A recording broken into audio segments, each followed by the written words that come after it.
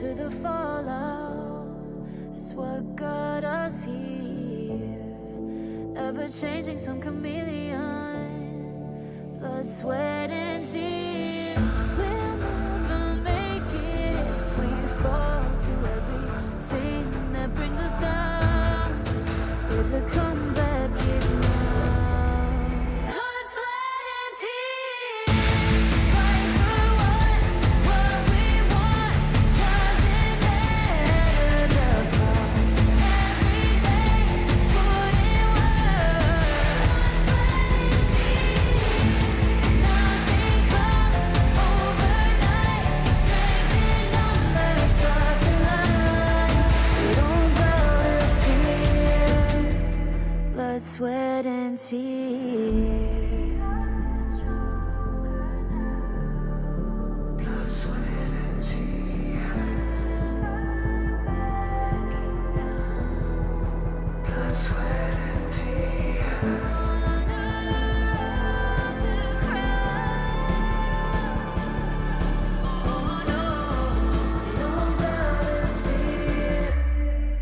Blood, sweat, and tears. Fight for what we want. Doesn't matter the cost. Every day, put in work. Nothing comes overnight. Strength in numbers, start to line. We don't bow to fear. Blood, sweat, and tears.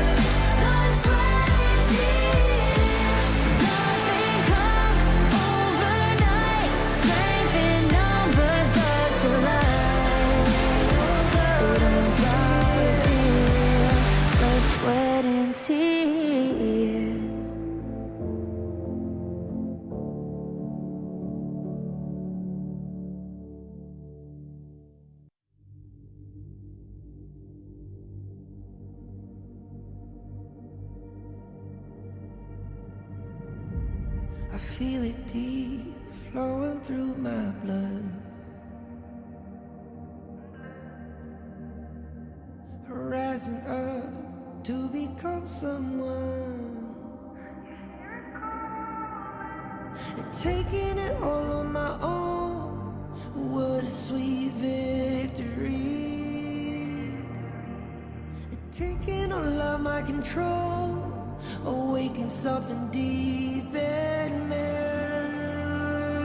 Like flames, feel it burning inside. Take a hold in pursuit of the prize. I've been told, ain't no way to survive. Keeping all of this fire that's locked up inside. When this is the time, enter the ring. All those mental chemicals doing their thing. I got flashes of battles inside of my dreams. I was made for this moment. At least now it seems like it's time to come face to face with your fear. Been battling reasons for all of the years, and I learned how to fight them with style and grace no one's ever encountered. You say it's amazing, I'ma come out swinging when they open the gate. Go ahead, call passion, I'm calling it rage. I'm taking what's mine like I already own it. Watch but don't blink, going here to the moment. The sky rained down. Here's to the madness that's all around. Go on, tell them who you are, you are, you are. Go on, tell them who you are, you are, you are, you are. Here's to the moment, the sky rained down. Here's to the madness that's all around. Go on, tell them who you are, you are, you are. Go on, tell them who you are.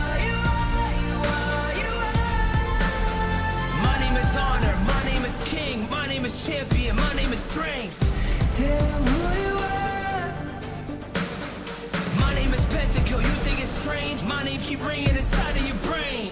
I hear it every night. Here's to the moment the sky rained down. Here's to the madness that's all around. So tell him who you are, you are, you are. Go on, tell him who you are, you are, you are. Here's to the moment the sky rained down.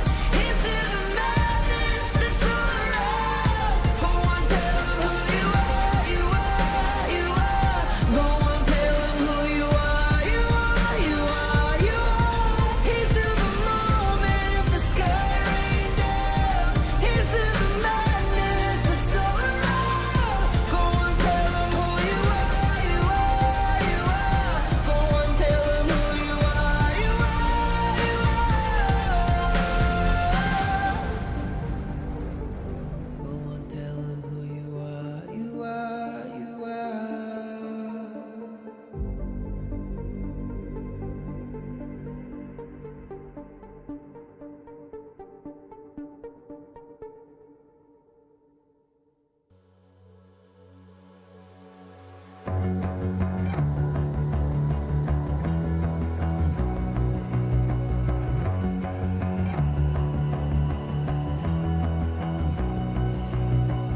You've walked through the darkest nights.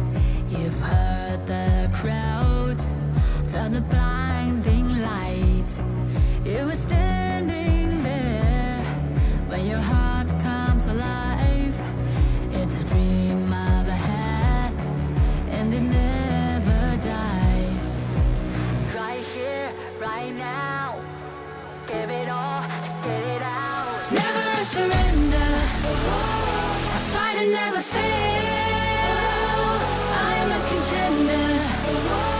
A challenge I can feel.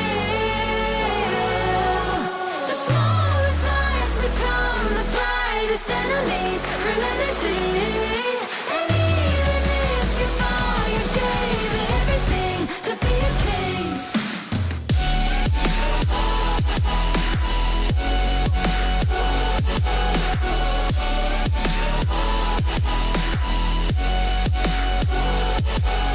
The smallest lies become the brightest enemies. Relentlessly. And even if you fall, you gave it everything to be a king. You carved your way with a sharp attack. You watched it all burn, and you never looked back. There will come a day when your fears will rise. You protect your crown, so it never dies. Never surrender. I fight and never fail. I'm a contender. A challenge I can feel. The smallest lies become the brightest enemies. Relentlessly. And even if you fall, you gave it everything to be a king. On my way, on my way. Find my way, find my way. On my way, on my way. Dream my way, dream my way. Never a surrender. I fight and never fail. I'm a contender. And challenge I can feel. The smallest lies become the brightest enemies. Relentlessly. And even if you fall, you gave it everything to be a king.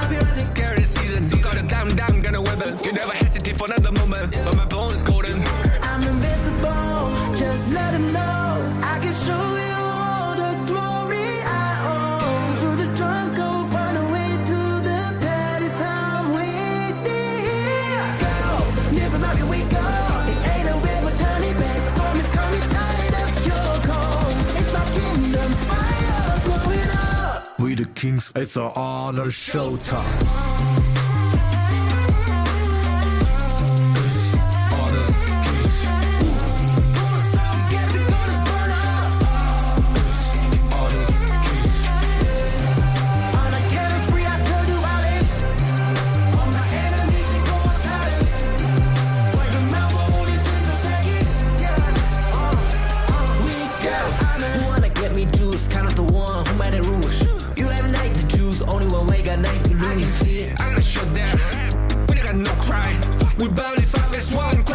You can cheat. First blood, double trouble, then I take a pen, I kill. All you do is sweat and look at me stay victory. Say. I've treated my soul down. Follow my pace. We the champions, screaming, I'm invincible. Just let them know I can show you all the glory I own. Through the jungle, find a way to the palace. I'm waiting. Go, live and rock and we go. It ain't a river, tiny bit. Storm is coming. We the kings, it's an honor showtime.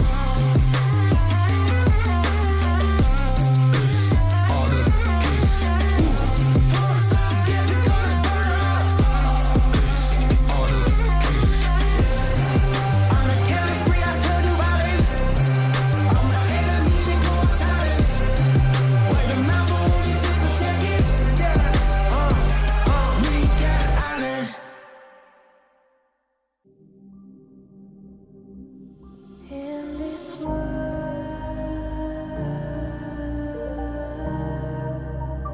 only ones in this world,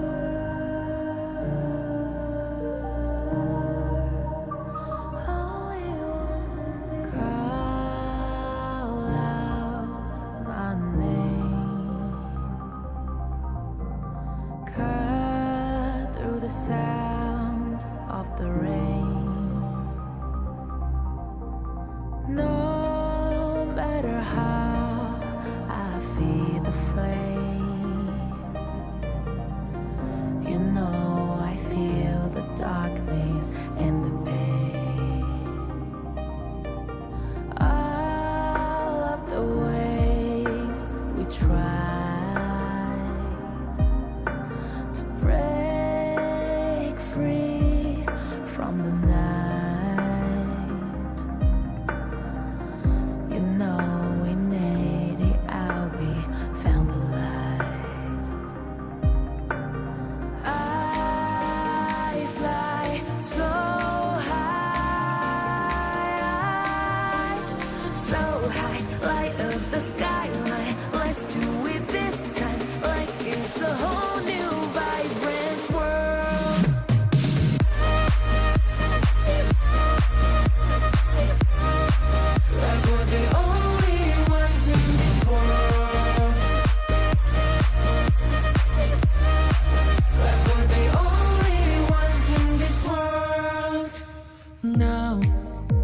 Now I see that I got everything I need.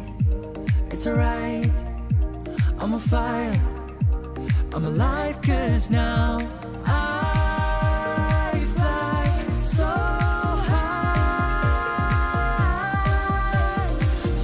high, light up the skyline. Let's do it this time, like it's a whole new colorful world.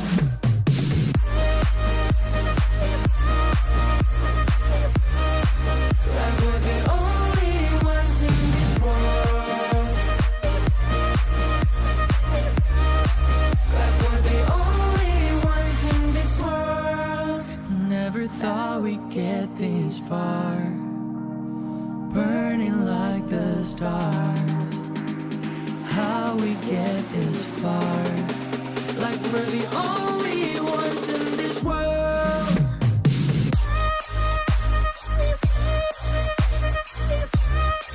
Like we're the only ones in this world. Like we're the only ones in this world.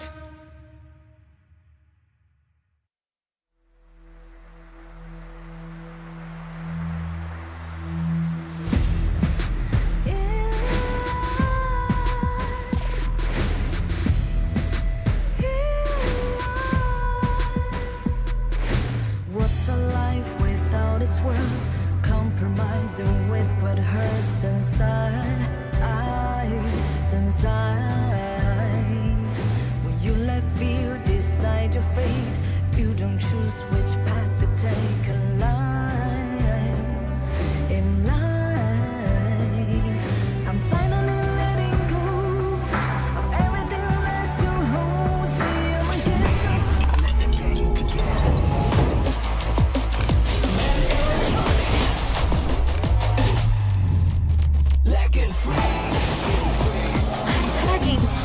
Victory!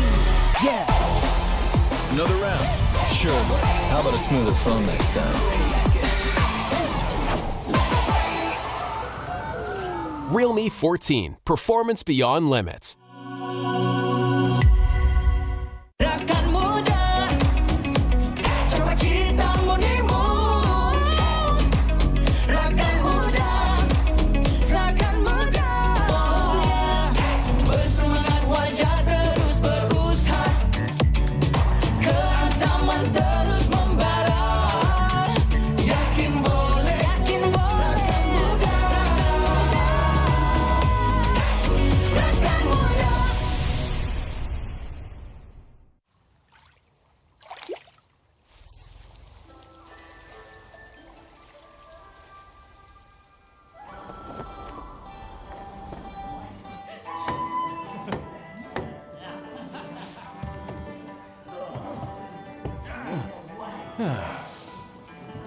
Innkeeper, Yeah? this is from the guest upstairs. Huh? My, I'm rich. He said it was a repayment. Huh? Innkeeper, I'd like to take that off your hands. Name your price.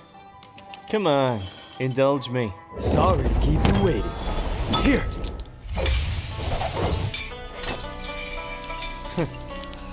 Interesting.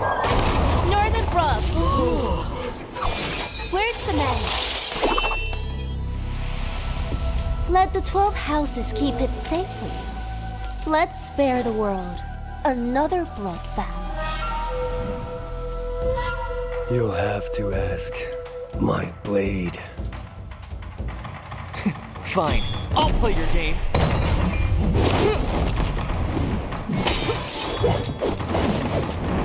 After all your travels, you couldn't even buy a decent sword? Silence!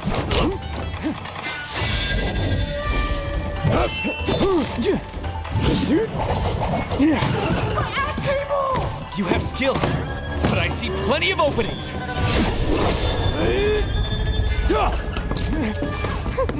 Not bad, Master of the House of Riches. Want it back? Let's get out of here!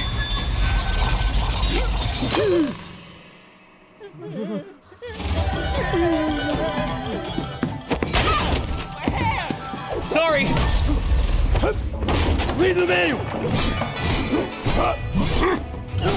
Come on, we're just playing around. Why so serious? This concerns the good of the martial world. You can't have the book! Allow me? You prestigious schools talk a big game, but you're all just making excuses for yourself.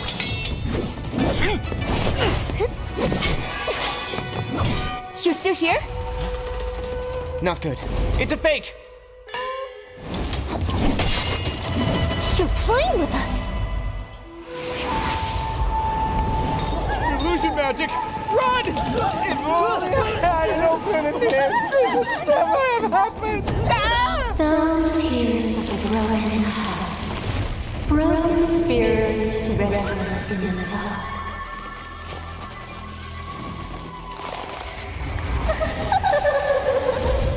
There's no way to resist. We'll get the secret after. Magic! Despicable! That's why Megan keeps the martial manual for himself. For that treasure.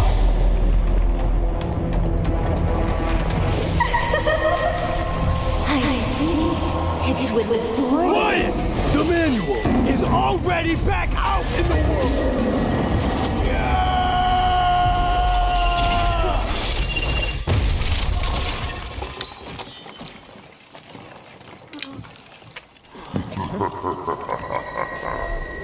An excellent performance.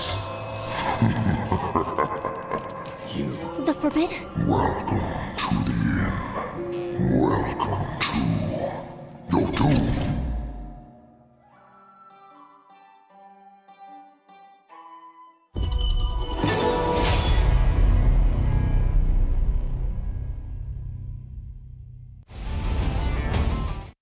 From a single spark, the fire begins.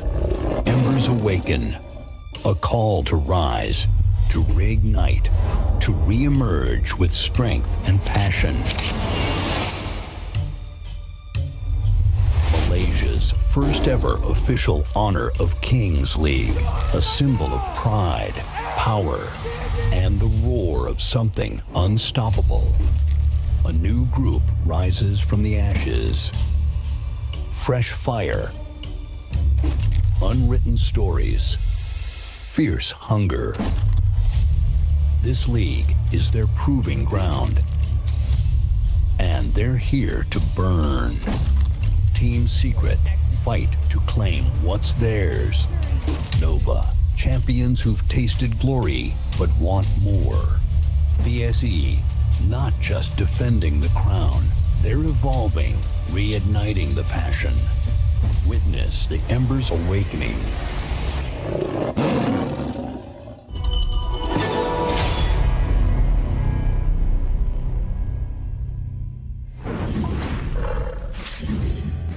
Welcome to the Malaysian Honor of Kings League Spring 2025, supported by our official tournament partner, Realme Gaming. This is week 4, day 1, and you are with us. My name's AJ. I'm the Mustachio down here with the one and only Holler. We are your casters for the day.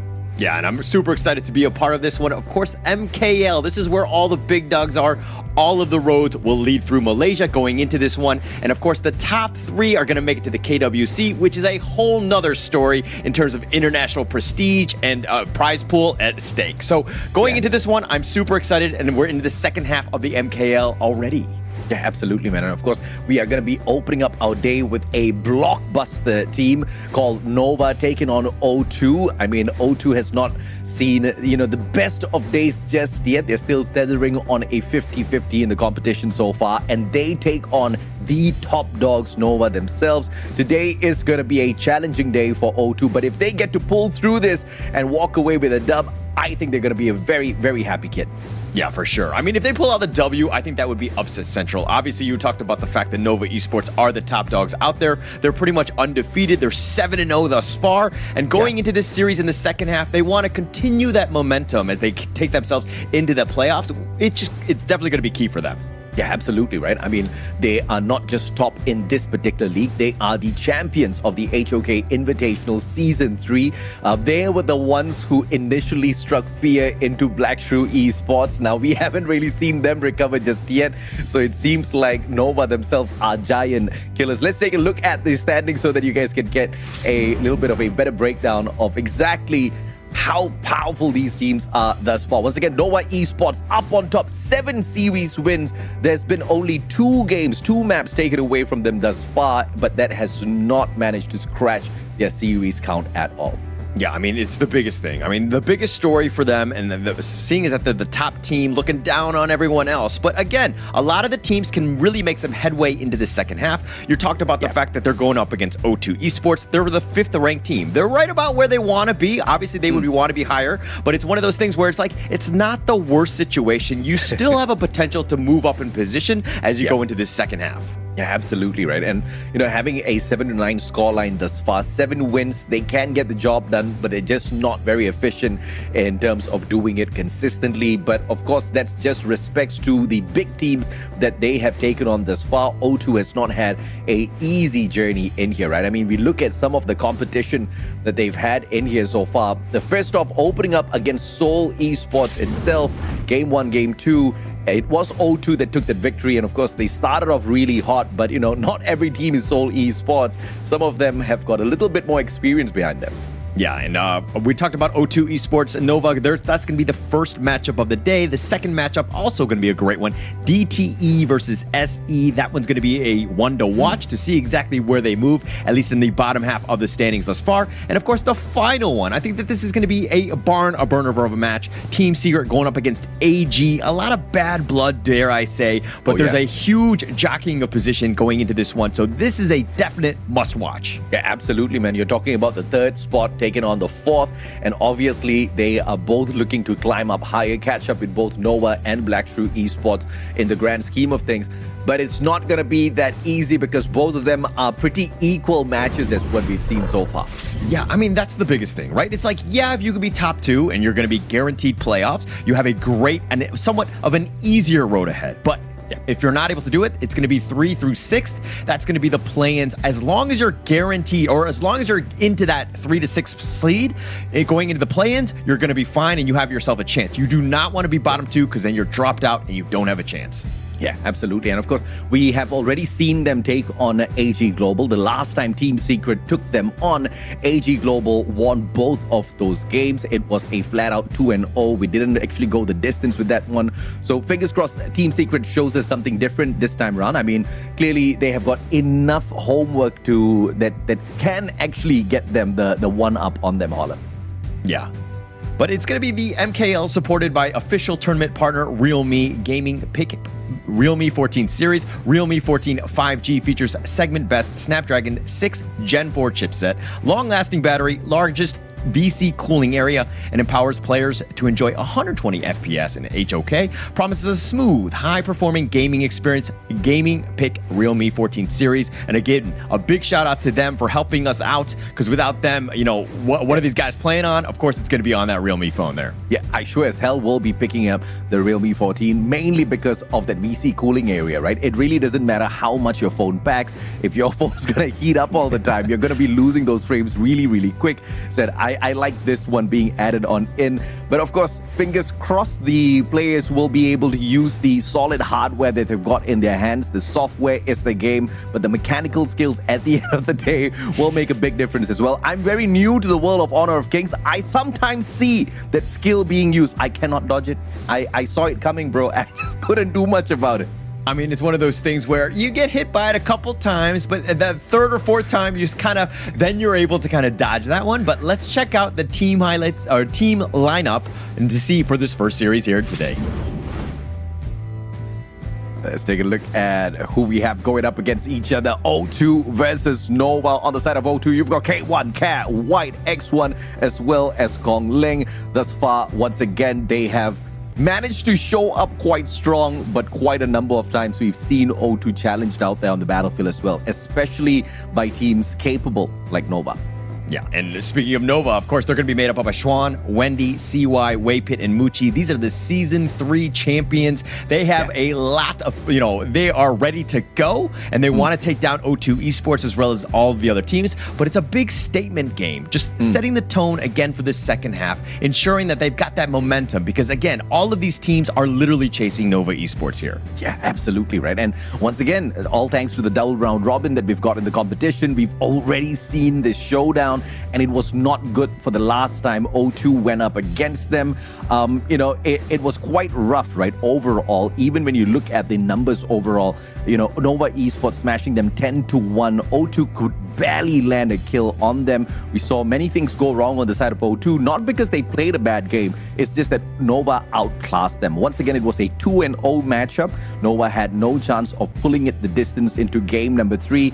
And sorry, O2 didn't have the opportunity to pull that, but obviously Nova will be looking to do the exact same thing today, Colin. Yeah, and of course, this is going to be the team head-to-head. If we're looking at KDAs, you were talking about the fact that Nova Esports come out 10-1 in some of their games. Their average KDA will definitely be higher, and it's 7.6 here. The total damage, I mean, it's a bit of a wash in that sense. Not the worst thing, but might be the fact that Nova Esports likes to close out their games much quicker. But the big thing about O2 Esports is their hero pool. They actually pick more heroes, so they have that quite a bit of diversity going into this one. Not to say that Nova Esports aren't able to do it. It just seems like O2 have played more games, so some of those heroes have been more or less revealed at this point. Yeah, absolutely. And Nova Esports just knows exactly who they want to use out there to dominate these matches, right? And 30 heroes within the pool is pretty decent enough for Nova to find that dominance. I mean, clearly the numbers are proving that dominance already. So, I mean, it is going to be a tough one. And I think the KDA kind of killed it right there. No pun intended. 10-1, 8-2. Both those games, O2 could barely catch them. And, you know, they got to those crystals pretty fast. So this is, it's going to be an uphill task for sure for O2 this time around, Holland. Yeah, and I think going into this one, Nova Esports, they're like a well-oiled machine. Everybody's playing their roles. They understand what they need to do. You know, they're in sync when they decide to go in, and they're very difficult to kind of just like lock down. Their positioning is just like so next level, right? And there's a reason why that they were the Season 3 champions, because again, they know how to play the game. They're very good with everything that they do. Very strong team, and I expect to see even more of that going into this one. But let's go into the first match, the game 1. This is going to be the draft going into this one. AJ, your thoughts? Oh, my thoughts is you most definitely are going to see that Arlie and Zhang Fei get taken out very, very early on, because it's been staple for these guys. They love to use them, and they most definitely don't want to face them. Yeah, and look, Nova Esports are very smart with their bans thus far. They're going to go with the Zhang Fei. This is actually the most popular hero pick thus far in the MKL. It's number 1. It's been picked 31 times already, and the pay has just got a really high win rate. It's been picked 19 times. It is like almost 70% win rate at this point, so they just want to limit what OT02 are going to be bringing to the table. Yep, and O2 this time not going in for the Arlie ban, and obviously Nova Esports going to be taking great advantage of this. We've seen Arlie in the hands of Swan before. So Nova Esports going for those elimination numbers pretty early on in the day already. The counter here is that Lianpo and Dharma. We've seen how Dharma can get a tad bit squishy in the past, so O2 Esports really need to back up Kong Ling. Yeah, and basically this is a way to be like, hey, we're going to bring the team fight to you, right? Yeah. In the sense of the Dharma and the Lian Po. This is very just, you know, we're going to win the team fights. We're going to have a lot of control and able to just basically smash into Arlie. If they're able to lock him down, and don't get me wrong, Muchi's an absolute maestro in this hero. It's going to be very tough to do, but if they're able to do it, O2 Esports, they're bringing everything, just trying to lock it down in more of an AoE style. Yeah, let's take a look at the Slady Zen that's been brought in by Care as well. You've got that range there, and you obviously are looking at the side of O2 Esports focusing on a more balanced spacing, whereas Nova Esports is going to look to explode on them with the Diadia as well, with the capability to just play that recovery, and Yixing having that range on them. Nova's looking pretty well-rounded to dominate once again, Holler. Yeah, and I mean, look, Nova Esports are responding with a little bit of control from the idea. You've already pointed that out. The Yixing to kind of set up that board. So if Dharma were to just flash truth and get inside in, he's going to be locked into that cage. And that's the way that they're going to try to control them as much as possible. Nova Esports still has that Arlie. Again, very mobile, very difficult to just like pin down. So he has to have perfect positioning in this game, though. Yeah, I mean, the Guan Yu has been taken out here as well from the side of O2 Esports.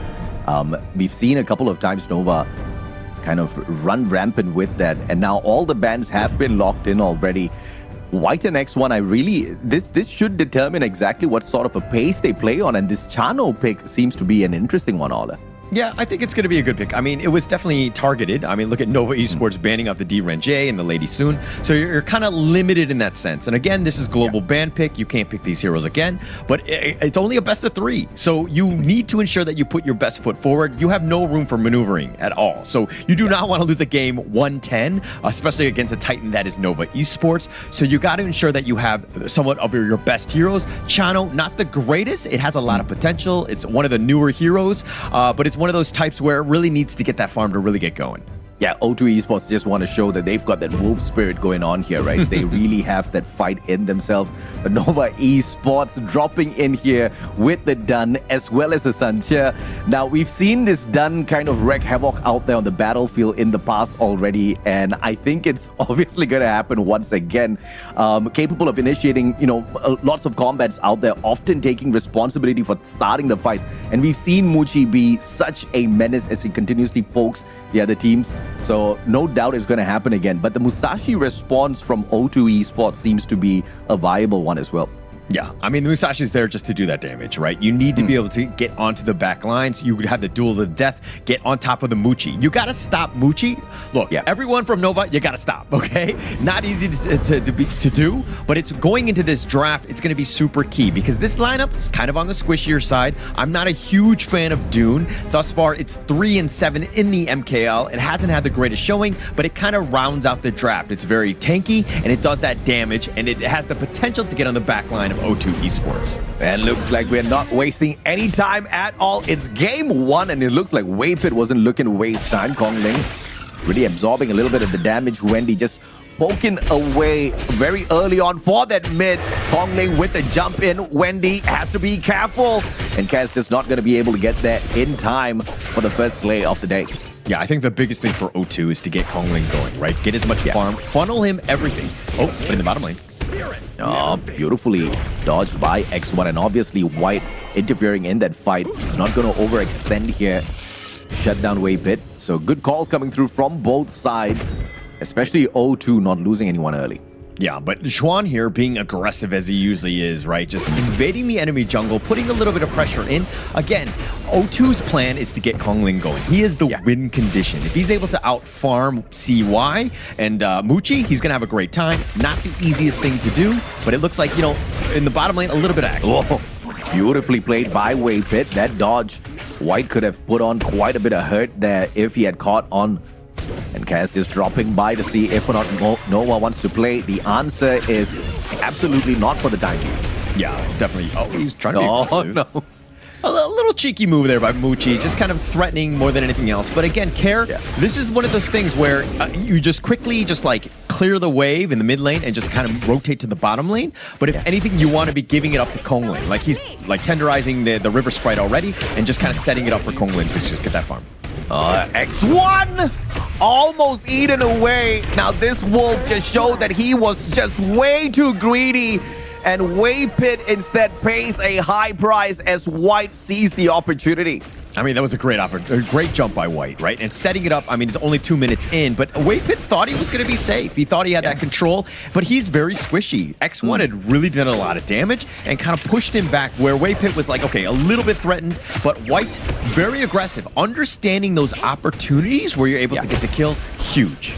Yeah, and this was obviously the advantage for O2. They were baiting out Nova, who are slightly overconfident, all thanks to their previous victory already.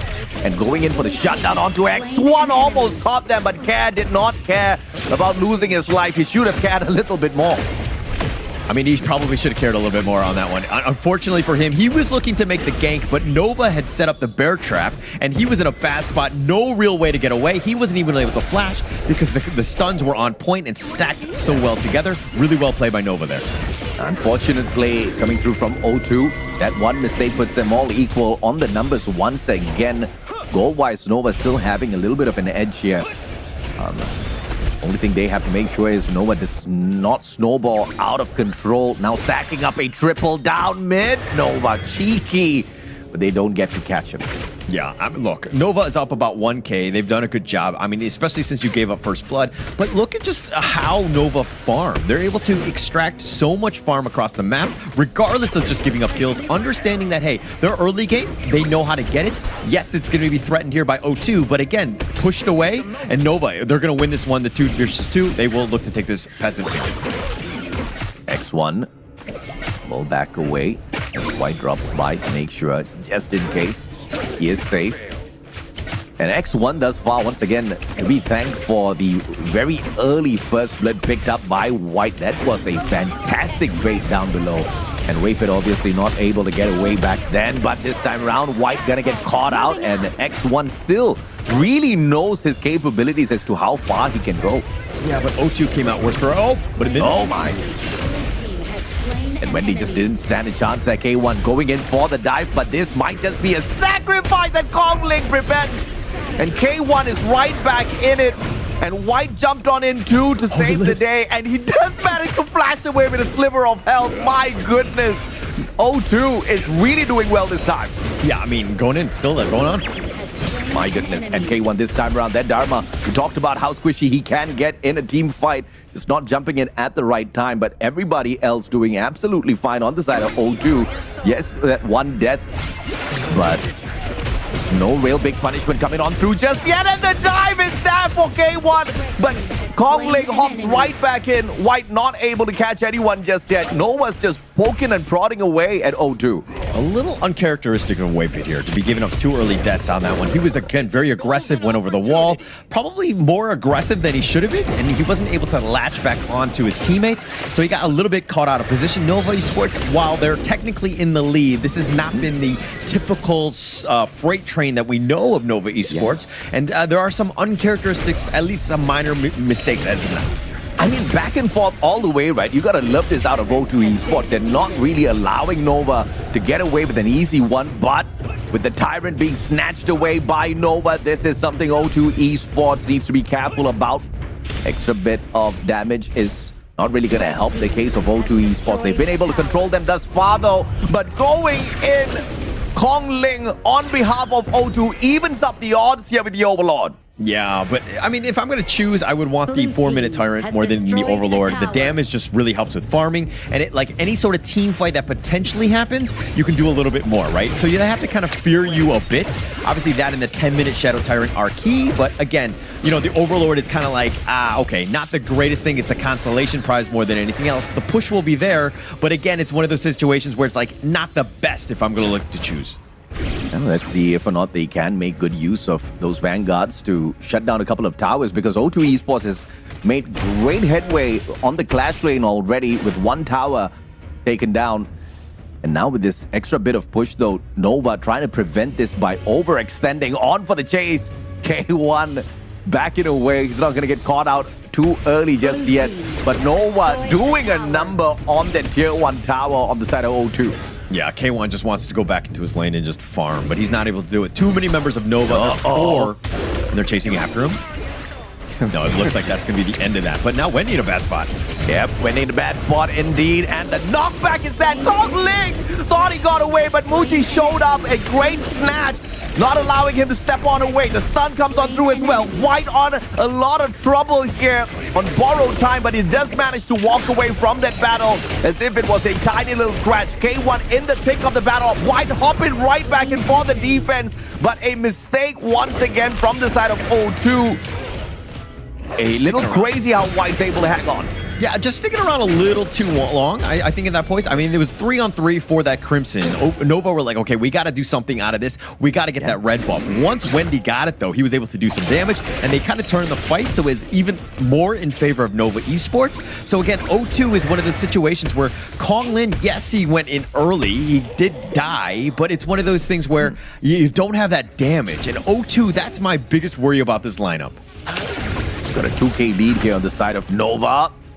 And White just living true to his role. Super tanky out there. Muchi, very cheeky, but will be able to back away. Waypit tagged up just a tad bit, but it's just a simple skirmish down mid. The action is down below. Swan, the setup is there. K1, Kong Ling, no catch. Swan says, you're not going to get me this time as he backs away. Yeah, Swan with just too much mobility, right? Everything that's coming at him, yeah, you might do a little death from Kong Lin, but it's very linear. Like, they know where it's coming from. Swan should be able to get out of that one. Plus, he has the sail if he wants, the boat if he wants to go. Oh, care! Oh, Waypit couldn't care if or not he was going to get caught, but he calculated that perfectly. White this time. The hopper is in there, and Waypit with a double. And he's looking to absolutely conquer this mid side now. They've cleared it all. The minions are here. Yet another tower claimed by Nova. Yeah, and that's huge, right? You just get those 2 kills, and this is why it's so difficult to face up against Nova, because those 2 kills just capitalize, and then now it turned into a mid T1, potentially to mid T2, already at the 9-minute mark, and now Nova Esports in the driver's seat. Oh man, they had me fooled. I thought this was a 50-50 game. Nova now just outscaling the players on the side of O2 Esports, and here they come. They're demanding for a team fight, and K1 says, no bro, let me go. Kong Ling hopping on in, but that's not going to work at all. K1 will be consumed, and X1 says he does not want any part of this. Muji said, you got to get involved. One more shot left, but X1 saved by Kong Ling. K1 right there, just in a bad spot. He was just kind of running, no real chance. And then Kong Lin was like, okay, maybe we turn this fight 2 versus 4, figure that one out. It's again, not a great situation to be in, especially when you're down. You just lost the mid 2 towers. That's a huge swing in terms of net worth. That's like another big item. And so now you're falling behind, and you need to play this defensively. If you're behind, especially with heroes down, you got to play safer. You got to pick your battles, and that was not a good time to go. Yeah, props to O2. This is the most number of kills they've ever gotten up against Nova, but seems to be making no difference whatsoever. Nova now looking untouchable, and it looks like down below this Tyrant is going to be consumed pretty easily as well. White opportunity to, I don't know, try to push them back. Care is in the house as well to say hello. Kong Ling meeting up with Swan. He's just going to get caught out, and he jumps right in. What is Kong Ling doing? One misclick, and White now going to be caught out here. Immune, Sai going in for the chase. He's on a double, and White Sai is looking to shut him down, but it's not going to be able to focus fully on him as the Tyrant is still alive down below. And like you said, man, you want that extra bit of damage out of him. Yeah, and they're going to pick this one up, and they do. I mean, Nova Esports right now really starting to feel themselves. It's starting to get snowball, and it's getting a little out of control. Konglin going very desperate. That duel of the death was very, like, putting himself in, like, a suicide mission. No real chance to survive, because it was so far back. This is a situation where you got to be understanding who's the front line, who could we potentially go. You cannot be going for the target priority that you want if he's in a great position and he's being sheltered by everybody else. Yeah, outscaling them on the goal by 5k now. Nova Esports looking for the tier 3 tower, and they are just a few seconds away from getting it. Here comes those minions as well, but they won't get kicked away. Good team defense coming through from the side of O2. Yeah, good hold there by O2 Esports. They just need to do a little bit more of that. Just slow the game down. Things are getting a little out of hand. You gotta let Konglin farm. He needs to consistently just split push, and what he's kind of do, just trying to extract whatever sort of farm he can get across the map and not trickled in. He is your lifeline. He is your carry in that sense. He's falling behind it, at least in terms of the matchup with CY, as he's down about 200 gold. But again, if he gets that, if he gets those items, he needs to be able to find Muchi and blow him up. We talked about a 50-50 earlier on, but this one now just looks pretty one-sided. But O2 looking to sneak away this Overlord to make a difference for themselves to continue the push on those towers. But Nova up close and personal with White. That distraction is there, and White pulls them away temporarily, and out of nowhere X1 hopping on in together as well. K1, one more shot, and the crucial crowd control by that Dharma, and O2 is on a spree. Muchi the only one alive. O2 out of nowhere turns the tables. And this is the power of the Dharma, right? K1 with a perfect flash truth, really setting themselves up. And then, look, 3 members down just as instantly as they were, potentially fighting that Overlord. They did such a great job. O2 Esports, if they want to get back into the game, it's going to be off of K1, setting it up for everyone else to get to get all the kills. Yeah, I mean, absolutely, bro. I mean, yes, the Dharma did a lot, but this man called White, he was a king. K1 just kind of whooped everybody in as he hopped on in with the team control, right? But it was White with the distraction initially, and that panned out so well for the side of O2 Esports. But what did they manage to do with an extra bit of time? Just a little bit of farm. They wanted that goal. They wanted to catch up with the side of Nova Esports, and Nova once again right back in it. They want that Overlord. The distraction is there once again. K1 hopping on in. This Dharma wants blood, but Kongling is the one who dropped that strike. X1 rips one away. K1 up against Sai. White hopping on in for the defense as well. And the distraction is there for K1 to step on away. White still stays standing. What a defense by O2. Yeah, I mean, they have the numbers advantage, but they're continuing to fight. They have 3 versus 2, but you have CY on the other team. And look at this, Blood Rage. He's out healing this. O2 right now, is when you don't have Konglin, you don't have X1, you don't have a lot of damage, and you cannot burn through this Dune that is CY. Yeah. Very tough situation. Juan staying around as well. Both of them are very tanky. Let's check out this replay in terms of how this one played out. It started it off with White with going in, that flash truth, boom, by K1, setting it up with that tremor smash. And there's a reason why they picked these 2 heroes first, and that was pretty much a great team fight for O2 on this one, being able to pull this one out, but then Nova were able to strike back. Yeah, it was a beautiful setup from White, and obviously that Dharma just bringing in a lot of promise. K1 perfect execution. 14-12 now. O2 Esports 2 kills down, but as far as the gold is concerned, they have made a little bit of a recovery here. White once again brave, poking away at both Waypit and Wendy. But it is CY down mid who is going to be a tad bit more troublesome. Oh, they're going to go in, duel to death. Petrified, and what a shutdown by Kongling, but he dived in. That sacrifice of himself didn't really do the team much good, but X1 on for the chase and immobilizes him as well for a triple for himself. And now the tower down at the bot lane, smashed as well, going in for their tier 3 as well. Yeah, but look at this one. There's a little bit of a Shadow Vanguard problem that they need to deal with in the top lane. K1 will go back for this one, but O2 did a great team fight right there. Kongling going to suicide mission, goes all in, gets out Muchi, and now O2 potentially ending the game. Oh my lord, they got to the crystal already. O2 Esports turning things around. There's no defense inside. Just couldn't keep them away. Crystal says bye-bye, and O2 says hello to the very first victory over Nova Esports. I mean, it's a huge win for O2 Esports. Not only is it like, it's a big confidence boost being able to slay this quote-unquote dragons, at least for the first game, but setting it up right now into the second half of the season, absolutely huge. Being able to come back, that's a never say die attitude, and I love it by O2 Esports here.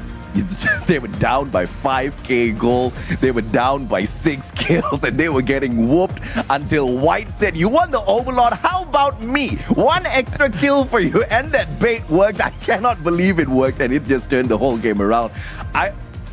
I kind of hate myself a little bit more now because the game looks so exciting, but I don't know Honor of Kings enough to understand exactly how they turned it around, and I'm so curious now, Holla. I mean, we'll check it out in the highlights, exactly some of those fights, but it started with that initial flash truth.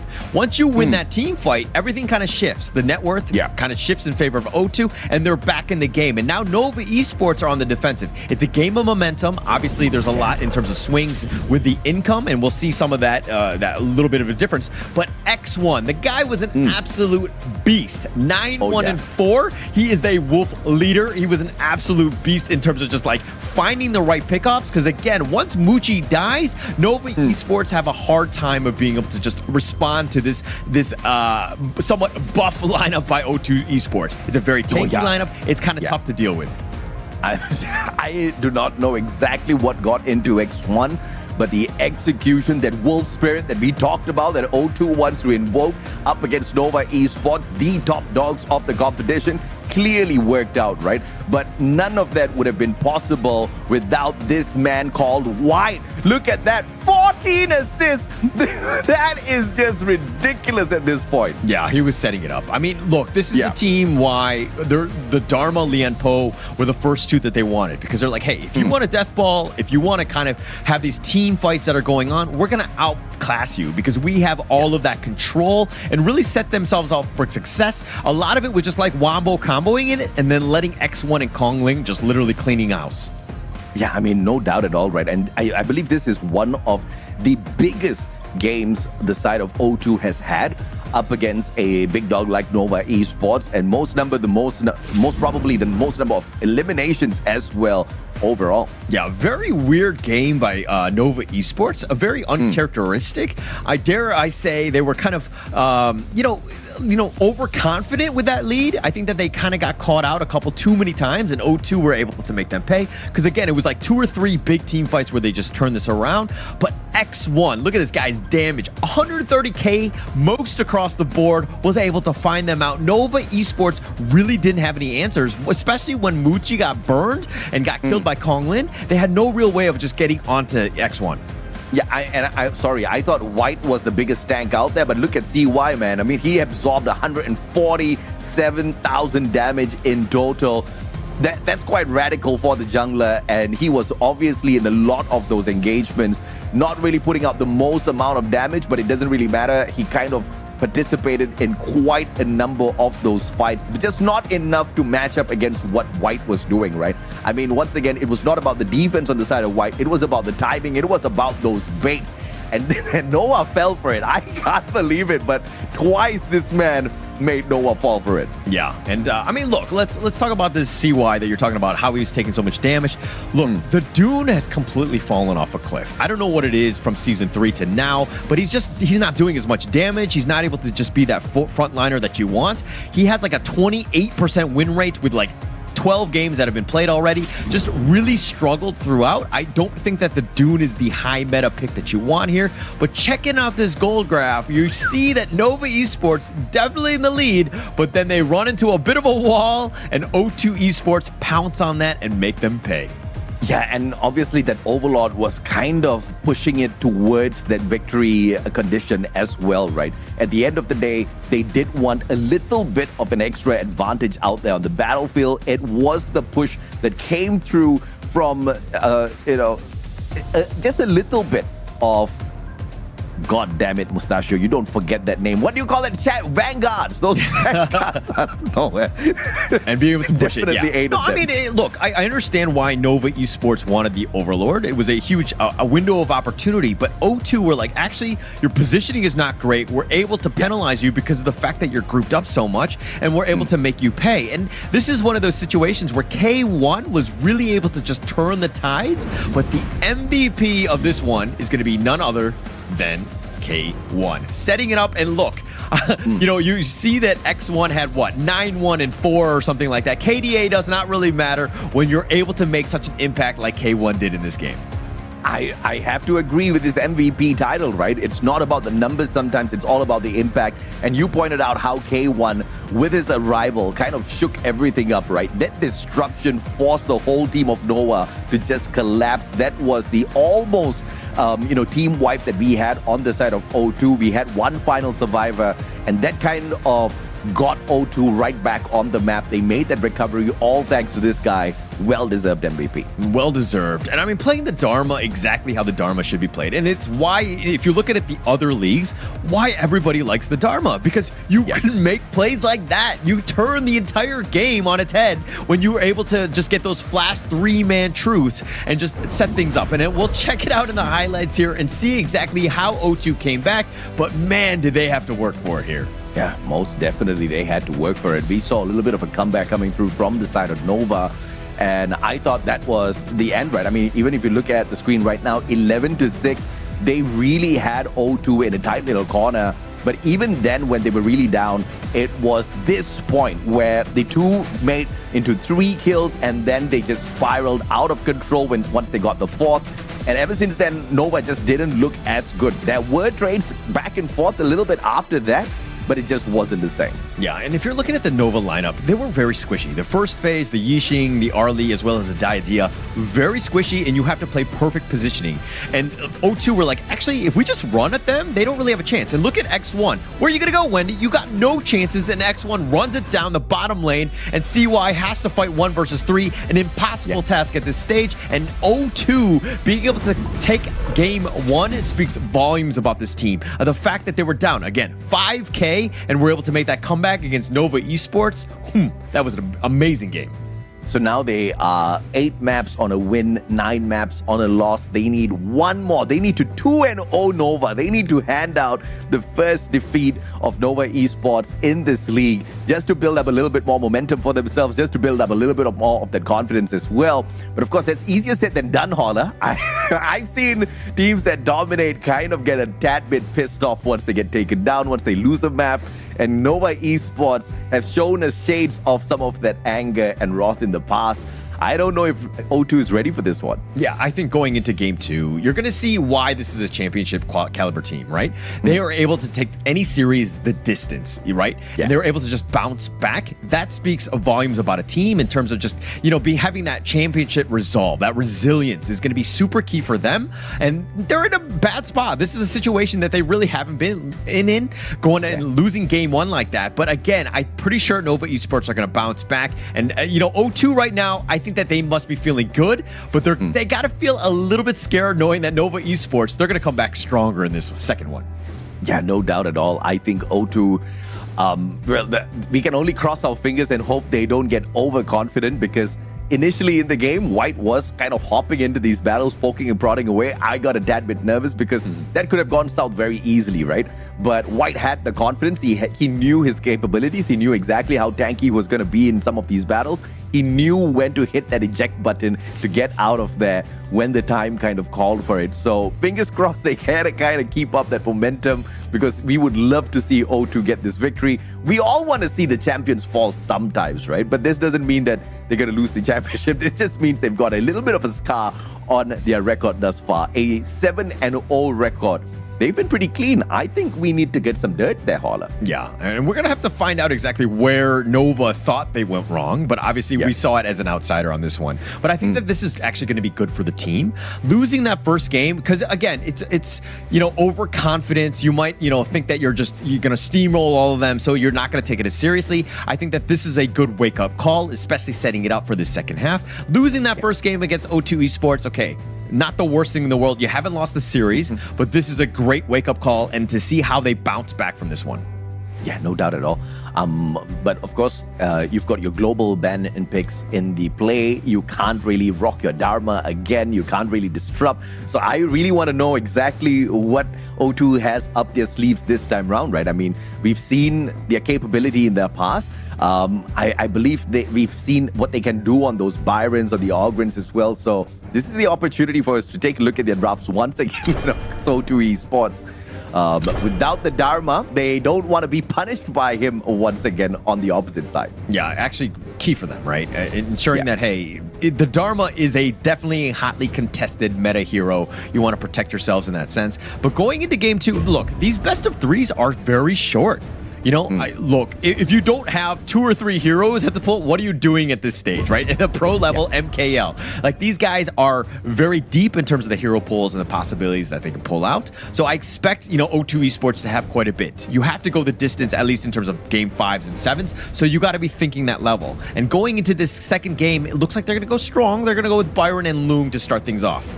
Yeah, and of course, they drag in the pay on the side of Nova Esports, sign CY and Wendy now with the capability to bring in the pick, and the D-Renji being brought in just for a little bit of extra range on the side of Nova Esports. I think they understand what O2 is looking for here, and they want to have that capability to poke them even from a little bit of a distance. Yeah, and a little bit of a counterplay here, right? In the sense that, like, let's talk a little bit about Nova Esports. You have Pei, who's going to be an early game monster, is able to invade and to be very aggressive from the first minute, right? Then you have Nova Esports with D-Renji, again, just very stable farm laner that you're going to just be happy on Muchi with. Then you have Yuan, which can kind of be flexed in almost like a roam position, a mid position, so you kind of basically have a little bit of a puzzle for O2 Esports to solve going into the second phase of the draft here. Yeah. And of course, O2 obviously walking in here with the Liang, that ultimate can suppress even the most lethal of opponents out there, right? So you're looking at him controlling these nimble characters that Nova Esports will be looking to drag into this play as well. O2 Esports looking to perhaps catch and punish Nova very, very early on, and the Gun and Mo being dragged in by X1. This one seems to be pretty interesting. Yeah, and with that range and the fact that you're able to just kind of poke from afar, it's going to be key, but also says that the Liang will be the roam. So it's a nice little counter to the potential lane matchup against the Yuhan, which likes to just kind of sustain, wants to stick around the mid lane, poking and prodding herself. So it's a good counter pick here. But now Nova Esports can go a different direction. You could flex the Yuan into the roam and pick up another mid laner, but we're going to have to see exactly how they want to go here. Mayin as well as Athena being dragged in here. So this one is a little creative from the side of Nova Esports. Obviously, we've seen that Mayin in action quite a little bit already. I don't really know exactly where they are going to go crazy with this Athena just yet, but we have seen her kind of engage enemies very, very efficiently out there, right? Very mobile out there on the battlefield. So this is Nova Esports and their capability to once again go in here for the chase, if at all O2 pokes them. Yeah, and look, O2 Esports going a little bit more stock standard. They wanted to just kind of protect this, and everything was set up for this Ogryn. The fact that you were able to get this last pick kind of rounds out that draft. But the one weakness about O2 Esports is that they don't really have a lot of the team fight. Yes, you have the Ogryn, and you have ways to kind of control, but it's a very different draft than what we saw in Game 1. Nova Esports, with that last pick, Athena might throw things in a bit of a loop, especially since Waypit's on it. I'm a little curious about this Ogryn pick coming on from this. Okay, makes sense that it is Kong Ling on the Ogryn. So let's see exactly what these boys are going to be pulling off here. As we start game 1, Wendy and Cat just showing each other a little bit of love down mid. Yeah, it's always going to be a little love taps more than anything else. But again, setting things up for, you want to push things away. You want that wave clear essentially very early so that you can start making moves across the map. And look at how Waypit, this is the Athena strat. And basically what he does is he's going to kind of look to just smite away some heroes. Yes, he's going to die, but he sticks around and he has a vision on Konglin. The strategy is essentially just follow Konglin around. And yes, he might die many times, but his net worth is just very meaningless, where he's just kind of like that gnat at the end of the day that just, won't let you go. Yeah, and Kongling poked away here by Waypit, but no punishment coming on through just yet. White backing up care, but they're not gonna look to overextend just yet. Yeah, and look at how O2 right now. This is pretty much the typical Ogren strat, right? Waypit just trying to be aggressive. He does go for the smite and he gets the steal, right? All you're doing is slowing down Kong Lin and just walking around with him. And then wherever he goes, everyone has vision, understands what's happening, where he's trying to farm. And O2 Esports starting off things really hot here this time around. And then Ogren finding the connection early. Waypit!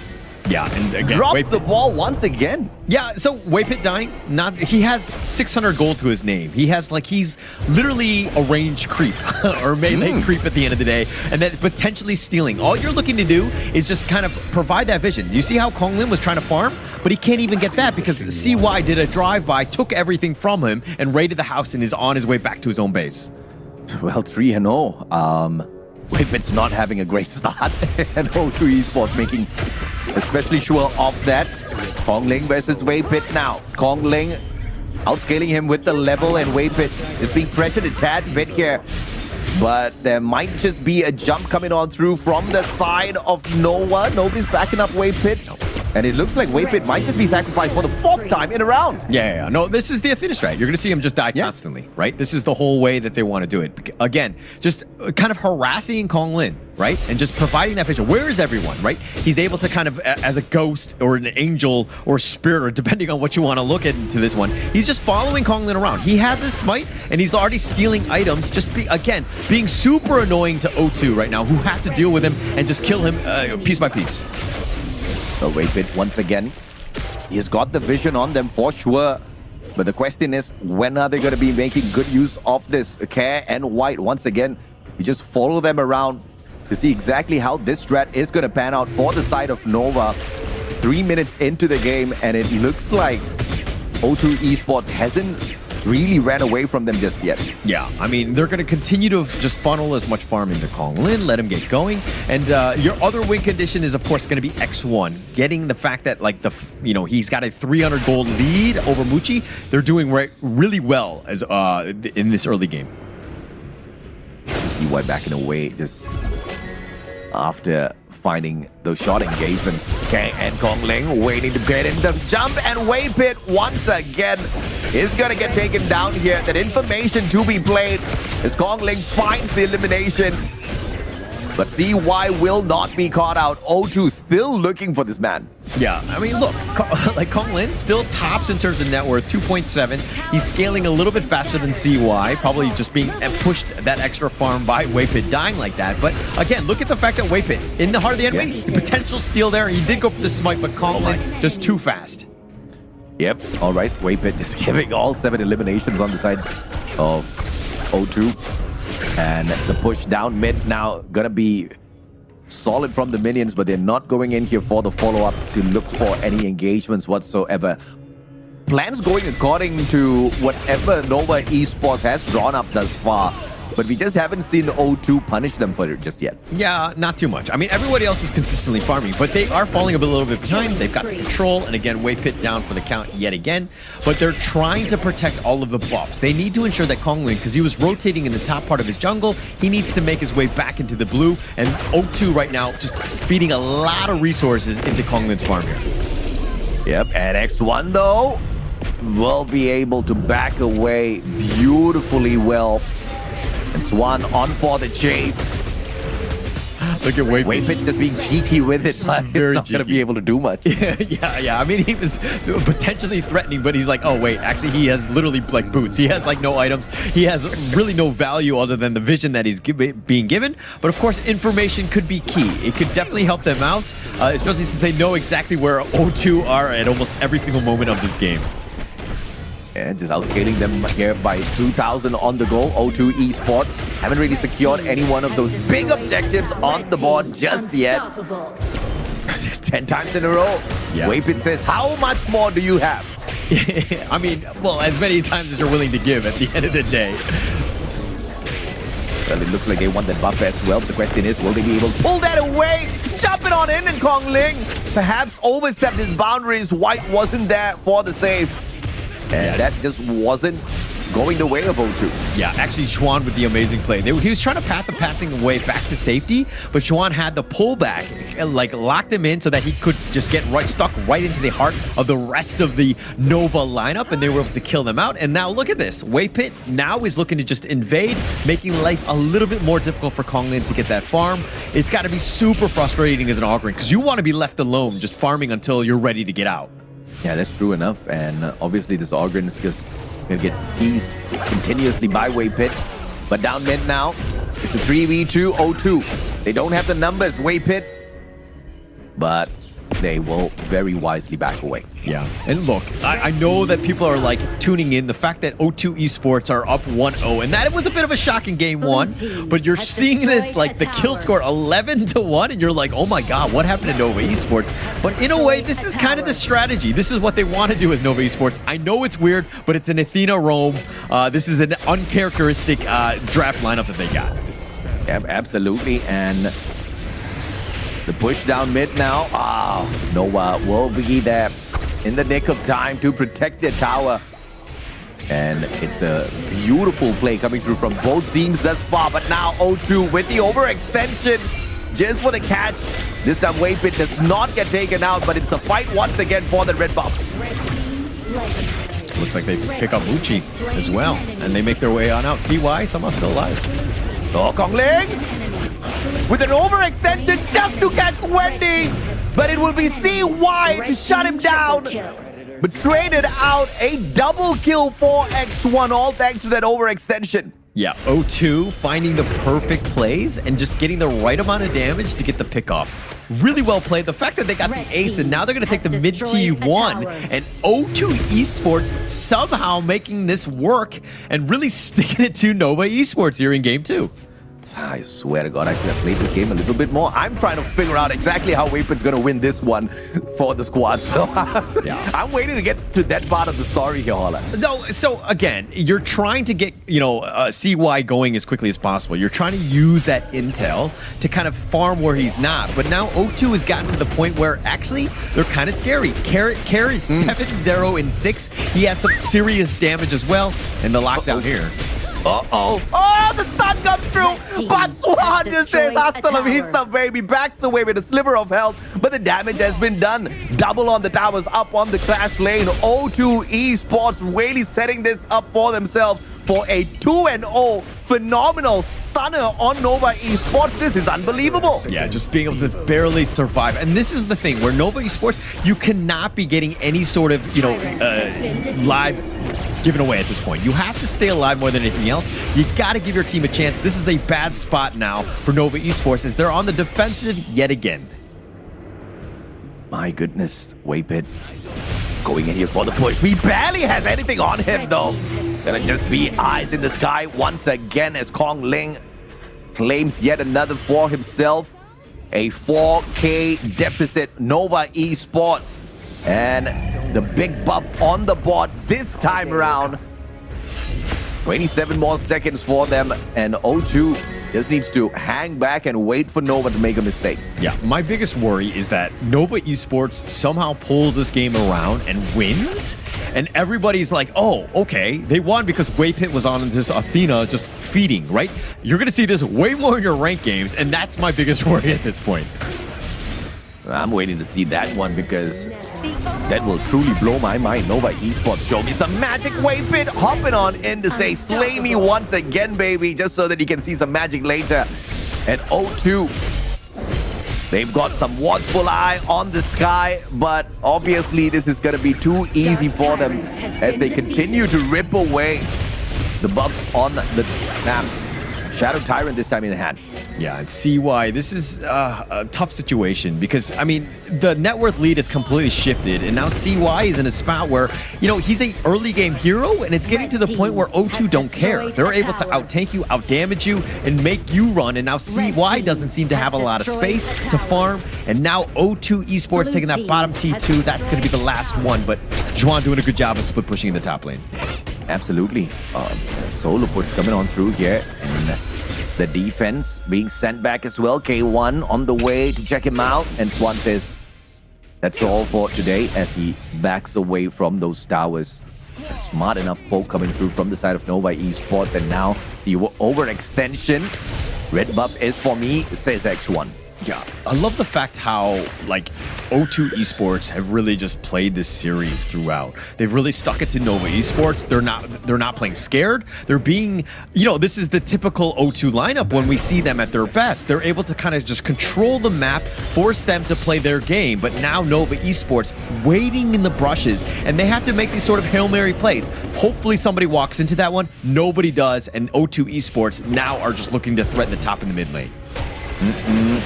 And here they come for yet another poke. Down mid, this tower seems to be standing up tall, and O2 looking for an opportunity for the entry, but Swan just sidesteps it. It's not going to find the connection just yet, and the defense is solid from the side of Nova. No access to that crystal just yet for O2. Yeah, but O2 with a perfect disengage at this point. We have nothing to push. It's only 12 minutes in. It looks like they're just going to back off and just play the long game. They're in such full control of this game where Nova Esports have to make, again, somewhat of a Hail Mary ambush play to potentially get back in this one. Yeah, absolutely, and it is going to be X1 once again focusing on the buffs available on the map. And it's just all out O2 at this point of time. A 5k deficit on the side of Nova. The towers are down. That crystal just waiting to be taken away by O2. Are we going to see the very first series loss as the Shadow Vanguards now attack? I mean, potentially going in, but it's looking on the back of Care. His positioning has been flawless. Oh, they're going in? Yep, they are, and a beautiful shutdown by Swan.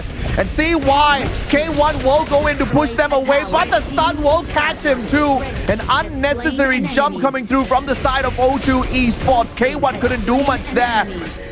But Kong Ling knows exactly what kind of pressure they can play. They're not backing away just yet. I mean, when you have the Vanguards pushing, there's no reason to just run away at this point. But again, K1 being very aggressive. The thing was that the positioning was right under the tower, right? And the tower shots were starting to hit, even though you had force expression. And Kong Ling now with the push, O2. And doesn't get punished just yet, though. He was waiting for Cat to hop on in as well. They do get the Quadra. Muchi, the only one surviving. They drop it on him as well. And it looks like the very first series loss for Nova Esports is today as O2 makes history. Look, this is my first day into the MKL, and it's the second half going into this one. And O2 Esports throws everything in a bit of a loop at this point. Everything is so different. I was expecting a Nova stop going in, if I'm going to be completely honest, just based on the games that we've seen them play throughout. But O2 Esports really sticking it to them at this point. Just very phenomenal game in that second one. Yeah, I mean, I was really waiting to see what that Angelo's going to do, bro. I mean, you had the extra eye in the sky, but these boys were getting punished, and all of those big objectives, the Overlord, the Tyrant, all being ripped away by O2. I mean, that has to mean for something, right? And the pushes were absolutely beautiful. These boys were not making much mistakes at all. They were punished a few times, but it was the steal of the buffs, the extra invasion from the side of O2 as well, that was very, very well executed, Holland. Yeah. I mean, look, Way Pit, Athena, this is a pocket strat, and now is the time to be trying things out. Unfortunately, didn't really pay off, and you're kind of like, oh, why would they do this? Head shake, 0, 15, and 5, a very uncharacteristic game by Way Pit, but this is essentially what you need to do, because what you're looking to do is getting those, that you're trading your life for vision so that CY can get that farm. But everybody else, in terms of the lanings, did such a good job of being able to kind of force them to play their game. And it was like 50-50, where Nova Esports were essentially playing that game 4 versus 5, and it was really tough for them. Yeah, and Waypit was, I mean, we were talking about how that Ogren just needed some time to grow, and Waypit was like, let me help you grow, right? Kongling just kept farming on him. He didn't really give a care in the world, and, speaking of care, this Garden Moore was pretty irritating out there. Super tanky, managed to get involved in quite a number of these scuffles, surprisingly, walking away without being dropped a single time in this match alongside X1. Yeah, it's going to be really tough to kind of choose an MVP on this one. I think everybody played so well in understanding what they needed to have done. O2 Esports, again, this is a thing where they were able to handle the uncharacteristic draft being thrown at them, and they were able to stick to what they needed to have done, which is, of course, off of the back of Care and X1 doing all that damage. Konglin was, again, able to find that farm. These are the three main cores that essentially took you to victory. Did a great job of just kind of weathering the storm and seeing what Nova Esports were going to throw at you at the end of the day. Yeah, absolutely, man. I mean, it was just a beautiful fight coming on through. And look at this damage taken by Waypit. Very believable. Very believable, right? And Kongling says, thank you for absorbing all of that.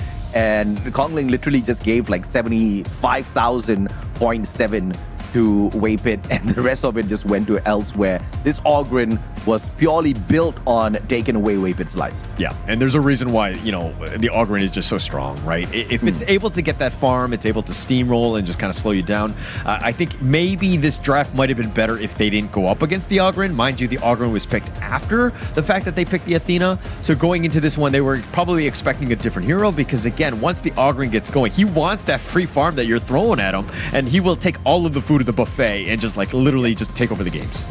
I mean, no doubt this was a phenomenal game out of O2 Esports. We were talking about how they were kind of 50-50 on the overall leaderboard. They really needed these two games for themselves. They needed to equalize on the losses in terms of series that they've had so far. They needed to equalize on the losses in terms of games they've had so far, and they have successfully done both of that, getting their fourth series victory of all teams over Nova Esports. Let's take a look at the graph as well and see exactly where this started to go downhill. It looks like it started pretty much from the start. Yeah, I mean, when Waypit was just kind of like, dare I say, feeding, that's probably not the right term, but just sacrificing his life for the greater good in this case. And you can kind of just see that, you know, the decline in the strategy and how O2 Esports were, again, able to use, like, provide that vision. Just like, okay, you want it? All right, we'll take all of the farm that you're giving with this Waypit sacrifice, and we'll just continue on to get that snowball going because we're going to do well in all the other lanes, not really give anyone else a chance from Nova Esports. But look, I like the fact that O2 Esports bounced back. This is a huge win for them. They were kind of in the fifth position and just kind of like in that middle area. And now with this win, this has got to be a huge confidence boost going in. And Nova Esports falling like that, Black Shoe Esports fans have got to be ecstatic, understanding that the big dogs can bleed at the end of the day.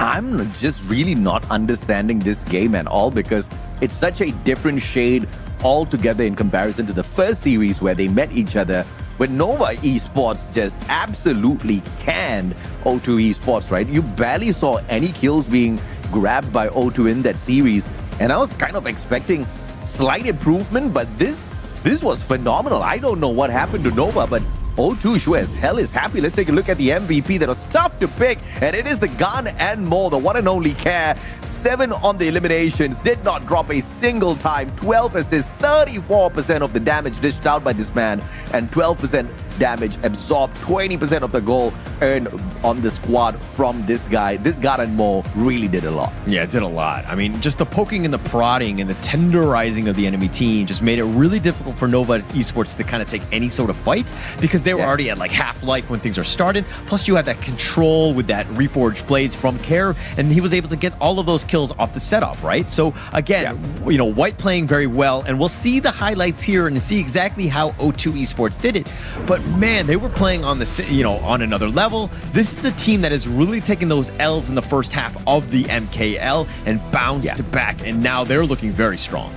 Yeah, no doubt at all. This is looking like a amazing comeback coming through from O2, and if they can take down the top dogs, if they can take down the reigning champions, if they can shut down a team that absolutely canned them the first time around, I've got a lot more hope going into the O2 bucket here.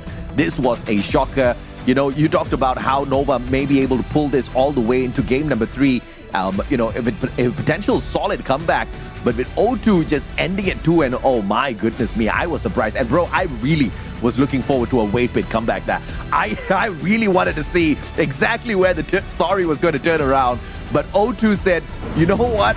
No stories being turned around. It's just going to be a repeat of exactly what we showed you. They got to the crystal early, and hasta la vista, they said, are you as shocked as me? I mean, I'm shocked that O2 Esports won that series going in, or especially in 2 games. I thought, if anything, it might go to a 3rd game and potentially, to see Nova Esports bounce back. But that draft caught me off for a loop, right? Going to the Athena, I know that this is something that Nova Esports have done in the past, but being able to throw that one out, it seemed like it was set up for success. But then the last pick, Ogren, I think just changed things up. They were like, oh, this is a very stock standard draft. We're able to kind of deal with this and to really utilize that free farm that you're giving them. Yeah, I mean, no doubt at all, it was a tremendous setup coming through from the side of Nova. Vapid had a lot of information, but I don't think we actually saw any of that information used by Vapid to the advantage of Nova Esports at all. I mean, he was getting a lot of this info. They knew when this guy was coming in for the invade and all, but we didn't really see a lot of response coming on in. They kind of just avoided them overall. And when they got into a good big team fight, that Ogren was just, popping off on a different level. And obviously you saw the Gun and Mo coming in from Kaz, well, ripping away lives. Overall, I was not expecting that just because of how dominant Nova has been thus far, right? Obviously, everybody's expecting a phenomenal comeback, but they just said, you know what? Go ahead, man. You guys can take this one. We've got enough wins already. Yeah, and this is why the MKL is like literally the best league, right? You see some of the best teams, and it's any given Sunday, so to speak. Obviously, today's Friday, but it's any given day where teams can really show up, and just the amount of skill and the prowess of these teams to be at this high level to just take out a titan like Nova Esports and do it in a blink of an eye speaks volumes about how these teams are really starting to level up. They're playing with one another, and that first half of the season has really just kind of used that experience to get themselves in a prime position to win. Just really well played and a good bounce back win by O2 Esports here. Yeah, I mean, a super solid one coming on through from O2. But obviously, we are looking for DTE versus Seoul Esports right after this as well. There's going to be series number 2. But before that, this time around, we've got the interviews coming up for you guys as well. Let's bring the MVP, Holla. All right, I think it's going to be X1 from O2 Esports. Hey. Hello, O2. Hello. Hello. Hi, X1. Hi. How are you? Congratulations on your win. That was an amazing game. I just want to start off the question, but though, just on that game, because that one threw us for a loop, but this Athena pick, what are your thoughts on the Nova Esports? 你对 Nova Esports 最后一个辅助那个英雄的选择有什么就感想？意想不到吧，有点没想到他们会拿雅典娜。He said that he didn't expect that Nova will pick Athena. Okay, well, we didn't expect them to pick Athena too. Do you have a message for Nova Esports, the team that you just took down 2-0? And if possible, can I also have a message for Seoul Esports, the team that you're going to face after this? Because you just whooped the top dogs and they're at the bottom of the leaderboard. So one message for each of them, please. Ada message kepada Nova atau dan Seoul Esports? SE 我们下一场见吧，希望你们能出全力。Okay, at first to Seoul Esports, do your best. Hope we can see each other in playoff. And to Nova? All right. 我们希望季后赛可以见到你们吧。Okay, and to Nova, hopefully we can meet again in playoff. All right. Okay. Congratulations, X1, O2 Esports. I want to see more of your games. Thank you so much for your time. Congratulations on that win. We want to see more of you on the weekend throughout. All the best moving forward. I mean, I don't know. I think MKL runs a very tight ship, right? I think these players have been told to, no trash talking, guys. He's very polite. He's like, no, don't worry. You're at the bottom. No, I want to see you at the playoffs. I want to see you two at the playoffs. I hope they get to meet both of these teams, but of course, Seoul Esports needs to hustle a little bit more than this if they want to stand a chance, which I think is pretty slim at this point of time. Yeah, but let's take a look a little bit of the standings now after that shakeup by O2 Esports taking down Nova. And going into this one, look, Nova Esports still the top dogs at this point, but Black Shrew Esports right on their tails. I mean, beautiful stuff coming through from O2, overtaking Team Secret here. And obviously, Team Secret has got their work cut out for them. Today, they have an opportunity to shine. We will check out exactly what they've got later on up against AG Global. It's not going to be an easy fight. We know AG is quite, dangerous out there on the battlefield today. So I'm looking forward to this next one as well from this day. Yeah, I mean, look, every single series is so important moving in. It's just like you must win out, right? I think that's the biggest thing. Get yourself, secure your spot. Obviously, you want to be top 2. If you can't get there, you got to get yourself into top 6, guaranteed to get in those playoffs. It's going to be key. You do not want to be on the bottom looking up at these teams here. I most definitely don't want to be doing that, but of course, Holler, that was the first shocker of the day, and what we expected to be a 2-0, potentially on the side of Nova. Well, the scoreline is the same, but it's a different team here with the dub. It was O2. Shocked, but very, very happy for the side of O2. But we're going to take a quick short break here. When we come back, it's going to be the battle between DTE as well as Seoul Esports, the team that O2 meets the next time round. We're going to take a quick short break. We'll see you guys in a bit.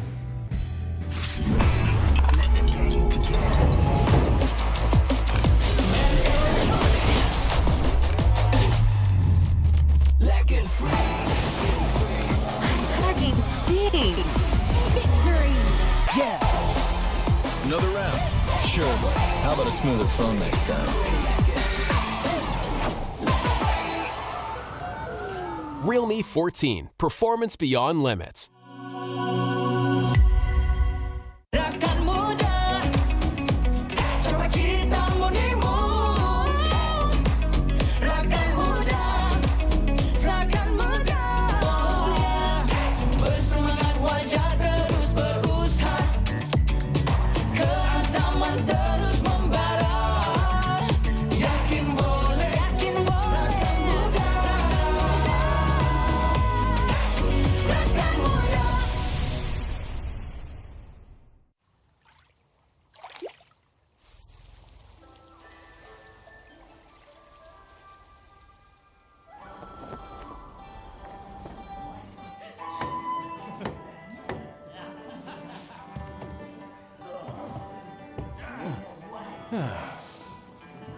Innkeeper, this is from the guest upstairs. Huh? My, I'm rich. He said it was a repayment. Huh? Innkeeper, I'd like to take that off your hands. Name your price. Come on, indulge me. Sorry to keep you waiting. Here.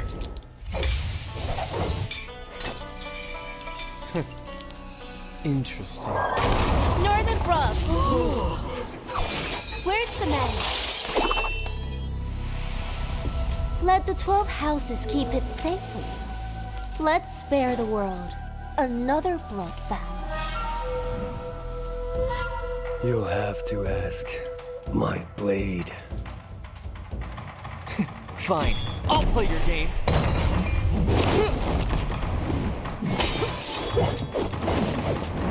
After all your travels, you couldn't even buy a decent sword?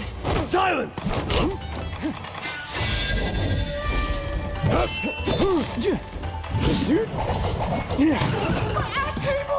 You have skills, but I see plenty of openings.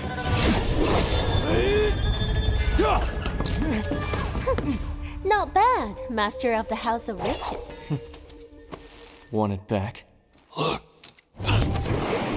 get out of here!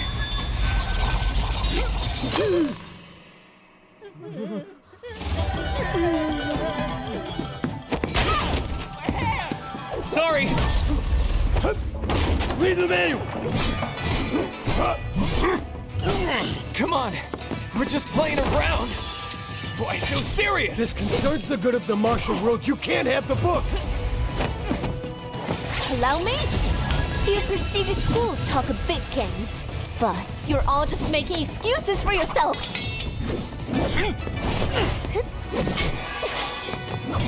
You're still here? Not good. It's a fake! You're playing with us. Illusion magic! Run! If only I had an alternative, this would never have happened! Ah! Those tears of a broken heart. Broken spirits restless in the dark.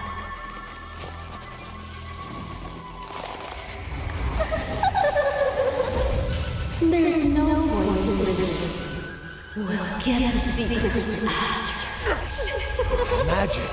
Despicable! That's why Megan keeps the martial money for himself. For that treasure.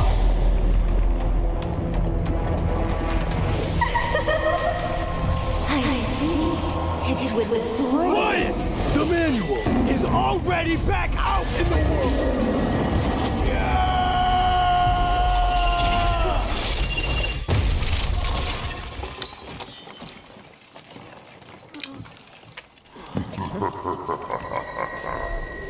An excellent performance. The forbidden. Welcome to the end. Welcome to your doom.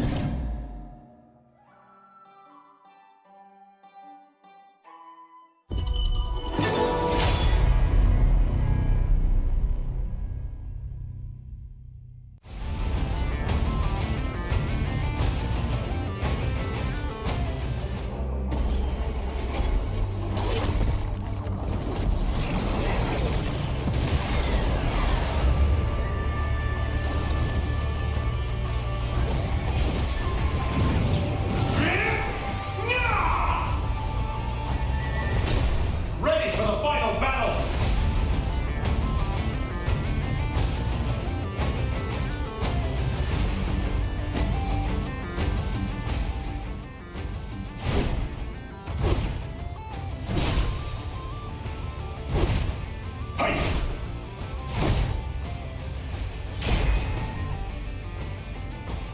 Crimson Ambitions!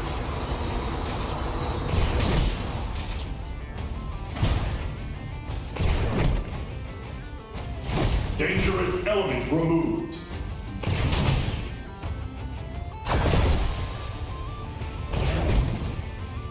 Super Core enabled!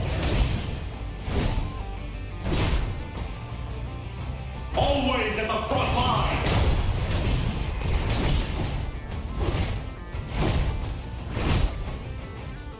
Even the most advanced mecha modifications can't remove the propensity for violence. The first rule of mechas: never bully the weak. It seems that your alloy brain is malfunctioning.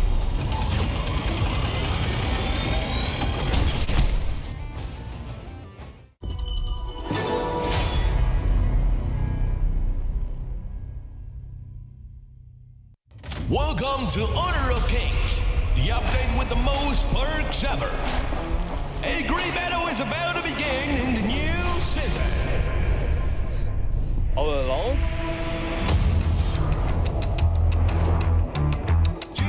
New mode, platform bounce, quick join team fight.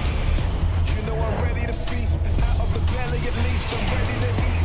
They wanna bury the beast, but did it nefariously. I'm back active, grab action, leg work and some back spash. Not me, but I'm back spazzing. Not now, but you wanna be great. Show me, ain't nothing left that I came to say. Show me. Show me.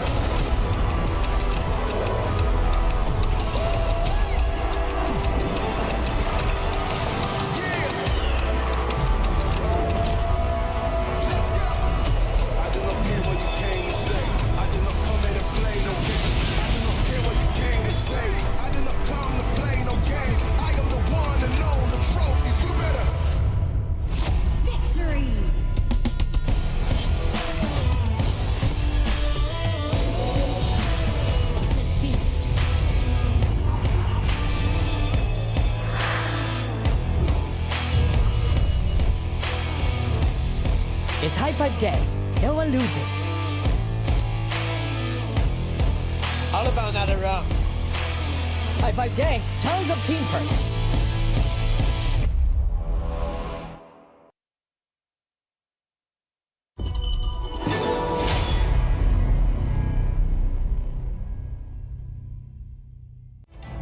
Your little business isn't worth my time.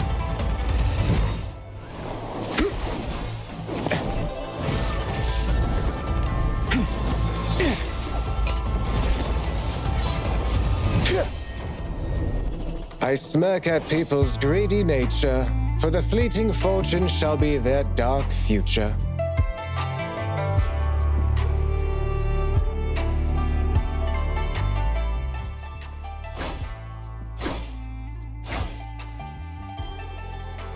Hey!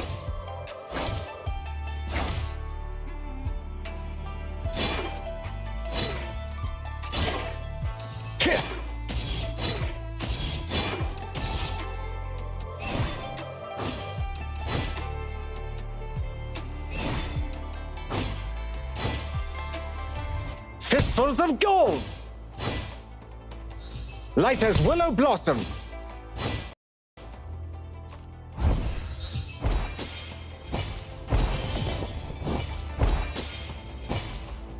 Golden strike!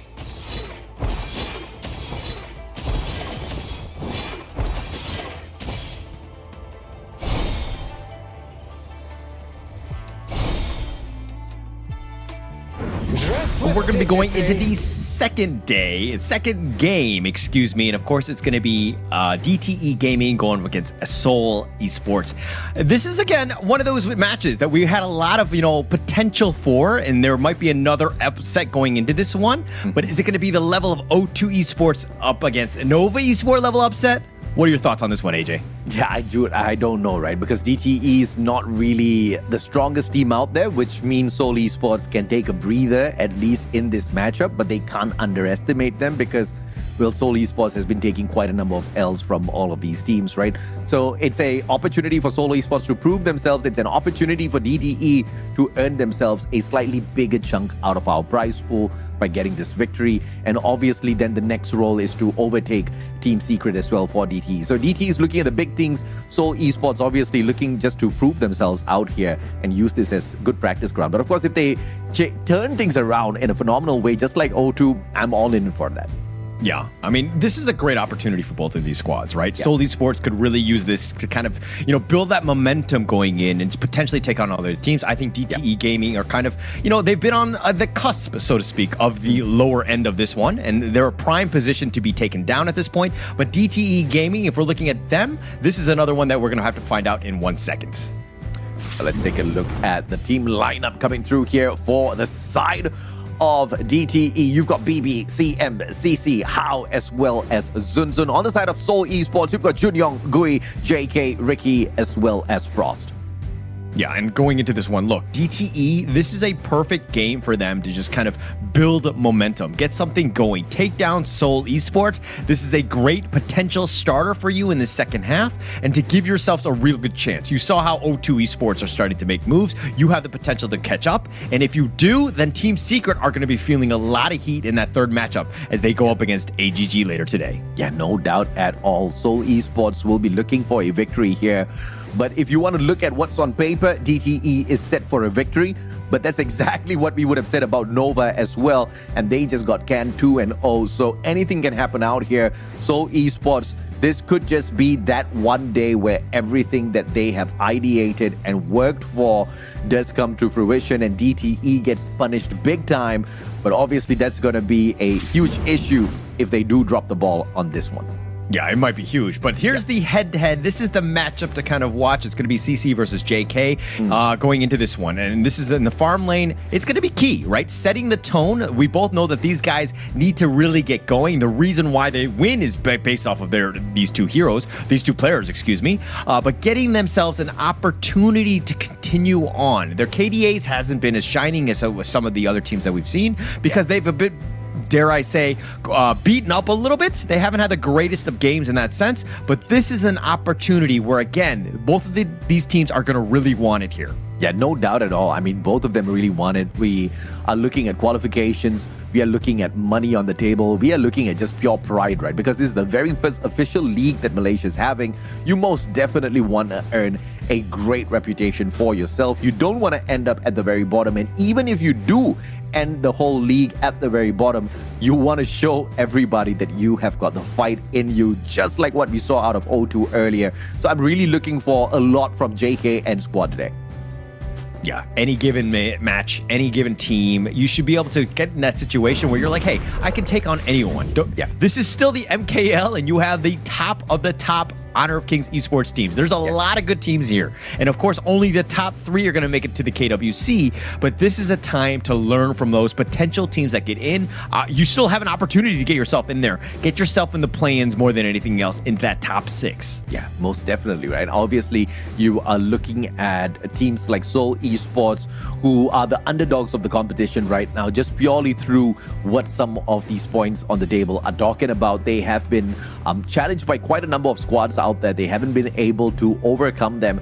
Overcoming DTE, on the other hand, obviously is going to be a big question mark as well. I mean, if in the grand scheme of things, we look at the results of Team Secret, not Team Secret, Seoul Esports thus far, when they took on a team like O2, they couldn't drag that into game number 3, right? I mean, it was the exact same thing that happened all up against teams like AG as well as Nova, but up against DTE, when we thought that they had a potential here, especially when, they got that 12-11 game, I really thought that Seoul Esports was really gonna, drop the ball, but it was DTE that gave that matchup away, right? So Seoul Esports, they come in here with a good track record. They have done this up against DTE already in the past, and it didn't go into a game number 3. Seoul Esports got that wrapped up fairly quick, right? So there is a possibility here that we see yet another shocker out of them, and they break out of that final spot. Yeah, I mean, look, if DTE Gaming lose this series against Seoul Esports and they're only able to get 2, I mean, they beat them once already, and if they beat them a second time, and this is the only team that can, beat DTE or where they get their wins, by Seoul Esports, that's got to be really discouraging for DTE. So they need to ensure that, again, this is a game that they must win. Yeah, I mean, Seoul Esports has only had 1 series victory thus far, and that's over DTE. Now, I don't know how they did it, but I wanted them to do it again, right? And if DTE, and DTE has not only just lost to Seoul Esports, I'm very sure, reputation-wise, they want to save something here for themselves. They don't want to be the team that got beaten by the squad that could literally rip no series away from anybody else. As a matter of fact, not even a single game from anybody else. I don't believe Seoul Esports has picked up many maps, right? The only 2 is off of DTE. So, yeah, I mean, Seoul Esports needs to pull off that miracle again. DTE, by any chance whatsoever, needs to prevent that if they want to save some reputation for themselves. Like you said, top 6 is what we're looking for. DTE is there. They want to stay there. So they got to get this done, man. Yeah, and Seoul Esports, look, they're not mathematically eliminated. This is, again, a potential game where they can win. They've done it before, and they've proven that already. But going into this one, just to start baby steps, right? Yeah. Start with DTE. Who knows where these things can go, and to potentially go on. There's a lot of other teams that could potentially falter into this one.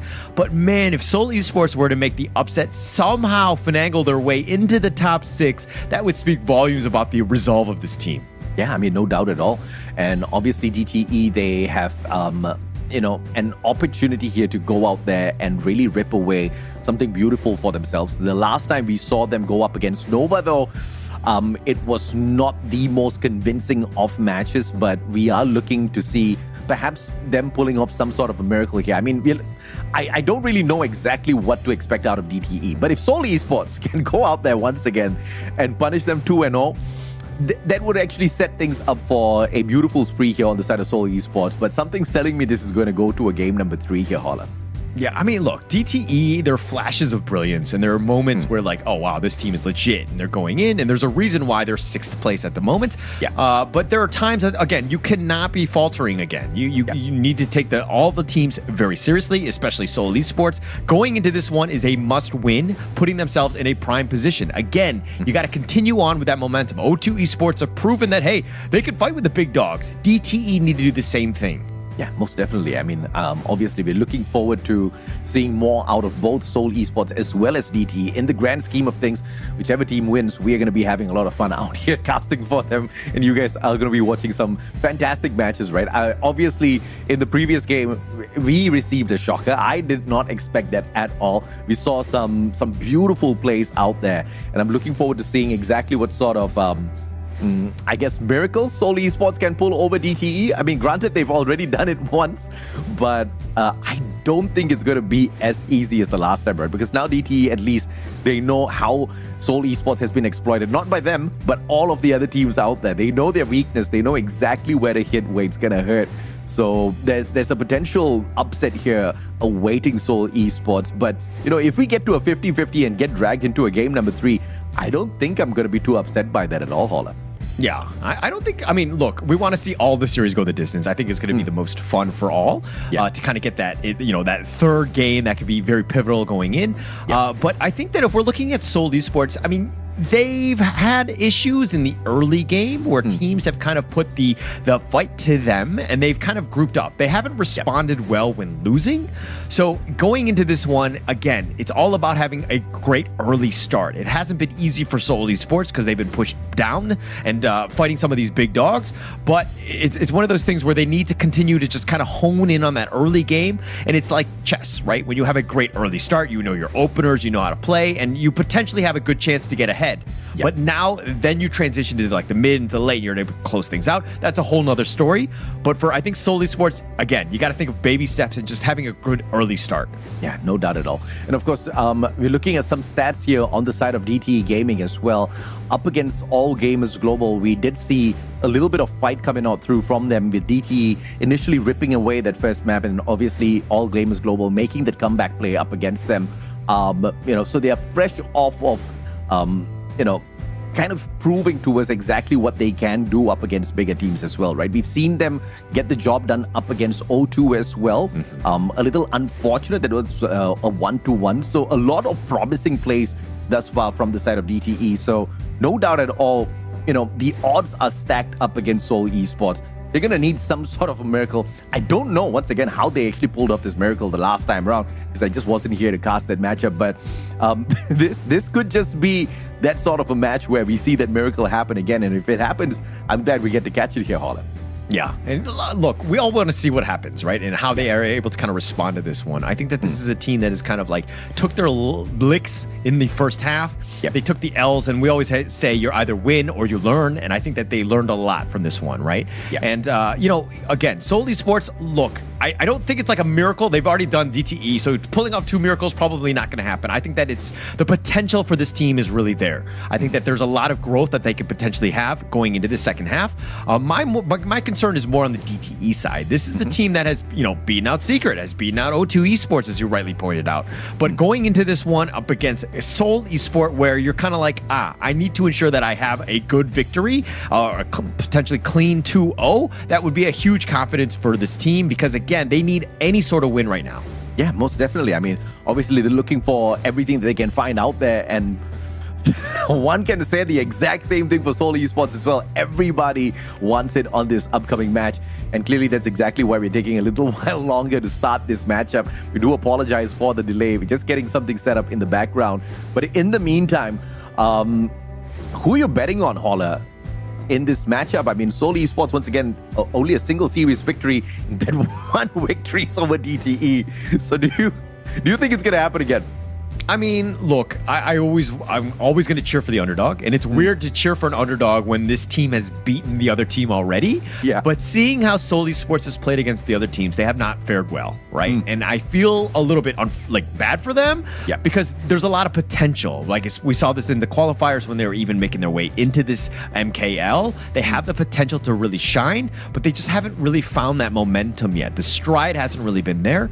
But again, let's just see what happens. This is going to be, match 2, game 1 draft to kind of set the tone. I'm pretty sure we're not going to see an Athena though. Well, I'm pretty sure that is not going to happen this time round. But in terms of characters that are going to be taken out of the play, it's DTE with their usual Luna ban. No surprise, they just don't want to face her. Yeah, I mean, a lot of respect to Gui more than anything else, right? I think at the same point, the pay has been on point. It did lose in the last series, right? With Nova. CY is not able to pilot him, so who can? But all jokes aside, he has like a 65% win rate at this point, just like a bit on a tear. So not letting him, any team really pick that one up, especially since DTE Gaming have the second and third pick. They could go with like a Byron pay, and that's a nice little combination that makes it very oppressive for any enemy jungler. Yep, the idea taken out from the side of Seoul Esports as well, and of course the Arlie dropped out of the equation, and DTE Gaming bringing in here the Dharma. We've seen the efficacy of this Dharma already in the previous series, and we saw the team disruption and that one turnaround gameplay. But the question is, can DTE kind of like stack it up against Seoul Esports later on? Of course, that will have to be answered by them once we start this match later. Yeah, and it's a nice little combination. I mean, the Dharma will always be good. Loong and Yuan also very meta at this point. Just kind of, you have that sustain, you have a whole bunch of damage, and you have that get out of jail free card, which is like the key thing on Loong. He might not be the most mobile, but he has a lot of burst as well. And Seoul Esports, though, they're going to go with the Sun Tzu, Zhang Fei, and just be like, hey, we're going to team fight our way out of this one. And we've seen them do that in the past already, especially with the Zhang Fei. And Yuhuan being dragged in here by BB. Now, we've seen the efficacy of this Yuhuan in the hands of DTE in the past already. But I'm not so sure as to how they're going to fare when it comes to the offensive capability later on up against Seoul. Yeah, so I like this hero because, especially in the first phase of the draft, is because you can flex it to jungle, mid, or even roam. So, like, Seoul Esport right now are kind of, like, basically they don't think it's going to be a roam. They ban out the Dolia themselves, but it's a potential to kind of really play a mind game with them because you don't know what it's going to be. It's very flexible in that regard, so it has a huge advantage going in. I like the hero. It has a lot of sustain, but is it the greatest lane matchup against Mai? Not so much at times, especially since, once you use that on Ingsaro, then you're kind of like, okay, still need to deal with Mai, who's kind of just bursting in on you. Yeah, absolutely. Now, the idea obviously got removed already earlier on, so we're not going to be seeing that perhaps in play. But obviously, the Guan Yu may be a good pick here coming through from the side of DTE Gaming, but it's the Yi Xing instead, which is, of course, a very, very good pick. We've seen this in many efficient plays thus far, Holler. Yeah, Yixing will always kind of set things up, right? Because Seoul Esports, the Zhang Fei, the Umbrella Uppers, you kind of set that up, and then you have Sun Tzu coming in with his boat to kind of set sail to go in, right? But DTE are looking to just kind of create the prison, which is the world is my board from Yixing, to kind of lock those guys down. If they want to go in, fine, but we have that potential to just lock you in, then that can, again, set everything up for all the damage and the potential control with like the Flash Truth. So you have a lot of counterplay. The team fights are going to be pretty crazy in this game. Absolutely, and looking forward to that. And how is Seoul Esports going to respond here? They've got the double pick coming on through, and the Lady's Son is sneaked away by them, along with that Menki. And we've seen the amount of pokes the Menki can kind of like bring out on that battlefield. And DTE Gaming, they have to be really careful with this one because Seoul Esports, we've seen them before in terms of their baits and how they jump in together as a squad, especially up against DTE Gaming. So this one might just have history repeat itself again. Yeah, okay. Look, I love the DTE pick here, the Dianwei. You need an armor shredder or somebody who can kind of deal with all this meat that is in front of you from Seoul Esports. You have the Menki, Zhang Fei, and the Sun Tzu, all with a lot of just, guys that are just going to be able to tank through most of that damage that you have. DTE Gaming right now, you had the Loong, which was a lot of damage, but you needed somebody else. And the Dianwei just kind of helped complement that lineup. But going into this one, it's going to be interesting because the team fights are going to be very crazy. If DTE is able to outfarm and to have just like a really good job in the jungle from Zunzun here, they might just be able to just pull this one away. Absolutely, and of course we are geared up for this battle between Seoul Esports as well as DTE Gaming. If DTE picks up the first game, we can roughly tell exactly how this one's gonna pan out. Seoul Esports have shown up strong in the past up against DTE, but only up against DTE. Other than that, they've only pulled L's in the competition thus far. Early shutdown on that minion wave as DTE goes in for a super push down mid. Yeah, it looks like Seoul Esports, Ricky and JK. These are the guys to watch. If they're killed early in a team fight, they pretty much have no damage. Everybody else is just like, you know, buffer or control or utility, and you're not able to kind of deal with the DTE lineup, especially when you have a Dian Wei who's just barreling in on you and just like being able to just kill you and tank you out. It's going to be super scary. So you need to ensure that the positioning on Ricky and JK are perfect. Yeah, Junyoung just absorbing a majority of these hits, allowing JK to find a couple of clips for himself, but that's not going to work out. And Junyoung once again just hopping back in to make sure JK does not get squished out way too early. Beautiful defense coming on through from Seoul Esports. Yeah, and YCC on this Loong is going to be a problem, right? Especially from the laning phase. That burst potential makes it very uncomfortable for JK. It is a bit of a favored matchup for the Loong in this case. I do like it for CC. I think he's going to be fine. But again, it really comes back to the roamer. How much potential space are you is going to be provided to you? Yeah, let's see if we're not to get this 3v2 done right here. DTE is choosing not to overextend, that Menki can kind of dance all night long, and DTE respecting that as they back away. But Frost, though, about to get caught out, but the jump is not fully caught here, and Frost and Gui just walk away from that one. Yeah, I think Seoul Esports needs to ensure that, hey, when that 4-minute mark is about to happen with that Tyrant fight, they look for that pick off early. I think that when Frost, he's already got his set sail, the potential gank opportunity is huge. They need to kind of ensure that they get some sort of pick. And How hopping on in! And CC will get the job done. Beautiful gank courtesy of How, allowing CC to pick a freebie up there. And DTE very early on, just a little bit of extra pressure to warn Seoul Esports for getting too aggressive down at the bottom. Yeah, actually, DTE here, the timing of that gank was on point, right? Junyoung was not level 4. If he was able to Umbrella Uppers and pretty much tank through that potential gank. But in the case of the timing, it was just perfect, right? He was level 3, didn't have it, and then he got picked off. So great timing aggression that you see from DTE here. Sensen down mid. Nobody's here to poke him just yet, but his minions are, of course, a tad bit slow, so no damage onto that mid-tier tower just yet. But in terms of a skirmish down at the bottom, do we have a 2v1 here? Junyoung and JK finding CC, but of course CC is going to play this defense. The discipline is there. How once again?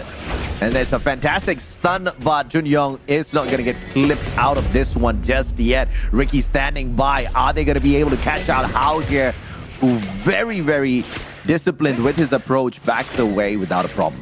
Yeah, this Yuan from How is going to be annoying, right? The sustain that he provides and the control is going to provide a lot of space for CC to get that farm. He needs to get going here in that case. But just, you know, again, How sticking around in the bottom lane, putting a little bit of pressure on, because you know that the Tyrant is going to be spawning in about 3 seconds now. Absolutely. Now, obviously the Tyrant is going to be a big objective here. Everybody wants that extra electricity pumping through their veins as they take these hits. But DTE, How launched up into the air, no follow-up though. He gets stunned instead. Gui gets out of the way. The Menki almost get caught out with the big one. And in the meantime, the Tyrant goes down. A fantastic double kill coming to from DTE, courtesy of BB, as they take the Tyrant as well, courtesy of CC. Big objectives picked up by DTA. Yeah, so Frost had a decent boat, kind of setting things up, but then he got caught out, especially with Gui in a bad spot. Junyoung uses the Umbrella Outburst to save Gui, but he gets caught in the Tyrant's pit and no real way to get on out. He sacrifices his life, so to speak, for the greater good, but DTE with 3 kills in the Tyrant, that couldn't have been better for them. Not a chance. That could have gone to the way of Seoul Esports, the way DTE played that. The timing was just phenomenal. Has destroyed and of course, a tower. you are looking at BB smiling year to year with the double. He wants more, obviously. Ricky not going to get caught out. And How just being cheeky with that one. But that forces Seoul Esports away, and back on the defense they go. Yeah, and being pushed back is what DTE want to do. This is the map control. They have like a 1.8k net worth lead. This is the time to be aggressive, and then you force things back. You play them. You have them play your game, so to speak. Yeah. Gui on the stun yet just again, but managing to protect Ricky. If that stun had caught him instead, things could have gone south a tad bit here. DTE, beautiful pressure being played once again. But with the Overlord being teased up top, that Dharma wants to see if or not he can jump into the battle. Yeah, I mean, he's going to look just to kind of fix the top lane, make sure that the top T1 isn't taking any damage. But taking the bottom T1 so early in this game is absolutely huge for DTE, because look at where JK had to rotate. Has to go to the mid lane. This is the only quote-unquote safe spot for them to get going. But now SE have less farm across the map because they don't really have any map control. Overextension here by Hao. Doesn't get punished by Frost, just sidesteps that one. Fantastically done. And now a 4-man stack coming on through. The team fight is not going to find the full connection here on the side of DTE. Just a little bit of a disruption, but not fully capitalized on. I mean, there was a nice think inside the box, or sorry, World is my board by BB there. It's locking in 4, and through it all, SC were like, oh crap, are they going to go? But it would have been a huge dive. There was really no point to go in. So DTE being very smart, understanding that, hey, this is a great opportunity for us in the future to just lock you in, and you need to be scared of BB's boards. Yeah, now just baiting out Seoul Esports to find a full engagement here as they tease them with the Overlord opener. And obviously, they want to get some backup here, replace those minion waves, bring out those vanguards. But the big objective is not going to be taken away just yet, as Seoul Esports makes a 4-man push to find if or not they can catch out Hao. Hao gets into an entanglement here. Ricky with a full-on engagement, drags him back as well. And Junyoung JK on the other hand, they step away from the battle. In the meantime, Overlord opened by DTE. Yeah, Gui's going to be killed here. Continue on. The Overlord picked up by Junyoung though. Yep, fantastically done by Seoul Esports, just sneaking that one away at the very final second. And now the Vanguards will play for Seoul Esports instead of DTE. So Seoul Esports finding a little bit of a breather here with that sneak. Yo, if they didn't take that Overlord, that would have been huge for SE, right? They would have been completely lost at this point. This is a little bit of a reprieve in the fact that they were able to get that last shot. I mean, kill-wise, they're not doing well. They're not able to keep on pace. They're not able to find the right targets. DTE have been doing good, really good engagements. When they initiate, they know who to go on, and they're being very aggressive, getting those conversions, which is going to be key. And DTE just have way too much sustain, and you have ways to get on out. It is tough to pin down the lineup of DTE at this stage. Yeah, absolutely. Hao goes in for the poke, and Frost does not stand to check out exactly what's going to happen there. He loses the tower. Blue buff ripped away as well as these boys continue to push on forth. Hao dropping by. They want to set up something big here with the Tyrant, and it looks like DTE wants to go all in. Seoul Esports knows what's coming, and Gui just sustaining the initial shot first. Will have to back away either way as Hao gets caught out there, but it's just Seoul Esports just being so cheeky with this Benki. Oh, look at that. The Umbrella Outburst has been baited out. No real value. They pushed him back. And it looks like this is a huge ult to have on a cooldown, especially with that Tyrant at about half life. Now they're going in. Zunzun feels very safe. And Zunzun does manage to take the final strike up against the Tyrant. Seoul Esports thinking they could get lucky once again, but Junyoung just not close enough to smite him. And in the meantime, Hao just going to put on the hurt onto them either way. As they've got the extra bit of damage, Seoul Esports just needs to be a tad bit careful here. Look at how DT are moving around the map. They're positioning and ensuring that, hey, SC right now are struggling to really kind of get into the range. Like the poking and the prodding from DTE is pushing them back where they have to play so defensive. SC not able to find a right angle. And look at this, DTE just putting free pressure on this mid T1. And really, Gui, all he can do is watch. Yeah, even with the Vanguards earlier won by Junyoung were pretty much ineffective as they all got sorted out early by DTE. Gui with a super dive in to the back line, but he's gonna get caught out with a sliver of health, walks out of that one, gets pulled right back, and he will go down all thanks to Hao, and that's a big kill coming through from DTE. Junyoung, a sliver of health, gets pulled back once again. BB on for the final strike, and the crucial crowd control once again, courtesy of the Dharma, and Sun Sun enjoys a double. CC and Gang push it up forth on the clash lane. Tier 2 tower smashed as well as DTE slowly overruns Seoul Esports. Yeah, that was a perfect trade for them. How? One player for all members of Seoul Esports, right? Being able to take them all out, and then you've took the top T2 as well as the T3. This is a huge turn of events for DTE. Now they're in the driver's seats. Very difficult situation for Seoul Esports to somehow bounce back from that one. Oh, yeah. But they thought they were safe. If we're checking the replay and just seeing how they were positioned, they were all controlled, and it all set up by BB. The boards were on point. His taking liberty, so much control, pushing it back. Gui, where are you going? He's going to pull him back, and all they could do is just kind of stick around. They wanted to stay alive, but then the truth comes in with CM setting it all up, and again, this is why the Dharma pick is so good at stage. Oh, yeah, absolutely, man. You cannot avoid the truth when he is on the board, and a fantastic execution by DTE. 9-1 on the eliminations, outscaling Seoul Esports by 6,000 on the goal, and they want yet another Tyrant if they were already not strong enough. But how? Being distracted here, Sun getting the job done all on his own. Junyoung forced back, and yet another Tyrant the way of DTE. Yeah, Junyoung had no ult. There was no way to contest on this one, and DTE knew that, right? This is a time where, again, that's a long cooldown, and just being able to just time those things with objectives where you know that that fight is going to happen, but with Junyoung, without that umbrella outburst, it's impossible for them to potentially contest and steal in this one, and DTE just being really next level with their movements. Absolutely, and of course they know exactly how to exploit Seoul Esports, but how now? Getting caught out. Junyoung just a tad bit distracted, but CC dropping by to absorb some of that attention as Hao walks away unscathed, and Sun in for the overextension as well, but waiting for the rest of his team members to catch up with him, going stunned halfway through, but Junyoung there for the backup. Seoul Esports prevents yet another team wipe. Yeah, I got him with the truth. Frost going under the tower. Oh, wow. And that one was just an overextension that was not needed from the side of Frost, and Dharma showed him no mercy. Yeah, CM, what a boss. I mean, he just totally just controlled Frost for the longest time for Zunzun to come in and get the kill. He is your win condition. He is like the highest, but CM is almost actually out farming him.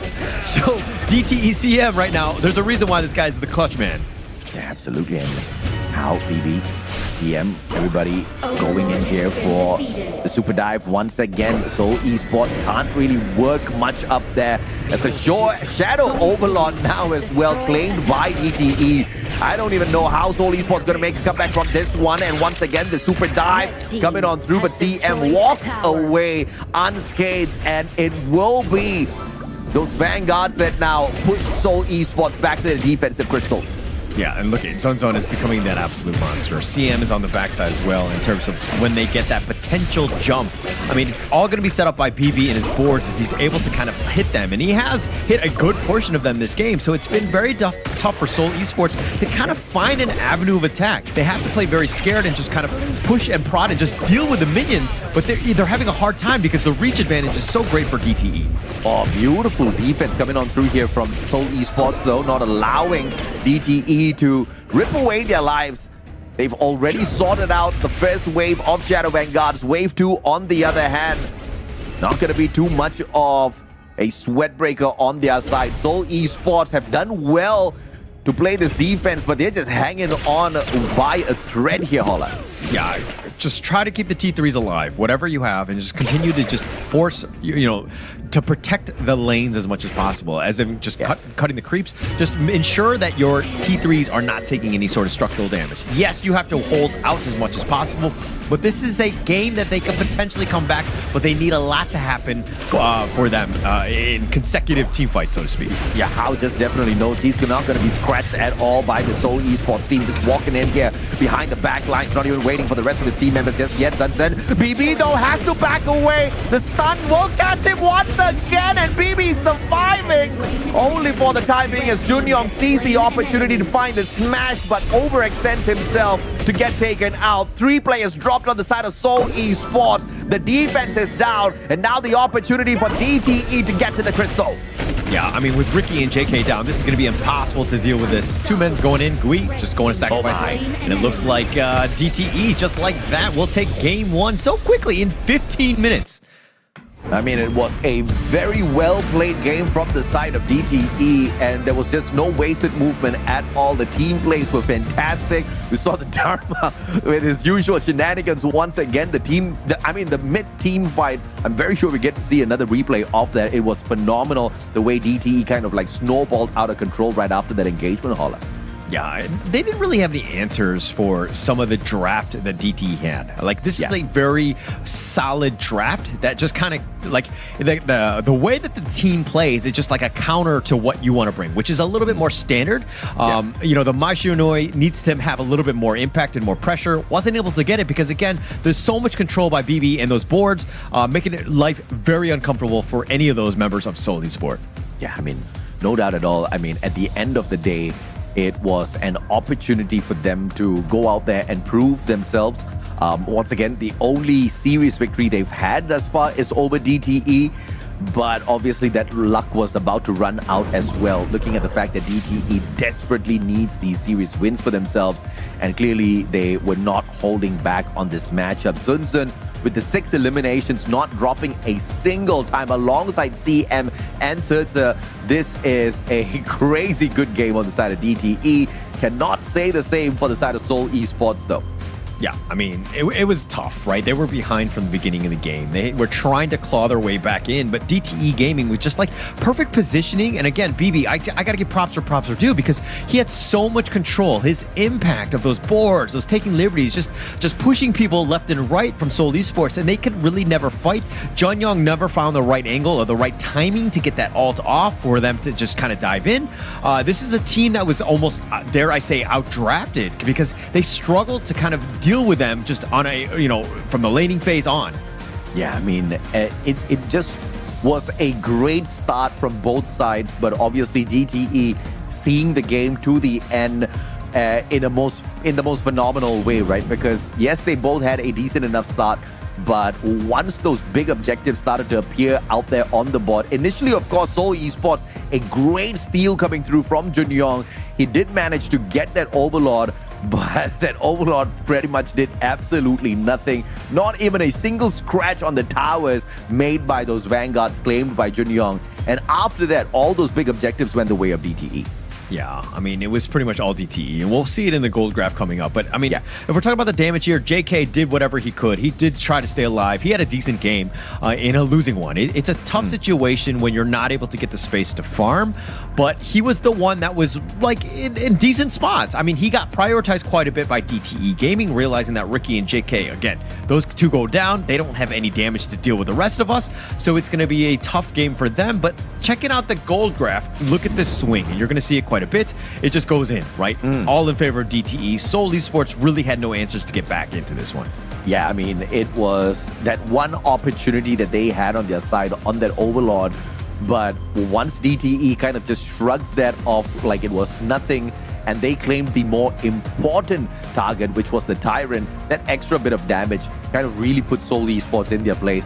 A couple of overextensions coming through from the side of DTE as well to steal away the Crimson Golem, and that obviously put Seoul Esports further on the back foot. Nothing they did was working out the way they were planning, and obviously DTE just finding every single hit, finding its mark out there as well. Look at the KDAs, man. 15 to 42. Yeah, DTE had a fantastic game up against Seoul Esports here. Yeah, I mean, we were asking in the pregame, just like, how would DTE respond knowing that they lost to Seoul Esports, and it looks like they were ready and good to go. They did not want to let this one go, and the man that didn't want to let this one go was, of course, the MVP here. It's going to be Hao. His 1-1-13, he had quite a lot of impact. He was providing the vision, and without dying like the Athena in the other game, which we will not talk about here. 32% of the damage dished out by Seoul Esports, absorbed by Hao out there. We kind of saw a lot of those plays, and obviously kind of doing a lot more than needed for the squad, right? I mean, DTE would have been able to do it absolutely fine without his involvement, but he just kind of like tipped the scales overall to the side of DTE to make them overwhelming. Just too much to deal with for Seoul Esports. Yeah, and I mean, I'm not sure if we're going to see too many highlights of his play because of the fact that he was always, the front liner, the scout, so to speak, and he was taking a lot of damage, but he just kind of set things up with that vision. This is that Umbrella Outburst that kind of really set things up, but again, Jun Young, he gets stuck in this one. He's not able to get out of it because the board was there, and then DTE, once they had that 3-0 lead, which turned into a 4-0, and they took the Tyrant, it was pretty much, the wheels were just moving too quickly. There was no real answer for SE to come on back. And again, going into this one, just like the fight, look at that Truth, CM with an amazing one, setting it up with 3 members and SE on the run. No way you get away from them. Yeah, and I don't think Gui did well with that Menki, right? I mean, he wasn't part of a lot of these team fights. Whenever he did get there, it was just a tad bit too late. He was all alone. And it just didn't go the way of Seoul Esports for a lot of reasons, but I would have loved to see that Menki take more hits out there, just like how, I mean, we know that Menki can take hits. Yeah, and I don't want to be like, oh, the KME or the KM West are a little bit, better, dare I say, because I know that the Malaysian squads are always top tier. They're going to, they're the champions, right? But the one thing that I do like about the KME and the KM West is the fact that they're going more of an assassin style. Like the meta has shifted a bit. They've gone away from like the Dunes and the Menkis, and they've been more like Luna, Jings, and to kind of just be very assassination type styles, right? Of lineups. And it's different, right? And if we're looking at the Seoul Esport lineup, it seemed something like stuck in the past a bit, right? Yes, this has worked in like season 3 and the championship and things like that, but the meta is getting, way different now, and teams really need to evolve. Yeah, I mean, most definitely, right? I mean, I think they are a little bit too comfortable using these heroes out there. They need to play a little bit more variety. But that being said, it takes a long, long time to find mastery over some of these other heroes. So moving along with the meta perhaps is something that's more suited for our very veteran squads. Seoul Esports hasn't been able to keep up in that department, but obviously this is not going to be their only rendezvous. We are here not just to win, but obviously to learn as well as to how we can dominate eventually. Not every champion gets it done on their first season as a whole. Yeah, and we've seen that even with the other teams, right? Like if we're talking about Nongshim Red Force, this is a team that actually struggled to even qualify. They took all the L's, they got so much better, and they just ended up winning the KME. So this is a team that's really starting to kind of, take what they've learned, all the losses and all the different qualifiers, the leagues, all of these things, and they took it to heart and they got so much better. And I think that Seoul Esports will take these losses as these learning experiences, and this is a team that's really going to bounce back in the future. Yeah, no doubt at all. I mean, obviously, the mechanical skills you can't really fix in a very quick span of time. But knowledge-wise, in terms of who to pick, the timing of those team fights, exactly how much you want to poke your competition, all of these things can be mended over time, and those are very, very quick fixes as well in the competition. We've seen some of them do that in the past. I mean, we kind of just saw a shade of that earlier on between Nova and O2. Phenomenal stuff from O2. That's the kind of adjustments we want to see, right? And obviously, I guess Seoul Esports has already used up their lucky charm in the first meeting up against DTE, because that game was pretty one-sided, Holla. I didn't expect that one.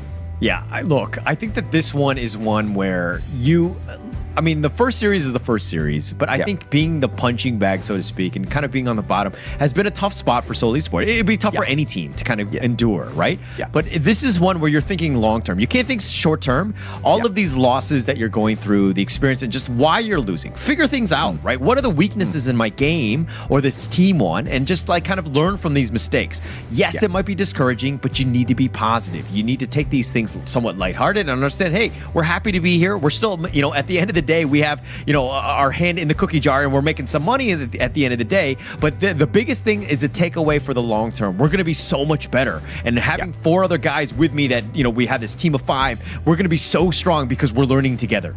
Yeah, I mean, I've been part of esports for not a long time, just 5 years. And in that duration, we've seen so many teams where, the audience have already written off, and then they just make that sweeping comeback and shock the whole world, right? We've seen that happen one too many times. We can't write off Seoul Esports. Perhaps for this competition, they're not going to be champions just yet. They're not showing championship quality, but I'm very, very sure this is not going to be the last we see of them, all that fight that they have within themselves. And it's not over just yet. That's just game number 1. This is a best of 3. Seoul Esports still has a chance to absolutely smash DTE just like what they did the last time they met. Yeah, I mean, that's the biggest thing, all right? Just about champions and, all of the really good teams are resilient, right?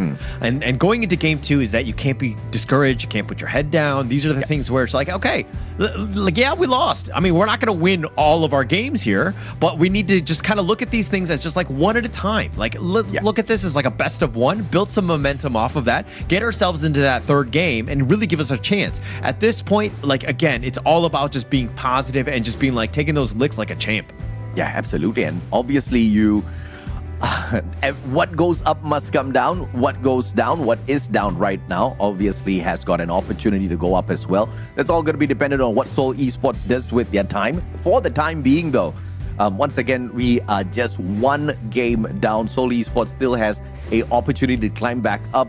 That's going to be dependent on the draft that we see shortly. What worked for you, what didn't work for you. What didn't work for me was that Menki. How about you, Holland? Yeah, I didn't like that draft. I mean, I've already talked about the fact that I didn't like the Menki. I think that it's too slow paced. If you're behind, you're really struggling. He's just like a meat shield that's really not having a lot of control. And he was pretty much controlled. There was just too much BB Yixing's board and those taking liberties, just like bouncing him around left and right, where he wasn't able to do what he wanted to do, which is kind of control him. And again, Seoul Esports, I think that the draft of trying to get to the back line by doing some of the damage that they wanted was just really not something that they were able to do. Just because the positioning from DTE was just like on point.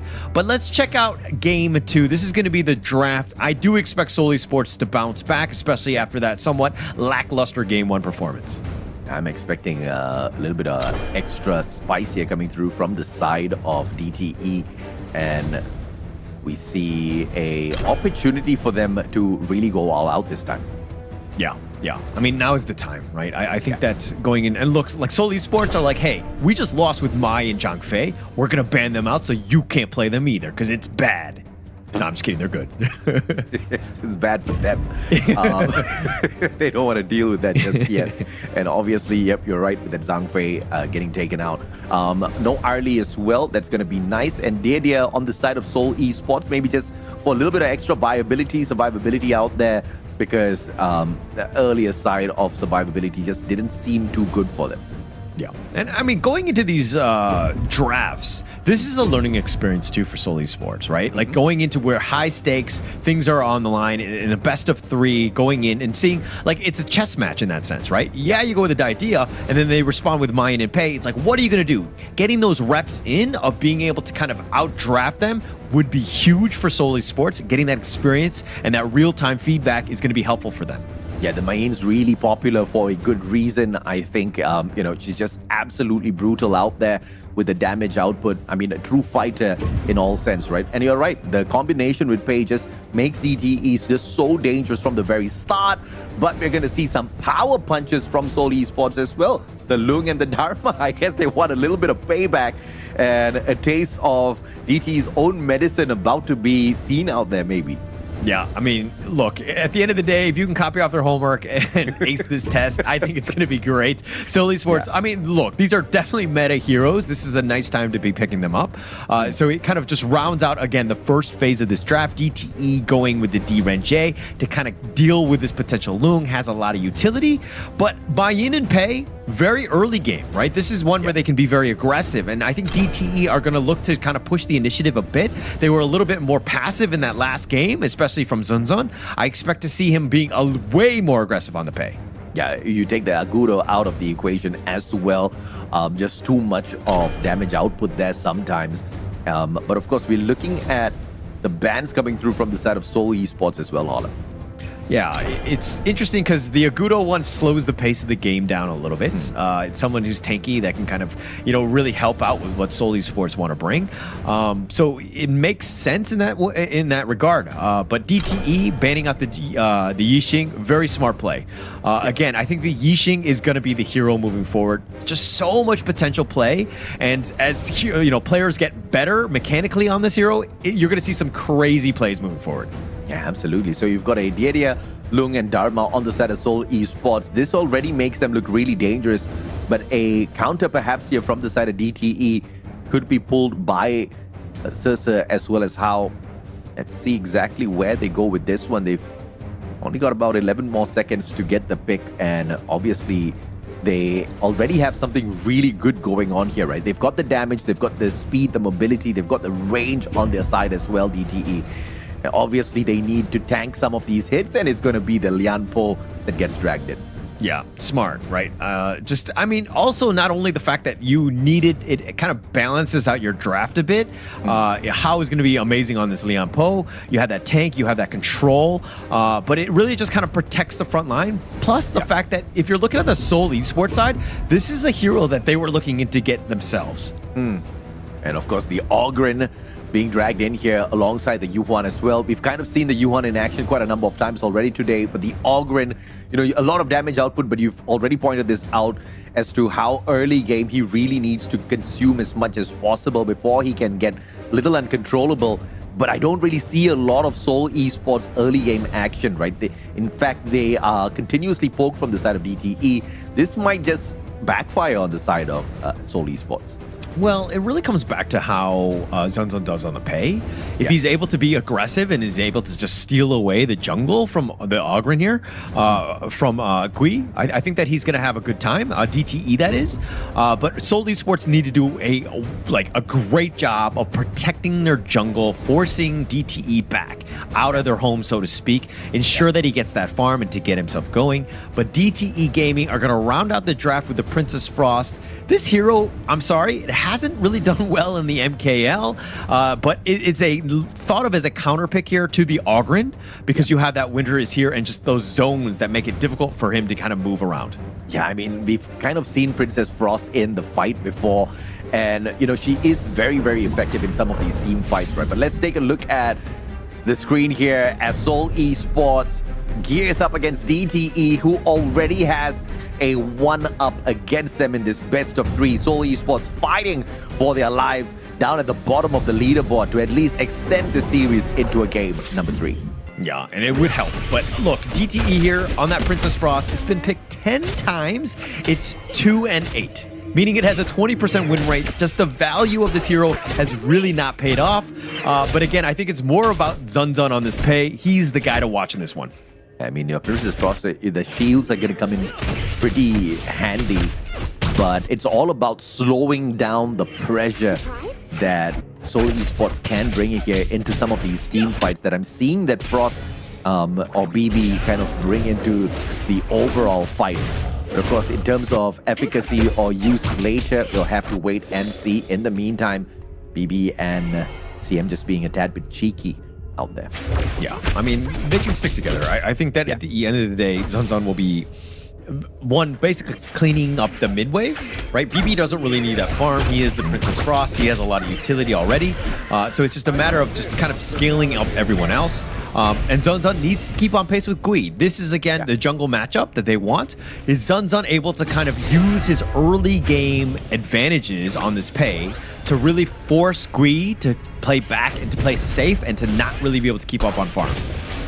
We've seen Pei already, and his capability to absolutely rip his opponents to shreds in the hands of Zunzun. Pretty sure he's going to be extra effective, especially with that red buff, but Ricky is understanding exactly where this zone of reach is for his opponents, just staying clear from all of those shots.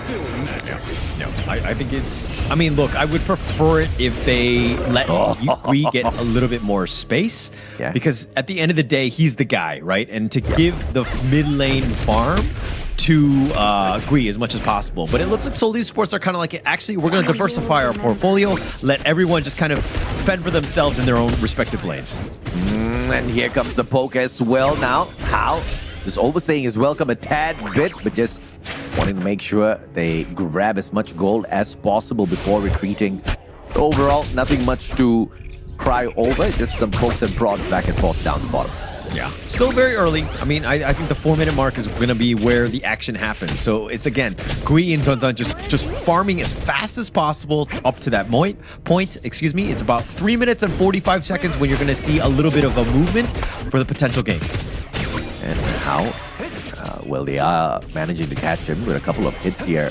But it's all just to make sure they rip away as much from him as possible. so that they can falter a tad bit later on. JK overextension, but they have to be careful here. Essence drops back to say hello. How? On for the dive, finds nothing with it.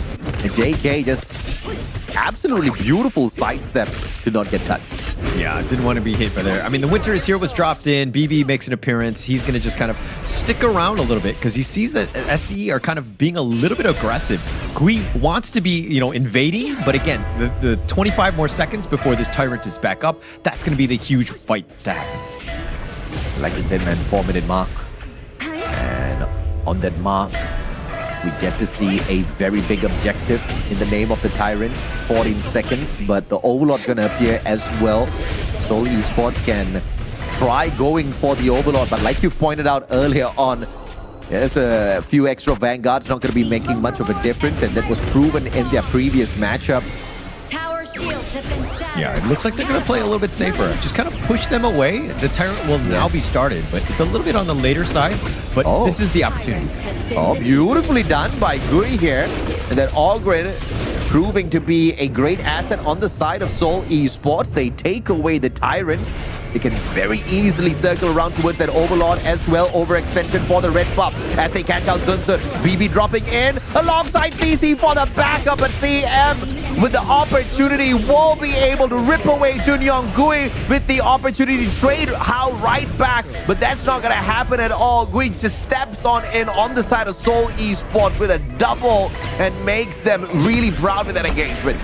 Yeah, SE did a great job of that, taking that Tyrant and burned it down very quickly. But DTE were like, okay, we're going to just try to invade the enemy jungle, but they got caught out. Frost was on them, was just kind of chasing them out, and Gui made them pay, for stealing their buff, and now they have an advantage, and they've turned this game around. They're up about 500 gold at this point. Seoul Esports making some good moves in this game early. A beautiful comeback here if they can keep this one up. Just taking the Tyrant, securing it with that Ogren, a big plus for them. And like you said, right, just snowballing that into an instant 2-player shutdown. Seoul Esports showing more than signs of life here. Can they actually get the job done? Junyoung once again, How jumping on in. He will face a little bit of a scratch on him, but that's not going to get into anything too big here. Down at the bottom, but the gank from BB will be a tad bit too late. Yeah, it's not going to really happen. I mean, yeah, they have the numbers advantage, and CC actually has to flash away just to get the safety, and they're turning this around. Oh my gosh, it's going in. Yeah, I mean, How should have gotten that backup here from BB. That was just a wasted opportunity. BB missing that one big opener here, but the minions have arrived. This is going to be a big push, but Seoul Esports with a final second drop on the defense. As the bottom side sees big numbers. I mean, the Infinite Masters was used perfectly by JK, just ensuring that he stayed alive. But Gui, with those early 2 kills, have kind of just turned things around in the sense that they've pushed the top lane. He's been using that net worth lead to his advantage. I mean, yes, he's tied with Zunzun, who's been like doing whatever he can to kind of keep on pace. But man, Gui, if he gets that farm, he's going to be super scary in that mid game. Oh, How dropping by to say hello, but minions are all he finds. Ricky not gonna get into an engagement just yet, but down at the bottom though, tier 1 tower on the side of Seoul Esports. A successful defense, all thanks to the drop here from How. And they are not gonna look for a big team fight just yet. They do not have the necessary equipment to take this How out easily. Yeah, it's not easy. I mean, Hao's got that mobility as well. He tried to go for the Tremor Smash. Yes, he missed, but like pretty much scared them away. Looking to the mid lane and the bottom, there's action throughout. The winner is here, just slowing things down, but in the mid lane is probably where the action is going to be. CM just barely surviving. Well, overextension and the bait from the side of Seoul Esports. But they've done good work here down at that bottom tier 1 tower as well. Just one more good push can get the job done, and they also have the Overlord on the map or perhaps exactly that, but it's all about the timing and the opener here. Yeah, and I think DTE right now, I think that this, tower push in the mid lane is going to be key. Put a little bit of pressure here. If you've got your winners here, they don't want to expend it here.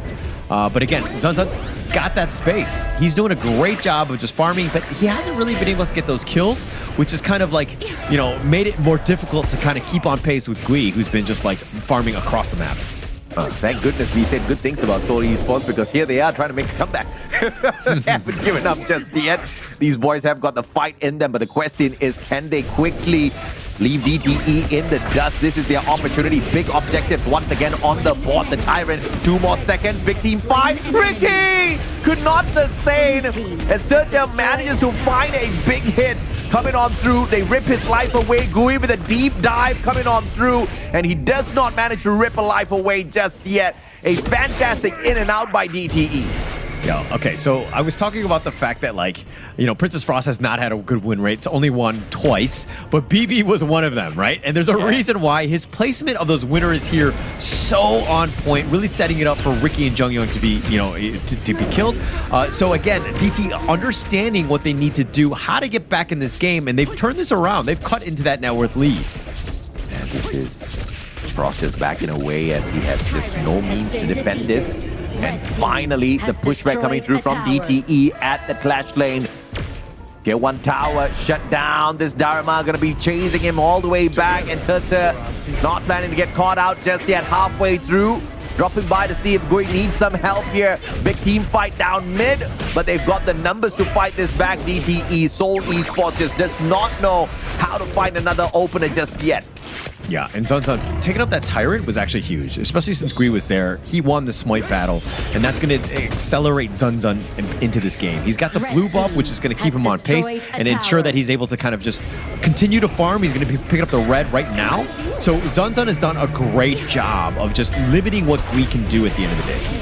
Absolutely, man. And now, once again, big team fights coming on through. BB's going to walk away from them, but Junyoung, unfortunately, will get sacrificed. Hao just absorbing a majority of this damage, going in for the grab onto Gui as well, who very slippery.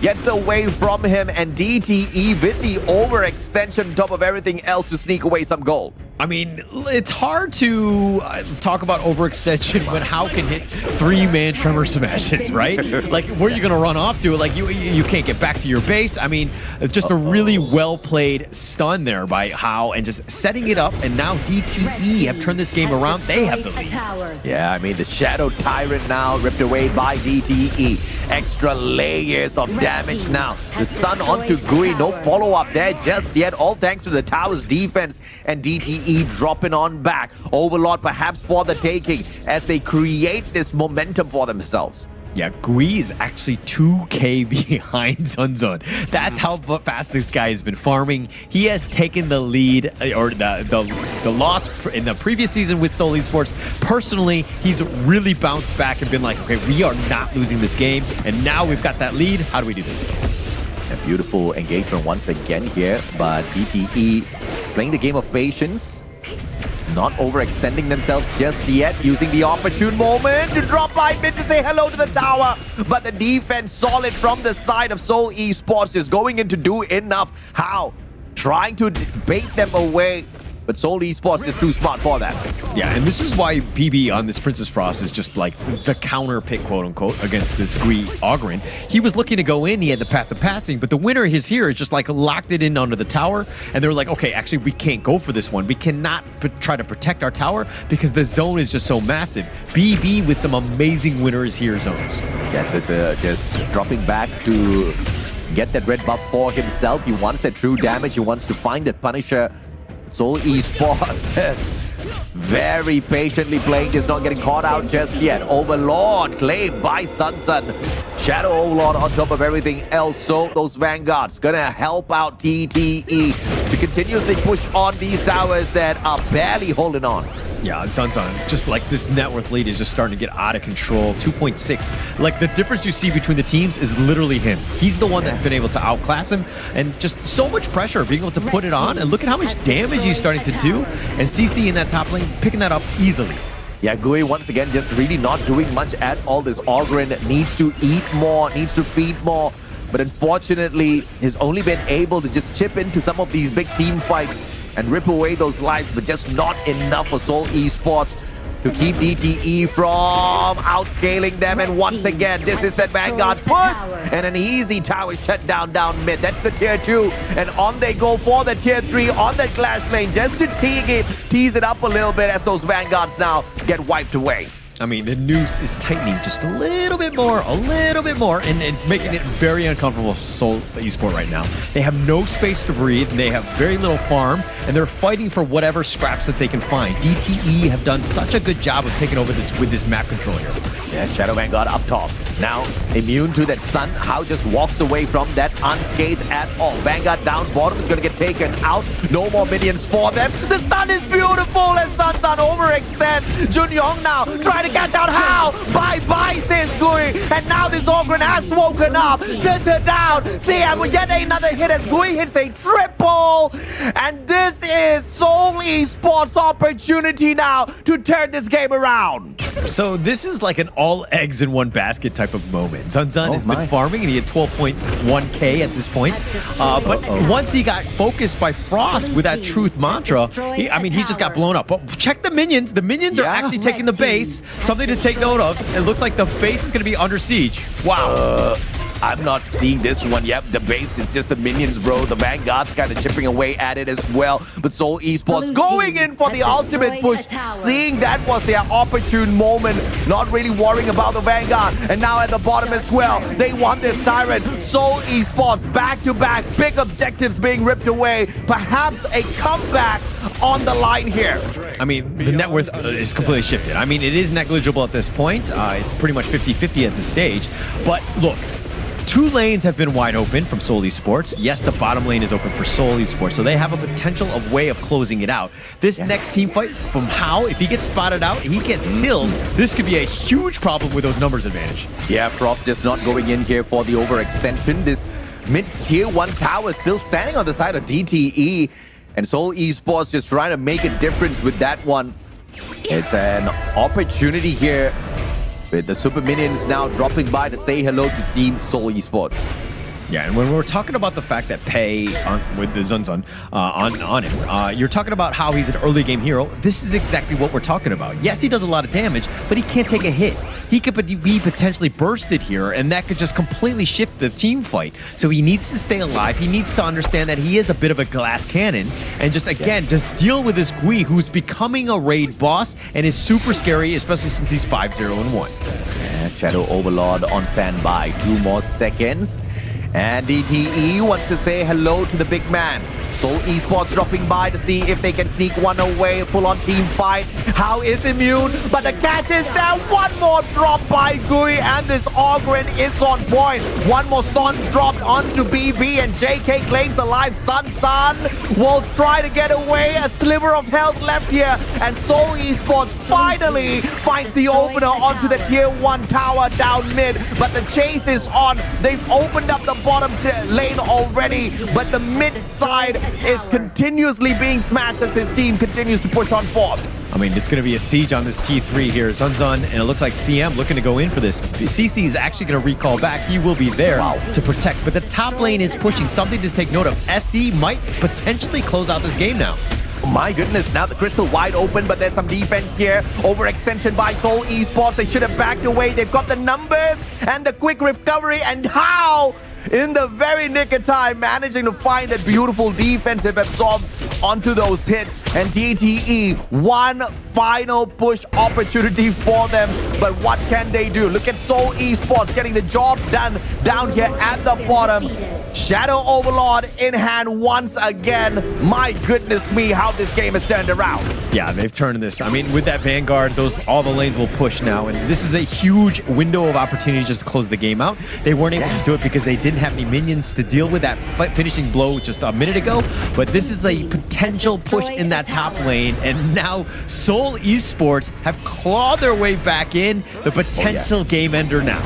Oh yeah, big stuff here from Seoul Esports. Yet another team fight, this time up top. Zunzun hoping to find a jump here, but just no opener for him to do that just yet. The protection onto that tier 3 tower is their priority, and they do that phenomenally well. Minion wave cleared out. They are waiting for those Vanguards, and Seoul Esports has another opportunity to push. Yeah, but the bottom lane, the Shadow Vanguard is going to be there. That's going to be a huge window of opportunity for Seoul Esports. Beautifully done, and the tier 3 tower comes crashing down. How times can change so quickly the moment you drop your guard. DTE, Shadow Vanguard's a problem. We'll sort that out real quick. In the meantime, look at Seoul Esports doubling down. They want to say hello to Mr. Tyrant. Can they close this out? Junyong on the standby to make sure DTE does not interfere. And the Shadow Tyrant just has too much of life on him. And Seoul Esports turns around to shut down DTE instead. Yeah, they've taken both down. Zun and Hao both got caught out. Just too squishy. That's about it. The team's about to be ACM has no standing. Crystal go bye-bye. Seoul Esports sends us into game 3. What a great game. Just a bounce back by Seoul Esport, understanding that, hey, it's a never, don't give up, right? Give ourselves a chance. But again, the Zun pay, it fell off, and it fell off really hard. And there's a reason why if you're on a timer and if you're not able to close out the game, this is what happens, especially going up against an Augurin. I mean, the minions eating away at their crystal. They had a Vanguard whacking their crystal as well. But you saw the whole team says, we got this, bro. No problems at all. That crystal is going to hold on for the time being. They send their Dharma back. Great defense. And the rest of them just chipping away at the tier 3 tower down at the bottom lane. Just opening up DTE. And that kind of just forces them on that super defense already, right? And they knew that they had DTE on those back lines, which means now the whole map is theirs. Big objectives, all theirs. And what a game from Seoul Esports. That's the fight we were looking for, Holla. Yeah, I mean, we knew that they were going to be able to just survive, right? That's all they needed to do. Slow the game, give themselves a chance. You have an Augurin. At the end of the day, you're going to be fine, but you got to let him get his, to those items and to those the timings, right? And there's a reason why, because of the fact that he didn't die early. He was 8-0-5 on the Gui Augurin. Whew. I mean, initially that Augurin was just being pushed and prodded and poked at multiple times. We saw him kind of get outscaled as well. We were having the comparison run between him and Sun Sun. Yes, he was down in the gold even towards the very end by about 2K. But overall, impact-wise, this Augurin, once he got going, oh Lord, he was ripping away the souls of DTE Gaming. Pun intended, baby. Into game 3 we go for a phenomenal showdown between these two. And I can't wait to see this comeback from Seoul Esports because this fight was beautiful to watch. Yeah, absolutely beautiful. I mean, it was set up by like Frost, Jun Young. You had a lot of guys that were just kind of controlling them and then really let your stars shine where JK and Gui were on cleanup duty. They did such a great job. But I love the fact that this is a team that, showed that resilience. Like any other team, you're down one game already. The potential for the elimination for that, the next, for the series is there. And then to be able to bounce back like that in convincing fashion, well done, Seoul Esport. Yeah, absolutely. I mean, 2 players on the side of DTE, over 100k damage. And this was majority of it, on top of everything else, absorbed by Gui. This Augurin took a beating, but he was there to back away. I mean, Gui in the previous game, that not his best match, but in this one, he really outshined everybody. Yeah, and there's a reason why Augurin is just so good, right? Just his ability to kind of jump from all angles, do all that damage, plus tank it. He has everything but the kitchen sink. Like, this is an absolute monster of a hero. And again, DTE, you're on a timer, you have to force it out. There were a couple times where they were like backing out a bit too early. Like, I think that those are some key mistakes that they really need to look into because they had an opportunity to close out this game. Yeah, Hao, of course, did his job really well as the support tank. It tanked quite a bit of the damage, but it was just a super outplay coming through from Seoul Esports. And mainly, it was the big objectives and the timing of approach. And it's just so wonderful to see teams detect and understand what was the factor that led to their loss initially and turn things around so efficiently in the follow-up game, right? Let's take a look at the graphs as well to see exactly how the lines were skewed on. I mean, bro, look at this, man. From going all the way down to turning it around beautifully on the side of Seoul Esports. Yeah, and look, I mean, DTE's 6th place, Seoul Esports are 8th place in the MKL right here. Yeah. But look at how evenly matched this game was, right? There were like two heavyweights just punching back and forth, trading blows for blows. Seoul Esports was up, then DTE were able to kind of come back into this one, and then Seoul Esports are like, no, I got you. Hits him with the uppercut and just takes over the game. What a astonishing game by Seoul Esports here. Yeah, I mean, it was a fair fight. Both teams taking one tyrant each. Both teams taking a single tyrant, shadow tyrant each. And the same thing happened with the shadow overlord. I mean, goal portion-wise, this is where I'm so impressed, man. At one point, DTE was really outscaling them.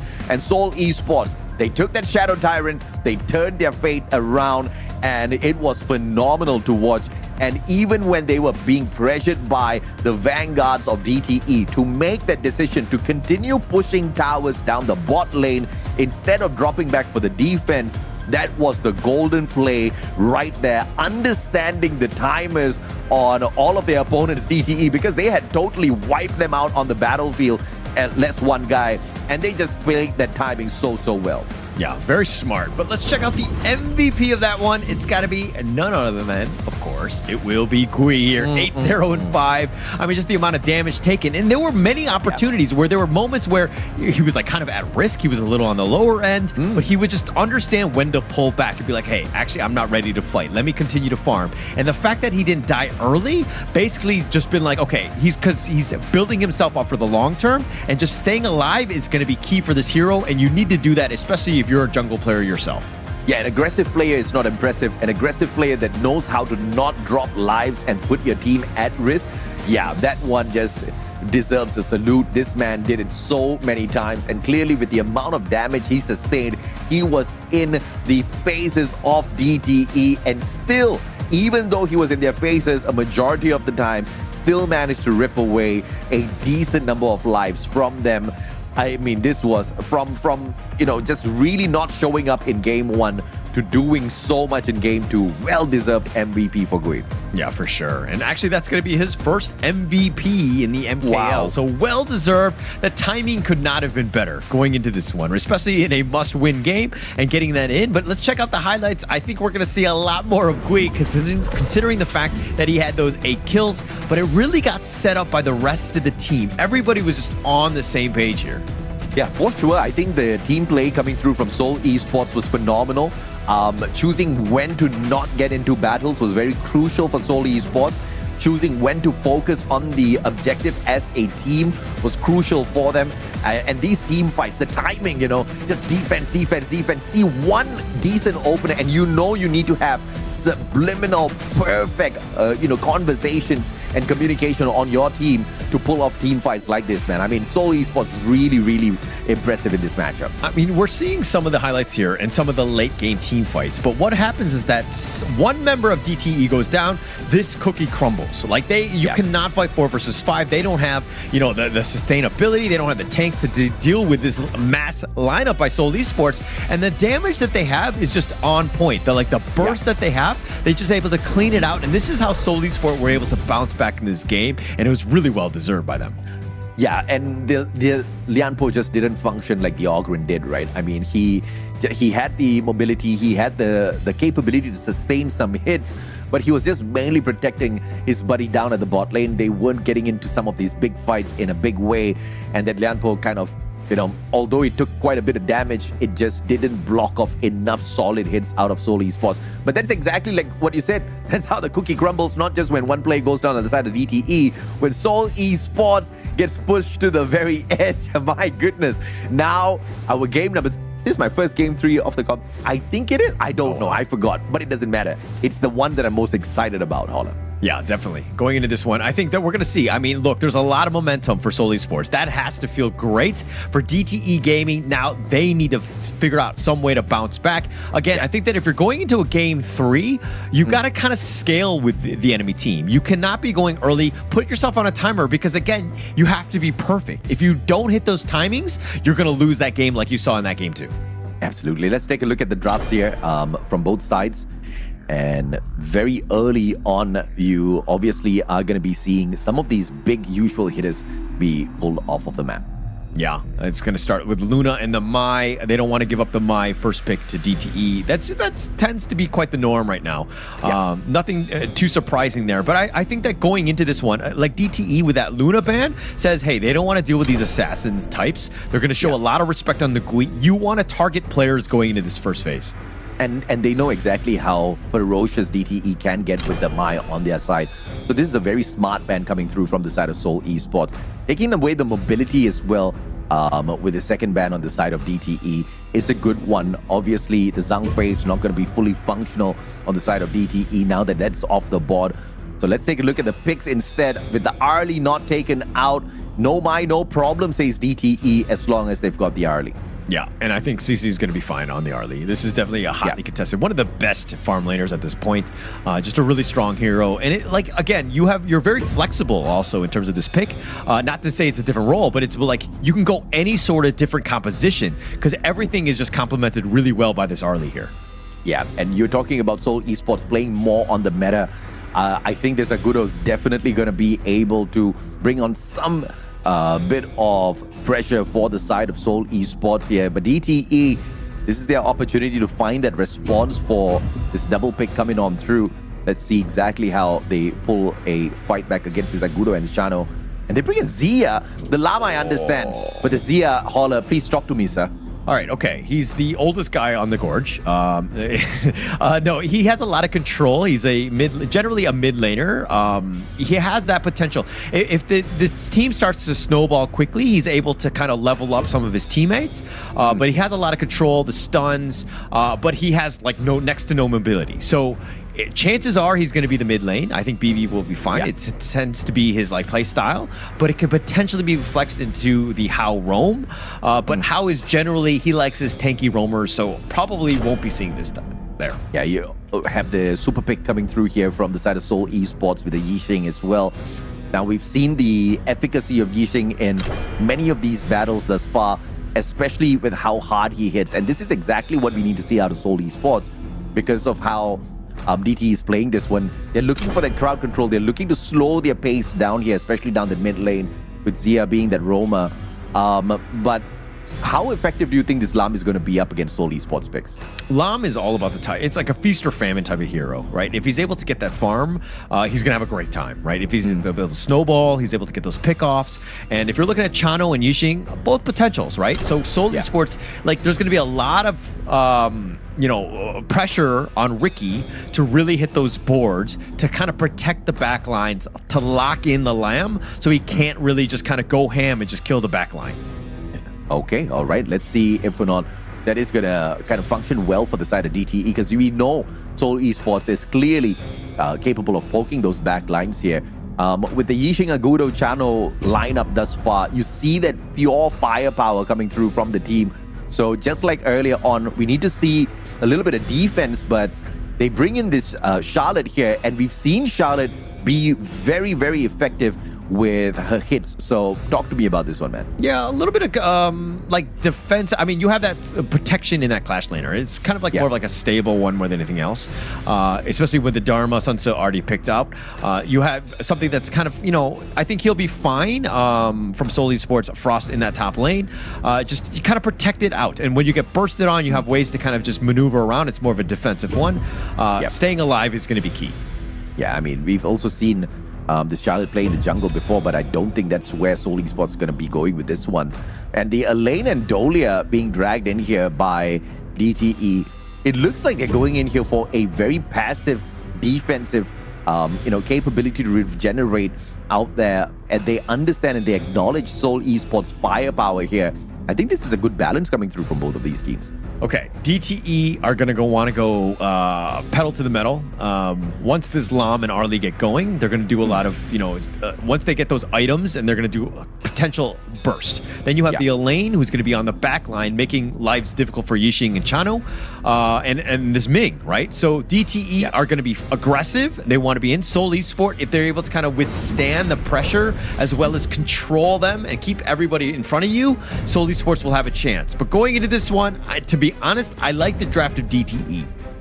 Well, I'm, of course, on the side of the underdogs, Seoul Esports.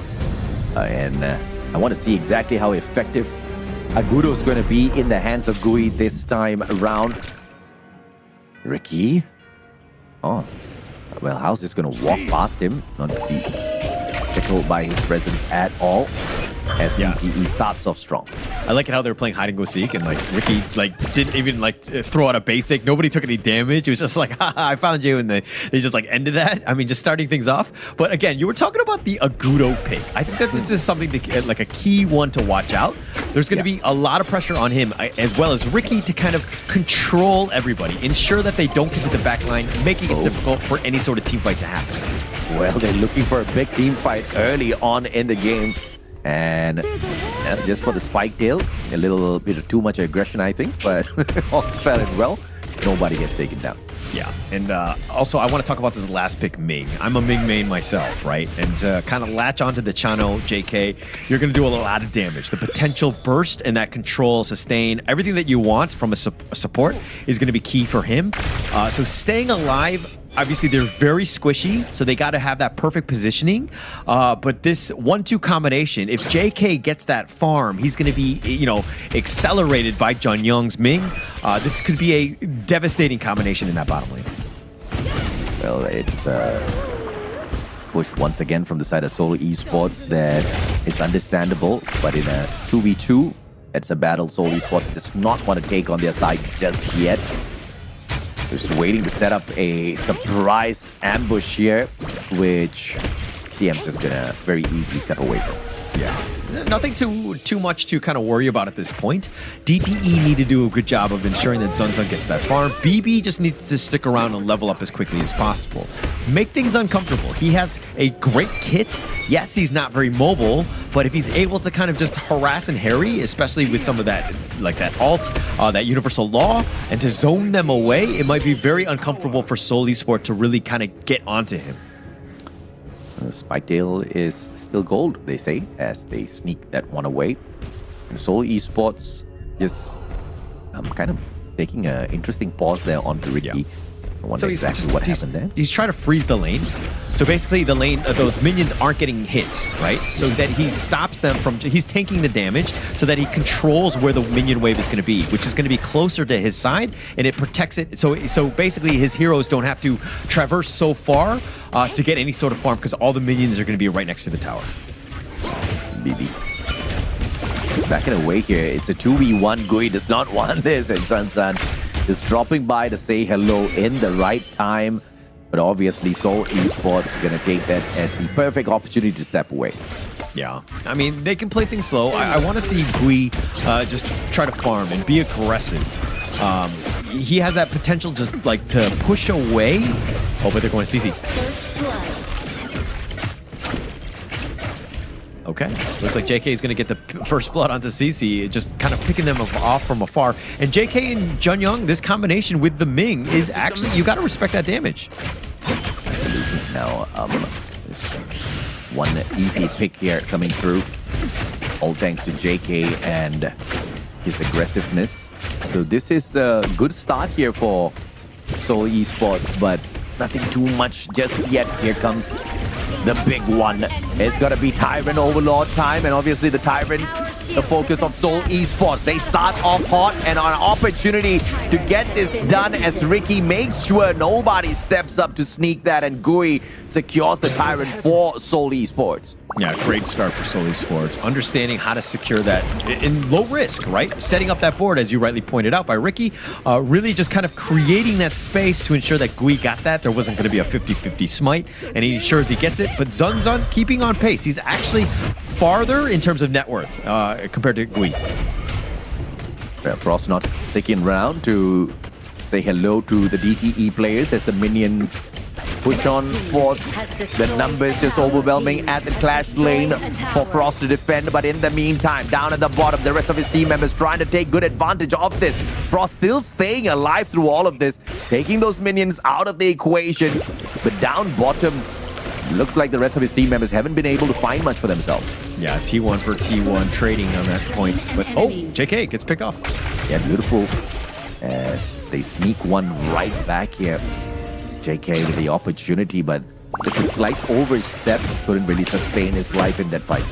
Yeah, I think JK with Chun Young before, when they got that pick off, kind of, made him a little bit more aggressive. He was definitely out of position. You gotta respect Zunzun's mobility and the potential damage burst that he has. You gotta play a little bit more scared, at least for now. For sure, right? And looks like the bot lane tower wide open, and Zeta gonna take good advantage up against this, and it looks like this man might be able to take down the tier 1 tower all on his own, as the rest of the players are absolutely distracted. Yeah, and look at BB just kind of starting to pull away. He has a 2-level advantage, even taking advantage of the fact that he's able to farm off the wild growths from Gui, able to kind of just push the minions. I think that he's done a great job of just ensuring that, you wave clear as quickly as possible and using that universal law to do so. Seoul Esports now, big push coming up forth, and BB looks like the defense is going to be just enough for him, and Seoul just backs away. I love the patience, I love the discipline from the side of Seoul Esports. Really not running at DTE just yet, focusing on the big prizes on the battlefield first, and this Gorge is going to serve them up well if they keep this up. Yeah, and it's all about the minions at this point. The minion waves, where they're at, and just kind of going slow. You don't need to worry too much about it. Nice furball there, slowing BB down a bit, making it a little uncomfortable. Because again, BB right now, he just needs to just consistently wave push. Frost is forcing Zunzun back to where he came from, and Gui, as anticipated, just being a little irritating with the Agudo. But Zunzun though, DTE, easy slate. Now they've got the Vanguards to send over to the Crystal on the side of Seoul Esports. Yeah, and right now, one thing I don't like in the player difference, Gui on the Agudo is a little bit different from Haku from Nongshim Red Force on the Agudo, because what they do on Nongshim is they try to funnel farm to him, like they look at him as like an Ogrin, and Gui right now is not getting that farm, and he's actually falling way behind. Oh my, Frost just overstepping, and backup is here at the nick of time, but Frost is going to get eaten up, but a good trade back by Ricky. It's a 1-for-2 at the end of the day, as Seoul Esports manages to catch out Sita as well. And CM backing away, but the mid tower, tier 1 about to get taken down, and nothing CM can do about that. Great fight back and an opportunity taken by Seoul Esports. I mean, Frost right there, like a true player, true team player. He stuck around. He was trying to fight this 2-on-1. And he was just like, no, if I just wait a little bit longer, I know Ricky will be here to clean up. I will sacrifice my life for the greater good. And he did it, and Ricky got the double because of it. So again, just understanding that, like, how you set your teammates up, especially when, resources are being thrown at you, like DTE are doing. Yeah, absolutely, man. I mean, now once again, Seoul Esports with a little bit of a lead here. But now this one's a big one. They've got the Tyrant on their side, and it looks like nobody on the side of DTE can play the prevention on this, but for the time being, they push everybody back. And the Tyrant secured by Ricky on the side of Seoul Esports. This is a big one! And my oh my, Zunzun, Ricky didn't see that one coming, but they do manage to trade one out. Perhaps Gui will be able to take out Zunzun as they trade each other out.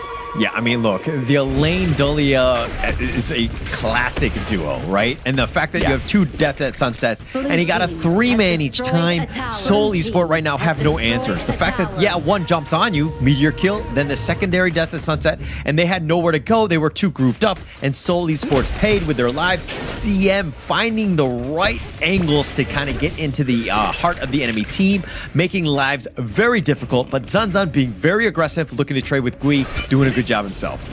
Yeah, forcing Seoul Esports to just waste that buff as they came off of that Tyrant. But obviously, Seoul Esports is not having enough in the tank to go all the way in that fight, as they got into an earlier skirmish before trying to take the Tyrant out of the equation. Zunzun, though, did phenomenally well for his team. Yeah, look at that. I don't know if you just saw that link, but BB just helped level up Zunzun right there, right? So he can get higher than 15. This is something that, is the Zia special, where he's able to kind of use his passive and just kind of accelerate his team. And this is why he's going to be, someone who needs that XP to kind of soak it in and to kind of spread that wealth, so to speak. Cannons on the way here as DTE looking for yet another big fight. Absolutely decent. On the goal, both sides, they are neck and neck. But now the Tyrant and the Overlord both on the map. The Gorge is inviting both teams to say hello to the Tyrant, and Seoul Esports wants to make sure this one belongs to them. They push back the whole squad of DTE. How just standing by to see if he can make something happen here. Circles on around, pushing Frost back, going, retaliates with the Agudo, and that's just enough defense. But Seoul Esports being pushed back, and now the Tyrant is already low. DTE can't sneak this one away. Sun with the Slay. Sirsa fights one for himself as well, and Seoul Esports cannot sustain more losses. Yeah, what a great initiation. Just understanding those. I thought Zunzun was not in position. He was able to make a mad beeline for it, but CM starting the fight off with another great death at Sunset. There's just so much pressure that's provided onto Seoul Esports where they're playing scared. They had to just run off, and understanding that there was a second one that was got on and kept CM alive. So how, with Johnny on the spot with that Celestial Melody, ensuring that he gets that second ult, this is a team that's really starting to gel well together, and that was a great team fight because of these two heroes. Yeah, the Shadow Tyrant now on the side of DTE. Seoul Esports looking for some sort of a recovery here. And it's not impossible just yet. Blue buff for the side of JK. He's on a double now, red and blue. Let's see what this JK can do as they clear out those minions down mid. Just playing full on defense at this moment, Seoul Esports. Yeah, JK actually with the highest net worth in the game, right? So with those buffs, he's going to be just like really next level. But finding the right targets going in, DTE right now have been putting the pressure on. They're the ones that have been initiating. Seoul Esports has been very reactive, hasn't found the one that they really want to go into. And JK, I mean, he has that potential for burst, but when you're getting dove on by Zunzun, you're going to have a tough time. There's very interesting maneuvers coming through from the side of Seoul Esports, just trying to bait in DTE to get into a tough spot here. They know they want the Overlord, and Seoul Esports is very patiently awaiting behind the back lines here. Yeah, that red buff. They want this, obviously, but the question is, will they be able to suck in DTE and squish them before they go for this Overlord? Yeah, but look at how DTE are just kind of playing around. I mean, they've got so much vision. They're not actually going to commit for this, especially since Zunzun is not in position. He will make his way over there. But again, it's just all about vision, pushing them back. Now the bottom lane is pushing, and now that they might have a bit of a power play as Frost has to go and fix that. Oh yeah, absolutely. Now, beautiful opportunity. DTE sneaking this one away. How is CM going to make sure nobody touches the Shadow Overlord? And now extra bitter advantage for yet another tower push coming courtesy of DTE. Yeah, and really smart play by DTE at this point. I mean, the game is really 50-50, but just being able to steal out that Overlord, again, now Seoul Esport on the defensive. They have to figure out a way to kind of just hold at this point, slow things down a bit, let JK find that pickoff. DTE have done such a good job of just spreading five-man very thin, but they haven't been picked off because they have that vision and they're able to get away in time. And now, still on the ultra defense, but they should be able to catch out.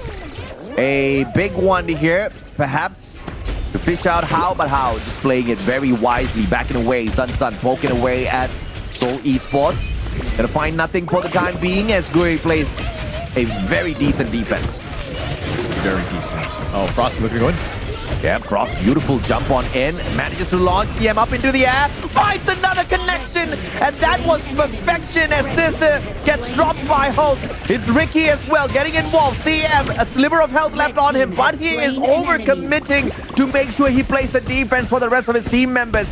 But the damage has been done already. Seoul Esports rips away 3 players from the side of DTE. Oh, the initiation by Frost was on point. He was like a homing missile, went directly for CC. You take him out, that's a lot of the damage. And DTE really didn't have any answers for that, and they got caught out. Yes, the Death at Sunset was hitting a couple, but then you saw Ricky just like dancing around. It was like a, he was an elegant dance, just constantly dodging the attacks, staying alive. That was the biggest thing, and now Seoul Esports are in the driver's seat. Yeah, easy Shadow Tyrant here being claimed. The players just reviving and making their way back into this fight.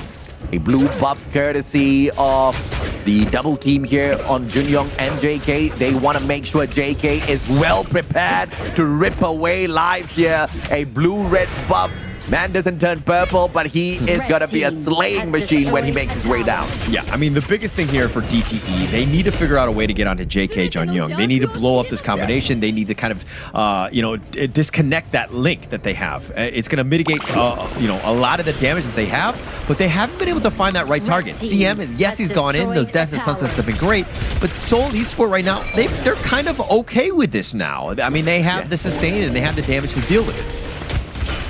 I mean, Seoul Esports outclassing DTE just slightly here on the goal. But the question is, can they make another miracle happen here with this push down mid opportunity? And it looks like the tier 2 tower is gonna still stay up as DTE drops in for the perfect defense. Yeah, I mean, they're playing safe. I mean, JK could have easily hit that with like 2 more shots and just taken it down, but they were like, hey, we gotta play safe. We're gonna fix the top lane. Just make sure that all the lanes are controlled and in the right spot, which is on their side of the river, and kind of pushing them back. We don't need to force anything, especially since we have the lead, and now we can kind of exert a little dominance by just limiting the farm that Zunzan and CC can get on this map. I mean, a 3.2k lead on the goal for Seoul Esports. It's not game-changing, just a slight advantage here. Question is, can they capitalize on this beautiful jump? But it will be an easy walk away for Gui, who doesn't even get caught out. Yeah, no real pickoff potential at this point. Gui was just a little too tanky at this stage. And right now, this DTE right now are on the defensive. Look at this. Overlord is going to be potentially there. Oh, beautifully done here by Seoul Esports. Nobody in range to steal. One shot too slow as JK secures it for the squad. Gui tanking a lot of these hits. It's going to be Ricky in a sticky situation. Immune to the final shot, but Zunzun is there for the follow-up. And the rest of the team members from the side of Seoul Esports did not need to jump in. And a big mistake made, and they are going to get wiped. Yeah, I mean, JK dying as well as Ricky. This is a huge win for DTE at this point. Oh, and Frost is down for the count as well. Oh no, this is looking disastrous for Seoul Esports. Yeah, I mean, they've got some Vanguards here to hold the lane for them, but I don't think DTE cares much about that. Easy tower. Down mid, tier 2 gets smashed instantly.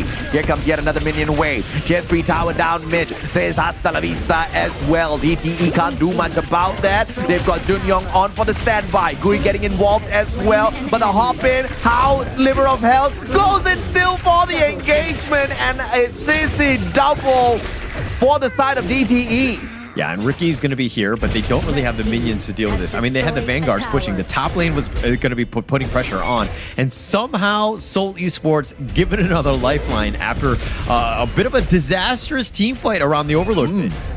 I mean, they made their mistake, but they have found some sort of a recovery here. And DTE, and all thanks to that Shadow Overlord as well, because these Vanguards have been pretty irritating to deal with. DTE being forced to drop back here on the defense. That just slows down their pace a little bit. As Seoul Esports find some sort of a recovery. But DTE now, maybe the final nail in the coffin as they get wiped up. The Shadow Tyrant now powering them up with those movements as well as magic damage. This is now going to be an issue for Seoul Esports to deal with. It will be an issue, but again, Seoul Esports, as long as they play safe, they don't need to overextend. They just need to wave clear, and then they just kind of look for that 20-minute mark. The Tempest Dragon is a potential game ender, depending on how the DTE want to play this one out. They're going to be a little bit aggressive here, but through it all, I mean, Seoul Esports, again, slow the game down. You get to the Tempest Dragon at least. This is going to be the first Tempest Dragon of this week 4, day 1. I'm looking forward to that. And like you said, that's probably going to be the game ender, which DTE is looking to secure for themselves. And after that unfortunate team fight Seoul Esports got involved with, we are all clear and equal on the goal. Look at what a neck-and-neck matchup this is between the two. Yeah, it's very close. The top lane needs to be fixed by Seoul Esports here. But look, if they go for the Tempest Dragon, especially in the northern side of the map, the potential push, probably not so much from the top because DTE can rotate back. They need to ensure that the bottom is pushing, providing a lot of pressure onto Seoul Esports, and then they can go for the Tempest Dragon. But how they set that up is going to be key, especially since it's up in about 7 seconds. Let's see exactly how far they can push this one. Seoul Esports is a tad bit closer. That red buff needs to be taken away by JK before he gets into any sort of a big fight, and DTE baiting in Seoul Esports. Seoul Esports gonna gladly step up and take that bait. Let's see if they can find the finisher. Full-on team fight as they're going for the dive. CM fighting Ricky, and he walks away with a sliver of health, but Zunzun is there for the follow-up. CM not allowing JK to get away just yet. A sliver of health for JK, and he actually steps away. Zunzun says, not again, my friend. Catches up and going with the final connection, but Zunzun on the double, and DTE is just smashing this, and this game is about to be all over. Crystal wide open. DTE ends it finally. Seoul Esports, like the one part, and we'll see it in the highlight, Ricky stepping out. Like, there was no reason for Seoul Esports to be going for that Tempest Dragon. They've got to let DTE take the initiative, let them take some damage, let the Tempest Dragon do some work a bit, and then kind of go in to clean up, or you're potentially backdooring. There's no reason you were not in the lead. That was a terrible fight to take. Ricky got caught out. He was in a really bad spot, and once that one goes down, the dominoes all crumble. Yeah, this is not a skill issue, right? Clearly, Seoul Esports has got the skill, the mechanical capability to get into some of these fights and walk away the champion here. But it's all about the decision making, and that kind of takes a little bit of seniority. You need, you need to make some severe mistakes here in the competition over maybe a couple of competitions before you really come back and you've got a lot of lessons learned in your head. Seoul Esports looks like they haven't picked up much of those tough lessons, but it's okay because that was a phenomenal fight. It could have gone either way if it wasn't for those moments, which hopefully they will learn from. Yeah, and that's the hardest thing when you're watching a team like this, and you're like, oh, I mean, look, hindsight is 2020, and so this, Seoul Esports, when they watch the replay, well, they'll see some of these mistakes, but this is a huge, like a no-no. Like Ricky getting caught out, you just saw how DTE were like, oh, Ricky's there, everybody go, green light, everybody just went in, and it was just like cleaning house at that point. But let's talk about the KDA here. Zunzun 10, 2, and 3. This guy was a beast. Oh yeah, I mean, this LAM. So I had questions, right, how effective this LAM was going to be, and you pointed out the perfect item, which was wait for that late game. This guy's going to ramp up and he's going to be a menace, and he most definitely was.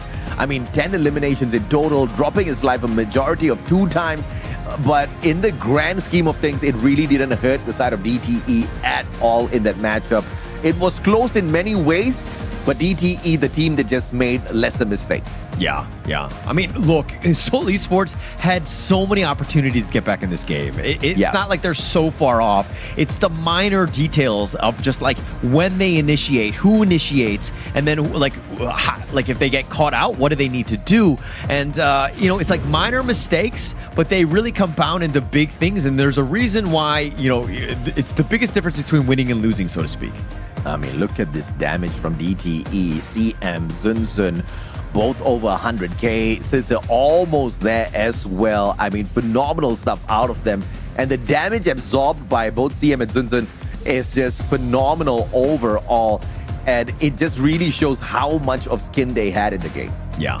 I mean, CM was just very aggressive. And we saw that once the combination of this Elaine Dolio was going to happen with CM and Hao, we're going to see them on the back line. And Seoul Esports kind of really didn't have the answers. I mean, you have Ricky with Yixing. It was kind of dealing with everyone else, potentially locking in the LAM. But when you have the Elaine diving on you, Seoul Esports, it's an all-out retreat, and they were not able to get away twice.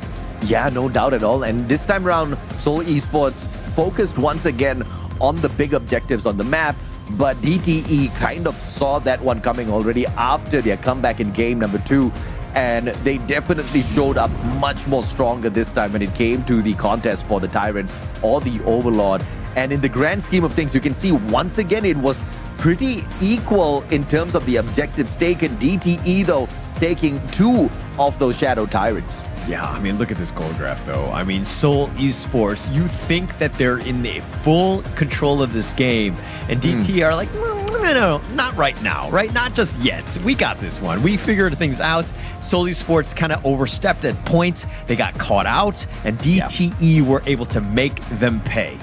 And that was the Shadow Overlord, engagement they just did not need, right? It was all about a timing thing. And what worked so well for Seoul Esports, which was the communication and the team fights in Game 2, did not go their way this time round. That obviously was an unfortunate mistake, and they got punished severely for it.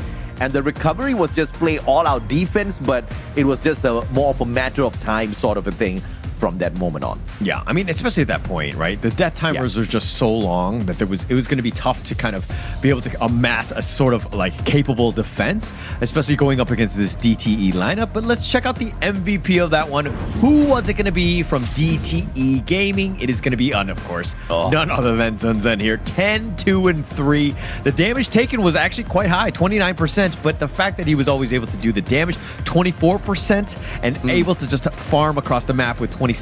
He was making some serious pressure, and like you could feel it in all of his moves were very centered around focusing on JK. Yeah, I mean 29, 24, 26 on the damage taken, received, and total goal. This guy was so irritating to deal with overall. Like you said, 10 is a big number, entering the double digits single-handedly. We sometimes don't even see teams entering the double digits in this way. So big game for Islam, big game for Zunzun.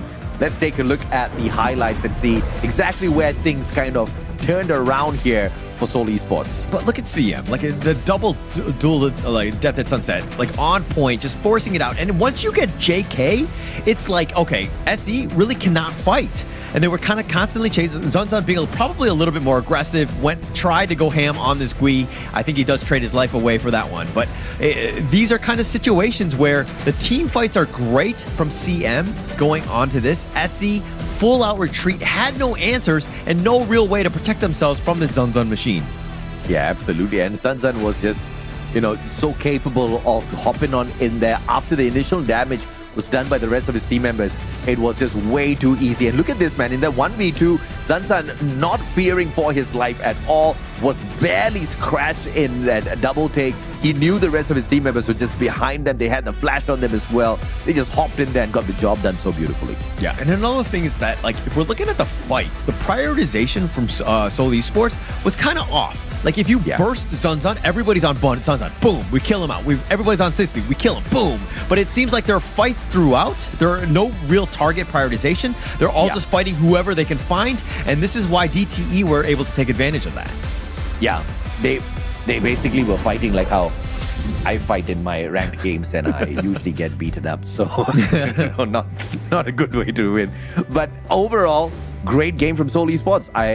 Looking at where they are on the leaderboard, you would expect this to be an easy walkover, courtesy of DTE, but it wasn't. Seoul pushed them to the limits, brought them into a game 3, very impressive final gamer as well. I mean, so close to the 20th minute mark, we still could see some form of, miracle maybe on standby, but DTE obviously showing us that's definitely not going to happen. All right, but let's check out, we're going to have a winner's interview with DTE How. Let's see exactly what his thoughts were going into this one. Obviously, there's that's a huge win, and there's got to be a sense of relief. But how are you doing today? 今天觉得怎样？今天觉得怎样？非常开心啊，赢得非常艰难。你好嘛？你好，你好。Congratulations, by the way, DTE, How, on that a tremendous victory. Seoul Esports were kind of taking it to you, going to a game 3. How much pressure did you feel going into this series? 这场打到第3局，你觉得那个压力是怎么样？压力挺大的，对手也做了充足的准备。Yeah, it's been a great pressure by SE, and then our opponents also have enough preparation that we should review on later on. Okay, all right, interesting. Did the team at any point think they were going to lose the series to SE in the game, or were you guys confident all the way? 你们有没有某个瞬间觉得有可能会输，还是你们一直都很有信心？打谁都让一分是我们 DTE 的传统。对。打谁都让一分是我们 DTE 的传统。He said it's DTE's tradition to give up 1 point when opponent with anyone. Awesome.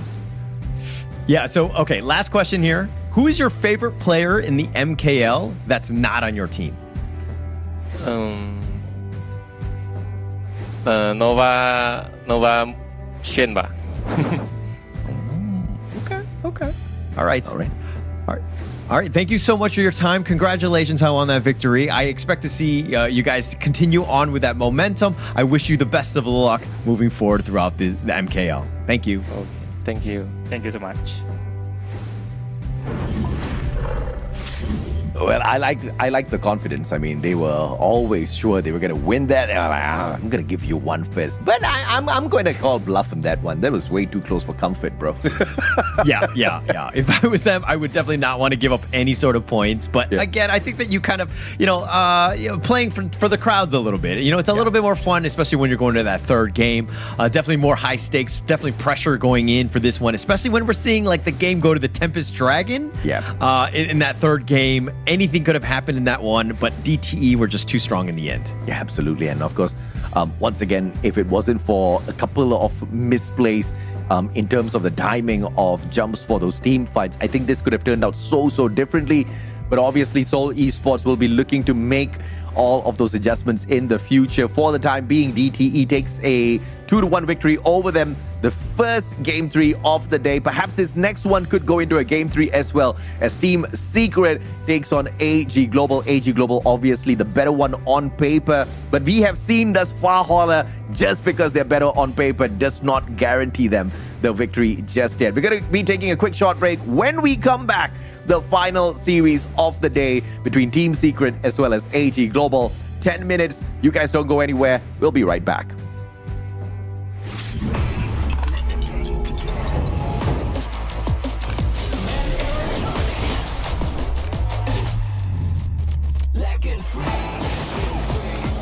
Hugging stinks. Victory. Another round? Sure, but how about a smoother phone next time? Realme 14. Performance beyond limits.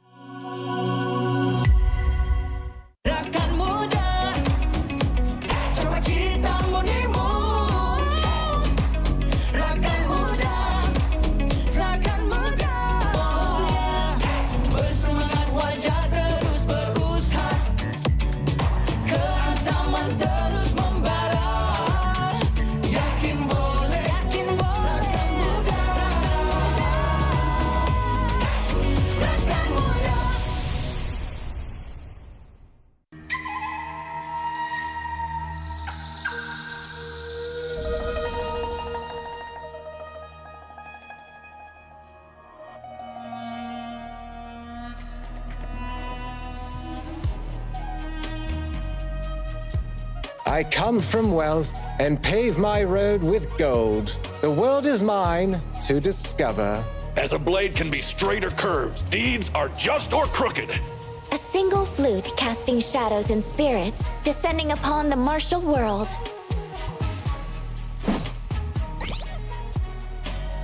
With the might of stones, I shall crush my foes.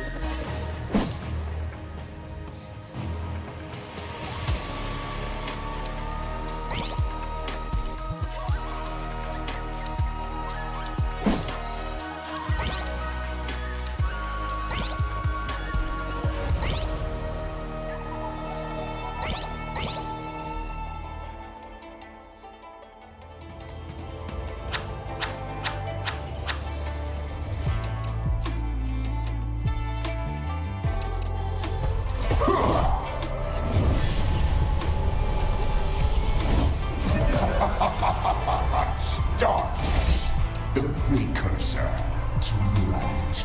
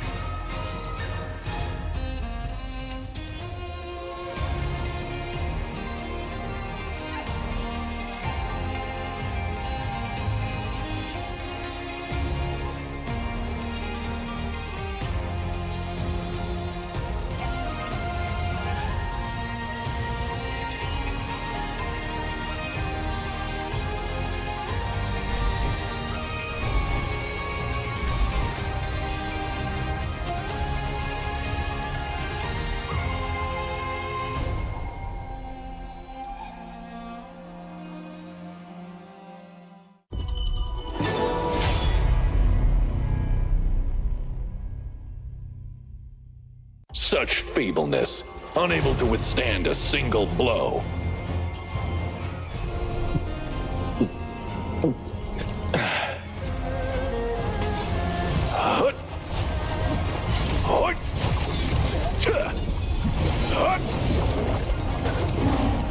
Beneath a frost-kissed mound, it's there that memories reside. Bitter-sweet smiles.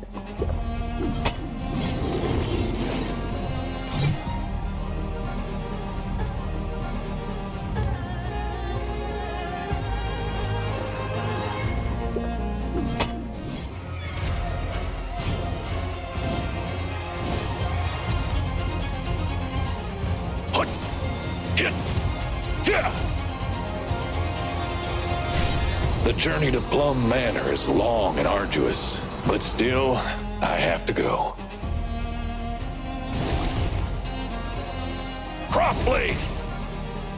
Across frozen rivers!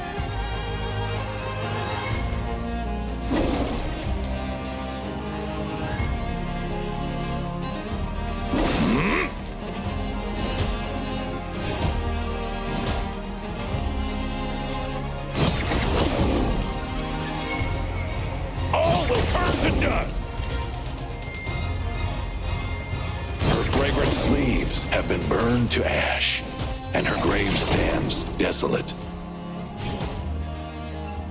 All my life, I've feared nothing except disgracing the name of the Northern Blade. Nice drink. It's a pity that no one will drink with me again in the future. Where I was born, there were camels, wild geese, and crab apples, as well as great wastelands bathed in moonlight.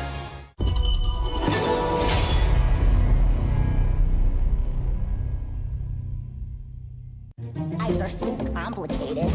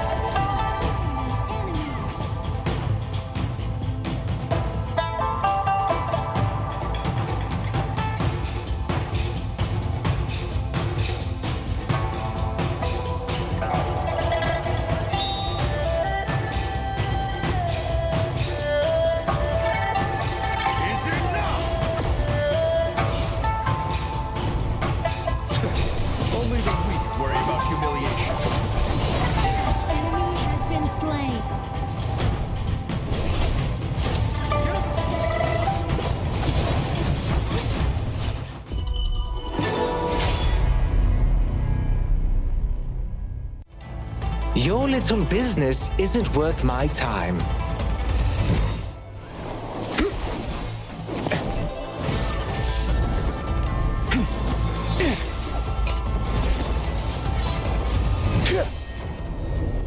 I smirk at people's greedy nature, for the fleeting fortune shall be their dark future.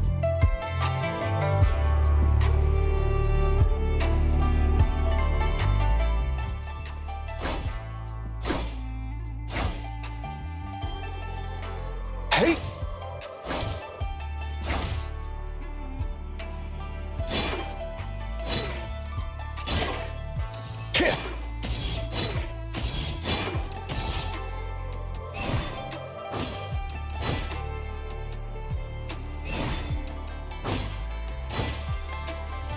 Fistfuls of gold! Light as willow blossoms!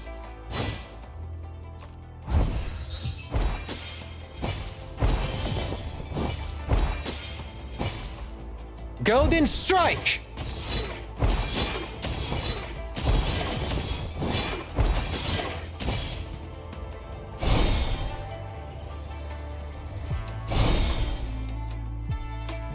Dressed with dignity, moving with grace. elegant as a soaring swan. The human heart is unpredictable. Even the righteous can be untrustworthy.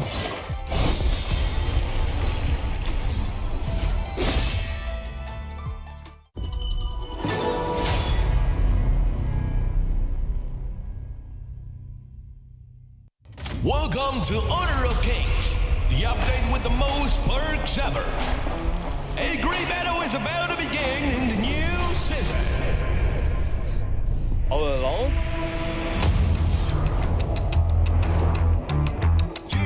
New mode, platform bounce, join team fight. You know I'm ready to feast. Out of the belly at least, I'm ready to eat. They wanna bury the beast, but did it nefariously. I'm back active, rap action, leg work and some backspash. Not me, but I'm back spazzing. Good now, but you wanna be great. Show me.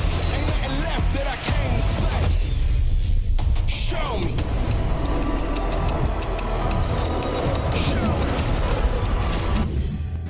Welcome back to the Malaysian Honor of Kings League Spring 2025, supported by our official tournament partner, Realme Gaming. This is week 4, day 1, and we are finally here at our final series of the day after 2 blockbuster matches from the start of the day, right? As we head on into the final game, it is going to be Team Secret taking on AG Global. My name is AJ, I'm the mustachio down here with the one and only Holler. We are your casters for the day. Yeah, and I'm actually super excited for this one. This is, of course, the 3rd place team, AGG, going up against the 4th place team, Team Secret. There's a lot on the line, especially going in. Not only do you want to be top 2, but you gotta kind of, you have a bit of a rat race in this 3rd and 4th spot. Who's going to be taking it on top? This is a huge statement game here. Absolutely, right? And I think you hit the nail on the head with the most important factor. They are neck and neck on the leaderboard, and they're obviously fighting for an opportunity to overtake the other. All Gamers Global, though, is currently 1 step ahead, and with a victory, Team Secret can kind of match up in terms of the overall series victories, but they do have 4 series lost already. AG Global, they do have a match advantage up against them. In terms of the numbers, this is an opportunity for Team Secret to take this step over them. But of course, the question is still going to be whether or not they can get the job done, because the last time they went up against AG Global walked away as if it was nothing.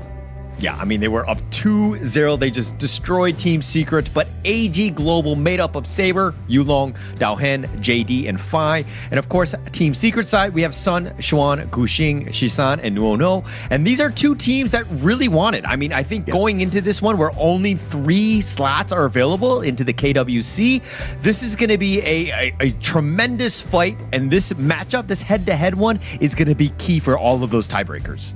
Yep, it's been a while since they've met each other.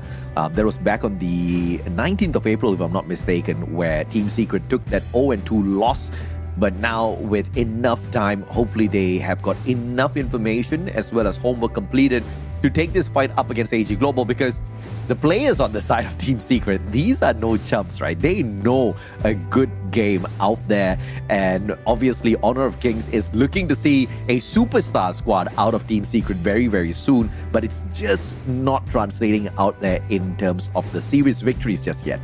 Yeah, I think that the expectations were definitely higher for Team Secret going into this one, and the waves were supposed to be pushed in their favor, so to speak. But here's the head-to-head in the clash lane. It's going to be Xuan versus Daohen. You see that the average KDA a little bit higher on Xuan. He tends to be a little bit more of the disruptive type. He's always been just aggressive and just kind of pushing people around. While you're seeing the average damage given by Daohen a little bit more. So there's a tale of 2 cities, so to speak, in both of the clash lane. Both have their advantages and their pros and the cons that they bring to the table, but they've only played 5 heroes apiece in the MKLs thus far. Yeah, absolutely. And of course, average goals per minute doesn't really pull in a huge difference here.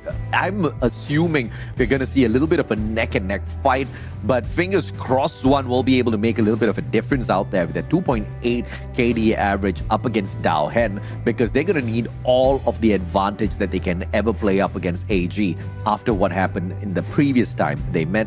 The scoreline from that matchup, I mean, the 2-0 is a very simplistic way of looking at at it, in the overall grand scheme of things, the head-to-head in that matchup was not really on the side of Team Secret as well. Yeah, didn't really have much of a favorite in that one. I mean, AG seemed to have Team Secret's number.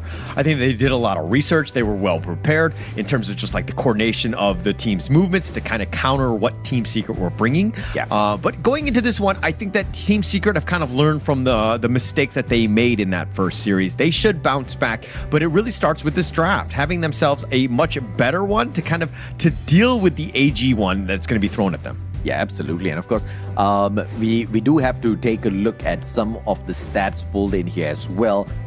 It was pretty neck and neck. The first game, the Team Secret took, it wasn't the first game. The second game was pretty neck and neck in terms of the overall back and forth when we were coming through to the kills. Team Secret showed so much more fight in there, but it just wasn't enough to stop AG from getting to their crystal at the end of the day. But in that game one, where we saw that Charlotte Ogren pick coming through from the side of AG Global, that really smashed Team Secret. They could not rip away much from the side of AG, and that's exactly how I think Team Secret should start off the day, right? Ban those heroes out. Let's not get tortured once again. I think that Ogren was just way too much for them to deal with.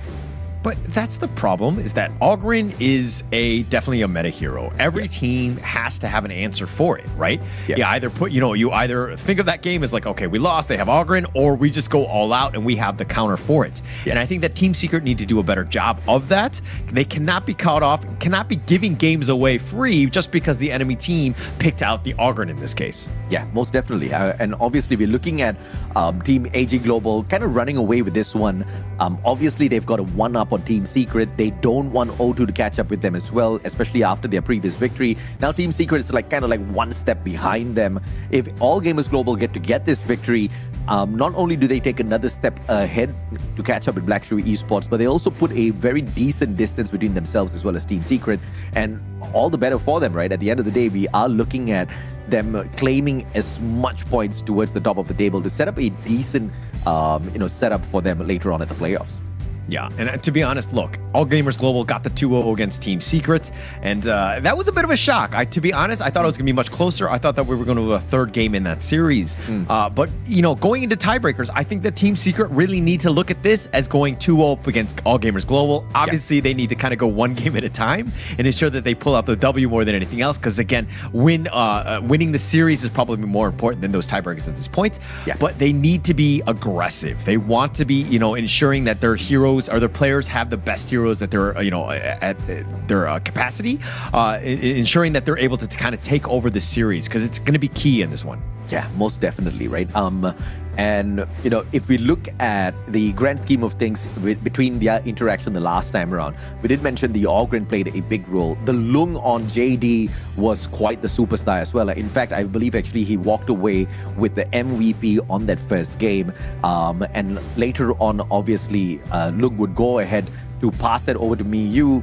AG Global kind of playing it really well on the side of Yulong. Overall, All Gamers Global, they kind of had this good partnership going on, but Team Secret almost broke them in that second game. I thought it was going to be a comeback. I did not expect it to end at that game too. I was surprised at how AG Global kind of pulled that off, which was pretty interesting as well, right? Because we see such a huge difference in numbers between that game one and then game two being so close. It could have been a 50-50, but AG Global still found that little bunny to pull out of the hat and walk away with the 2-0. Yeah, I think it's more the fact that Team Secret are able to kind of learn from that first game. They got the tempo, and they were understanding how AGG likes to play. But going and just checking some of the hero picks that have been had. Lung from Team Secret is 1-4. If anything on the draft, they need to ensure that they're staying away from some of the heroes that they haven't done convincingly well on, because they're getting caught out. They're not playing as a team, and there have been moments where you're seeing the true weakness of Team Secret, where they're not able to kind of be the Team Secret of old, where they're able to be this high flying, in your face type of lineup. Yeah, for sure, right? I think the Agudo wasn't very capable in the hands of Gushing the last time around that they did come into contact, but there were quite a number of assists out of that Agudo. It's just that he couldn't find that finisher, right? He was just absorbing a lot of these hits, but we didn't really see that full-on efficacy in terms of the use coming through from him. But obviously, Team Secret, I'm looking for some sort of a miracle out of them up against AG Global this time around. We're going to get into the drafts. Let's see exactly where this game takes us, Holla.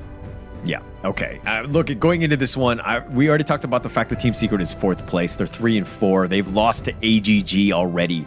This is the second half. We have to think of this of just like surpassing them, right? Yeah. I think that they want to be fighting with BSE and Nova Esports. They want to be going into this one, but they cannot be underlooking, or overlooking, excuse me, any of these other teams. Yeah. They really need to show up. All of these these teams has to be a win for them because they have to just kind of step up to give themselves a chance. It's a huge confidence boost going into this series here. Yeah, for sure, right? The DAD taken out by Team Secret. This one was pretty much the thorn in their side the last time around. The Luna surprisingly out very early on as well, and this was pretty much a constant ban from Team Secret. They don't want to deal with the Luna. I think it's just over the top for them, so pretty standard coming out of Team Secret here.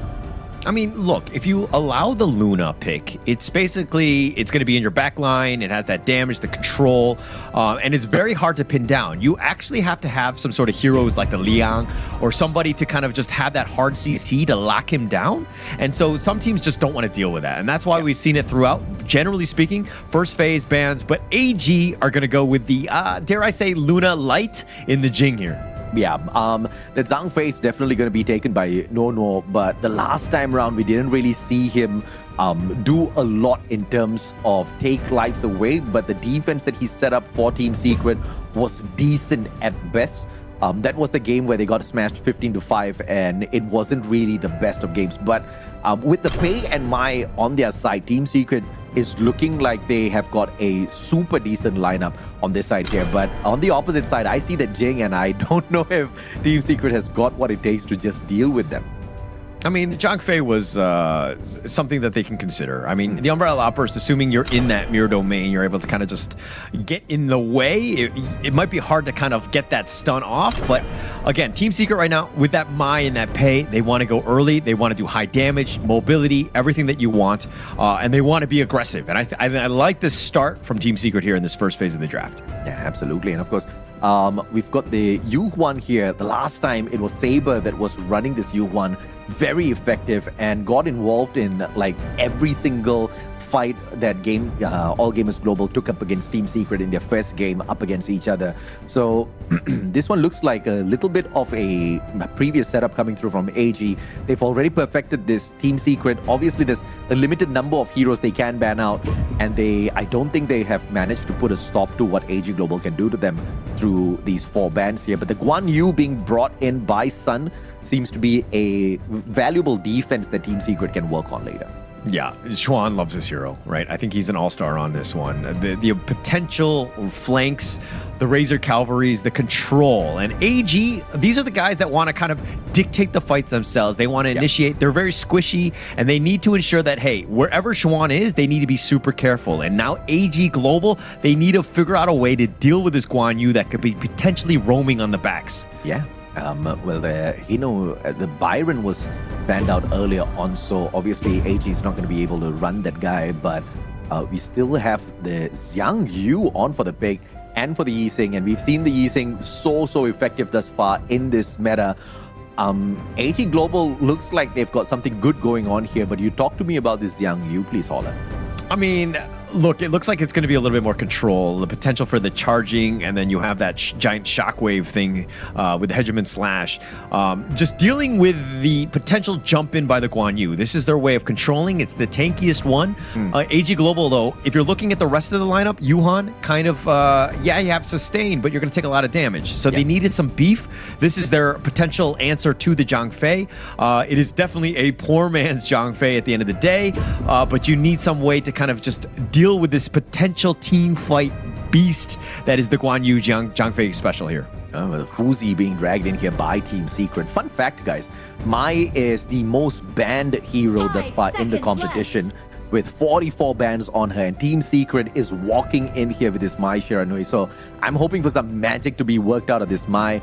I'm looking forward to something big here, Holla. Yeah, look at the Foods pick. This is something that we've seen even from Gen G Esports. They were pulling this out quite a bit where they had Rock actually play the pay. Foods will be in the farm lane and he'll kind of be sticking. I prefer it with the Da Qiao, but in this case, it looks like Sun will be running on the Foods. Basically, AG Global have so many guys that are very glass cannon, very high mobility, right? Boots' his job is basically to lock these guys down so that everyone can fight them and burn them down. See how this start is here for Nono. Obviously, he's not going to get caught out too easily early game, and even if he does, he's going to be able to absorb quite a bit of those hits before Team Secret starts to worry a little bit about him. But of course, early love taps back and forth. Yeah, and look at, there's like a little bit of a lane swap in the sense that JD is in the top lane. He wants to kind of have that advantage over Xuan, and you're looking what Dao Hen is in the bottom lane, and will look just kind of make Sun's life a little bit more difficult. It's melee on melee. We don't see that too often, especially since it's not the clash lane. See that melee on melee action can give us some fantastic moments later on. But for the time being, it's the blue buff that Gushing says very much thank you to. As for the assistance comes on through from the rest of his team members. But look at this top lane here. The pokes coming on through. JD trying to force his way through, but obviously Sun is not looking to make any mistakes out there. Yeah, and look at, they've done another lane swap to kind of counteract the lane swap of AG. Sun will be in the top lane dealing with JD against that Arlie. Basically, his job, Sun that is to not lose that tower. Yeah. Just farm under his own tower and just play super safe and not to give anything up. So far, it's looking like it's a fun ride for the side of Team Secret. But nothing too crazy just yet as Yulong gets into danger territory here. Shisan not silly enough to go in for the dive there. Had no backup, and Yulong will be able to walk away with nothing much to say. 3 minutes now on for the push. Fi opportunity, but it looks like Team Secret has got something else devised here. They want to move on up to the dash lane and say hello to Saber and JD, but a good drop away from AG. Yeah, and Shisan is going to do this on the Mai. You're just going to put pressure on the other lanes, and now they have to kind of play safe, right? They don't want to be, they probably missed out a couple last hits in the top lane, and now they've even lost the Spike Dale here. This is kind of just that movement that Shisan will be key for him. Now, if we're looking at Gushing on this pay, there's going to be a lot of pressure. This is the guy. He is your win condition. He needs to be farming like crazy and build up that net worth, because again, you don't really have a farm lane. Well, one Spike Tail for the other. Good trade coming through from AG Global. You take our Spike, we take yours. Shisan not finding one connection onto Yulong. Great mechanical work coming through from Yulong to sidestep that. But now a full-on 5-man pile-up here by Team Secret down mid. Waiting to find the grab onto Yulong. Nobody shows up just yet, and it's just the minions who have to pay for that. Yeah, you don't really need to have to get a kill. I know it sounds silly. Obviously, you would want it, but the Umbrella Outburst beautifully finds the connection there. Launches him up into the air. Almost just way too tanky. Hey, my lord! Saber jumped on in, finding that opportunity. And Nono very quickly snuffed out. First blood for AG Global Saber.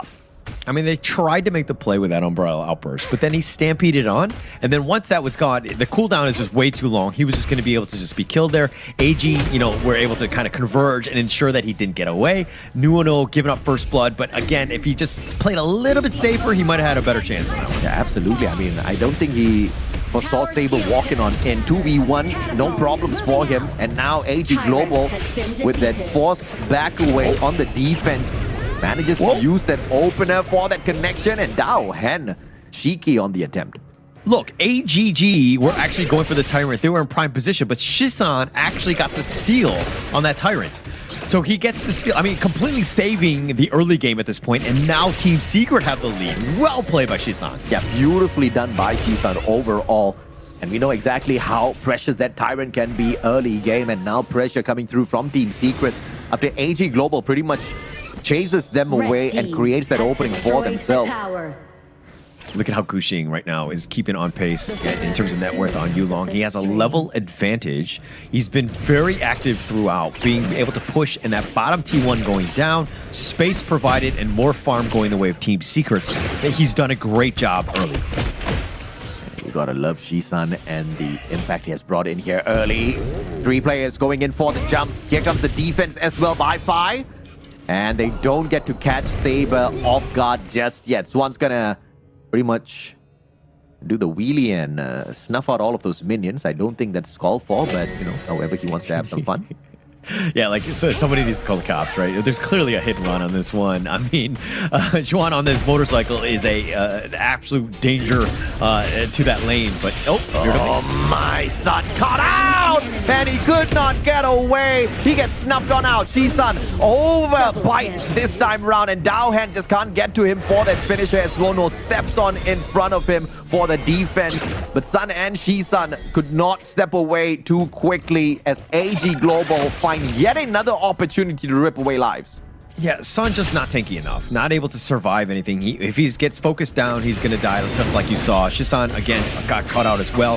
No, yes, yeah, the Umbrella Outburst, but right now, this is a team that just needs a little bit more time. AGG are taking the fight that they want. They know that they have the advantage, especially with that damage buff right now. Yeah, go ahead. On for the push once again. AG Global with the overextension. But the question is, can Team Secret make some sort of a difference here? They're going in here for the chase. And deep down into the jungle of AG Global, but nothing comes out of that. AG just very quickly pushes them right back. Overlord for the potential engagement here between Team Secret and AG Global as they contest for it. Yeah, and look at Team Secret right now, technically in the lead net worth-wise, but kills and everything, AGG just on another level. The towers have been taken here, and Team Secret playing this game objectively well by taking the top T1 to bottom, but for them, they need to slow the game down. Let Sun get those tanky items so that he can kind of survive, especially since he's about 1k behind JD, who's going to start to hit a little bit harder at this point. Yeah, absolutely right now. Obviously, when you look at what Yulong has been able to do, he has been able to beautifully wrap this up. Now, those minions getting tortured here by Shisan, and the stun just not working in the right timing for the jump. But yet again, another tower taken down, but this time, courtesy of AG Global as a response to Team Secret. Yeah, I mean, the movements were there where Team Secret were looking to just kind of push the bottom lane. That opened up the top. AG were able to take advantage of this. And this is the whole movement and the counter movement that you're seeing from both of these high-level teams. What can be pulled out of this one? As Shisan finds a potential here onto Daohan. Backs away. Beautiful connection, though. But it is the tower that gets ripped away from this. And AG Global seems to be pretty delighted that they have equaled up the tower fight. Yeah, and Team Secret right now, they just want to hold more than anything else. I mean, let Gushing work. That was space provided in that mid lane. It was all a diversion more than anything else. Yeah, to let Gushing kind of farm on the top lane. He's the guy right now where, again, all eyes are on him. How much farm is he able to go? And it looks like they might want to go for a team fight here. And beautifully set up here by Team Secret, but AG Global's just not biting, right? The bait was left out in the open. AG just walking away from it as if they just had a big meal. No, tagged up Shisan, just playing the teaser, and AG Global will not be able to secure this Tyrant for themselves, so it's a big win for Team Secret. Yeah, huge win for him. I mean, being able to take that Tyrant here, and almost uncontested. There was no 50-50, no potential chance of a steal by Yulong. So Team Secret here just doing a great job of understanding what they need to do at this stage of the game. Daohan caught out. Sun looking for the finisher, and it's Nono coupled up with Sun, who will be able to drop him, unfortunately. It is the defense that is just super tanky. Nono surviving as Shisan drops by to say hello. Total immunity. JD does manage to catch out Swan. And in the meantime, look at this. The bottom tower on for the attack, and Team Secret making big work here. JD cannot sustain, does manage to shut down Sun, and that buys the team a little bit more time. Oh, they were going at it. Sun had a nice corporal punishment onto Yulong, but he was not able to do the same on JD, especially since it was off cooldown. But there was a potential, but JD starting to hit like a truck. And Sun, when he doesn't, like when he's getting caught out, I mean, they're trying to fight that 3 versus 1, but JD with just way too much damage. Team Secret's like, all right, we gotta bounce. We cannot fight this. Yeah, smart play by Team Secret. I mean, if they had gone in there for the full-on commitment, this would actually look very different right now, but Team Secret sneaking away that red buff as they go back towards their defensive positions, waiting for the revival on the rest of their team members. AG, though, trying to get this Tyrant for themselves, and nobody from Team Secret close enough to sneak that away. Yulong getting the final strike. Dowhead will be able to find that full-on connection, and JD sneaks away. 5 taken out, Sun slayed at the same time, and it looked like AG Global about to be ace. Yulong just staying away as far as possible, and the rest of them will assist those minions down towards that third tower. The high ground tower at risk. It goes down, and the crystal is now open for the taking for Team Secret.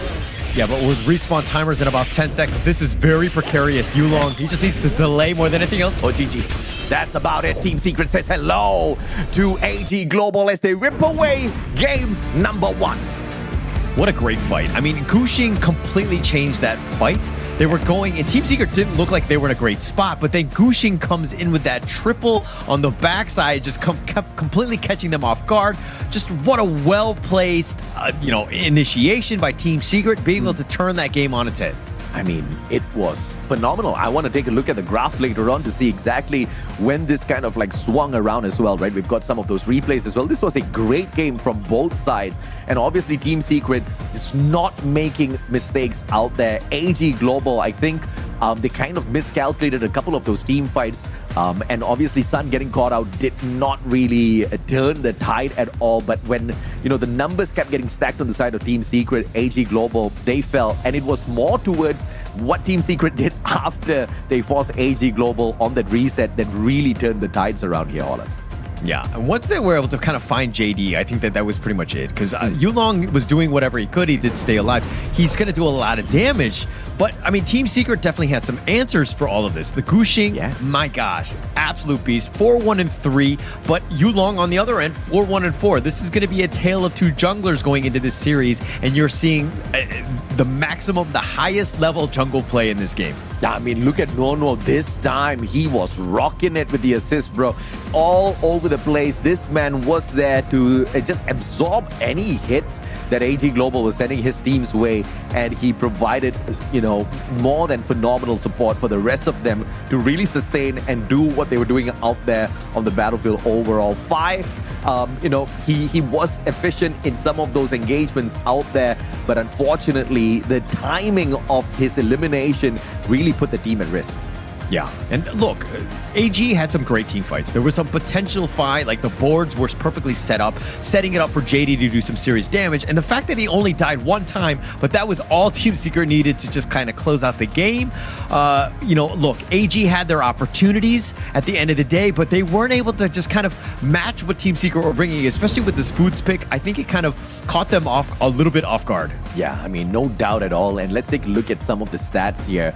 As far as the damage goes on the side of AG Global, the max are going to get at that 40k courtesy of Yulong. Now down at the bottom, 41k out of Shisun.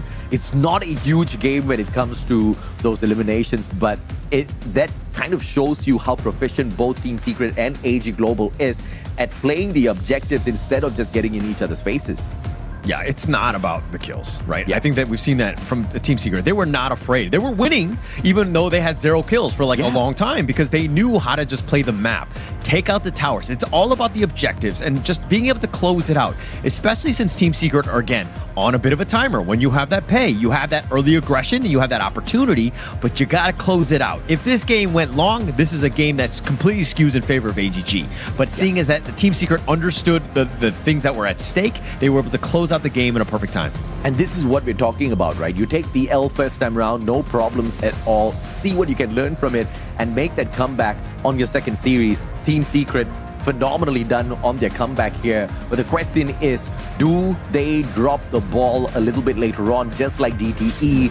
And, Seoul Esports showed us something really beautiful. Maybe Team Secret can show us that as well here. I mean, look at this graph. I mean, at one point, it was swinging the way of AG Global.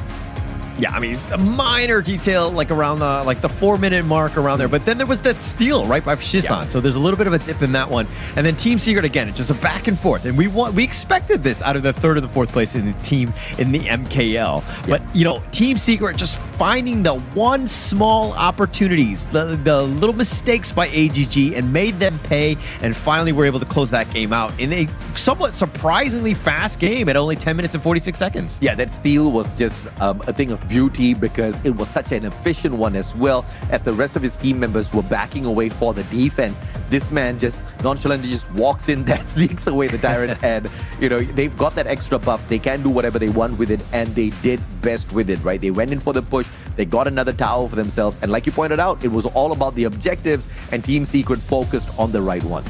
Yeah, and I love this kind of play, right? Yeah. I mean, I can watch, guys go for kills all day long, and it's kind of fun or whatever, but it's the smart plays. It's being strategically sound with when you do go for fights, there's a purpose behind it, right? I think that's the biggest thing. Even in your own rank games, in my rank games, everyone's rank games, where we could fight all day, but what are we getting out of this? If we get this kill, are we getting a tower out of it? Are we, the movements have to make sense. Yeah, I mean, I can't help but agree with you because I've made the exact same mistake a few times already. Just so proud of myself for getting those kills, and then I overextend and my team pays the big price for it. But this time, there was no super overextensions coming through from All Gamers Global. It was just really good games coming through from this Pei and Gushing. 4-1-3 on the KDA. 22% of the damage dished out with this guy. And the goal was where a lot of this game was won as well, with the utilities as well. 27% of the goal for the squad claimed by him, and with only 11% damage taken, it really explains exactly why his numbers look like that. Yeah, and there's a reason why, teams have been banning out the Pei in first phase, right? Pei is very strong in the MKL. It's a 68% win rate over 20 games at this point. The hero is an absolute just next level at this point, but the team builds around it. The playstyle is going to be super important, and we'll see most of these in the highlights here because Gushing got a decent number of kills in this one. Yeah, I mean, no doubt it was a phenomenal fight for them. And this was the part where Saber kind of just overstayed his welcome, kind of being forced into the corner, tried to flash away, but the range of attack from the rest of the Team Secret players managing to find those connections onto him. And it was just a easy high ground tower take after that. And Team Secret, kind of every time they managed to get the elimination of one of these players, it was all about that ramp up to the next objective that they so seamlessly manufactured their way to it. It made so much of difference there. Yeah, and actually that last team fight, if you watch closely, Team Secret were down members. Shisan and Sun both went down with a perfect board by Fai. And then, yes, he trades his life away, but then Gushing comes out and cleans house. Just the amount of damage that he had was able to just take out everybody else. And again, Team Secret right now, they're starting to hit that stride. They're starting to feel it. I mean, playing very strongly on this one, going up against AGG and understanding that, hey, we don't need to be in a brawl-out fight. We just need to be smarter than them. Yeah, I mean, Team Secret obviously looking for this victory here. They needed 3 series victories overall, and they're looking for one over All Gamers Global. This victory can get them over AG for sure eventually, because like you said, the last time they met, it was a surprise to everyone that AG took this victory over them. But Team Secret obviously with a lot to prove as the team that many people had hopes on. I think this is a great start for them, but of course, we want to see what's the response like from AG after this. Yeah. I mean, they're going to bounce back. I mean, we saw that their early game movements, there's really nothing wrong with this. I think that it's more of a draft issue and just kind of there was just too much control. Like the Guan Yu, the Razor Cavalries were really hitting them from the backside. They were just tough, right? Trying to out team fight a lineup that was built for the team fight and that death ball style. And they were very squishy, and there were definitely some weaknesses that Team Secret took advantage of. Yeah, I mean, that's for sure, right? I mean, we looked at some of the draft drafts of the previous games that they played up against each other, and it was a very different game. The last time Team Secret used that Mai, Shisan was not the most effective player out there. I think they got squashed in that one. They just didn't expect All Gamers Global to be so effective. But in that game, the Ogren was running rampant. We did see the Lung on the side of All Gamers Global as well, just kind of go ape on the whole Team Secret.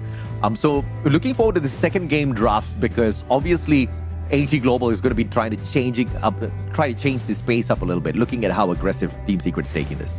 Yeah, and I mean, like, I don't remember. Hang on, I got to check the first three picks that they had. They had the Jing, Arlie, and the Yixing, right? Which is very, very squishy.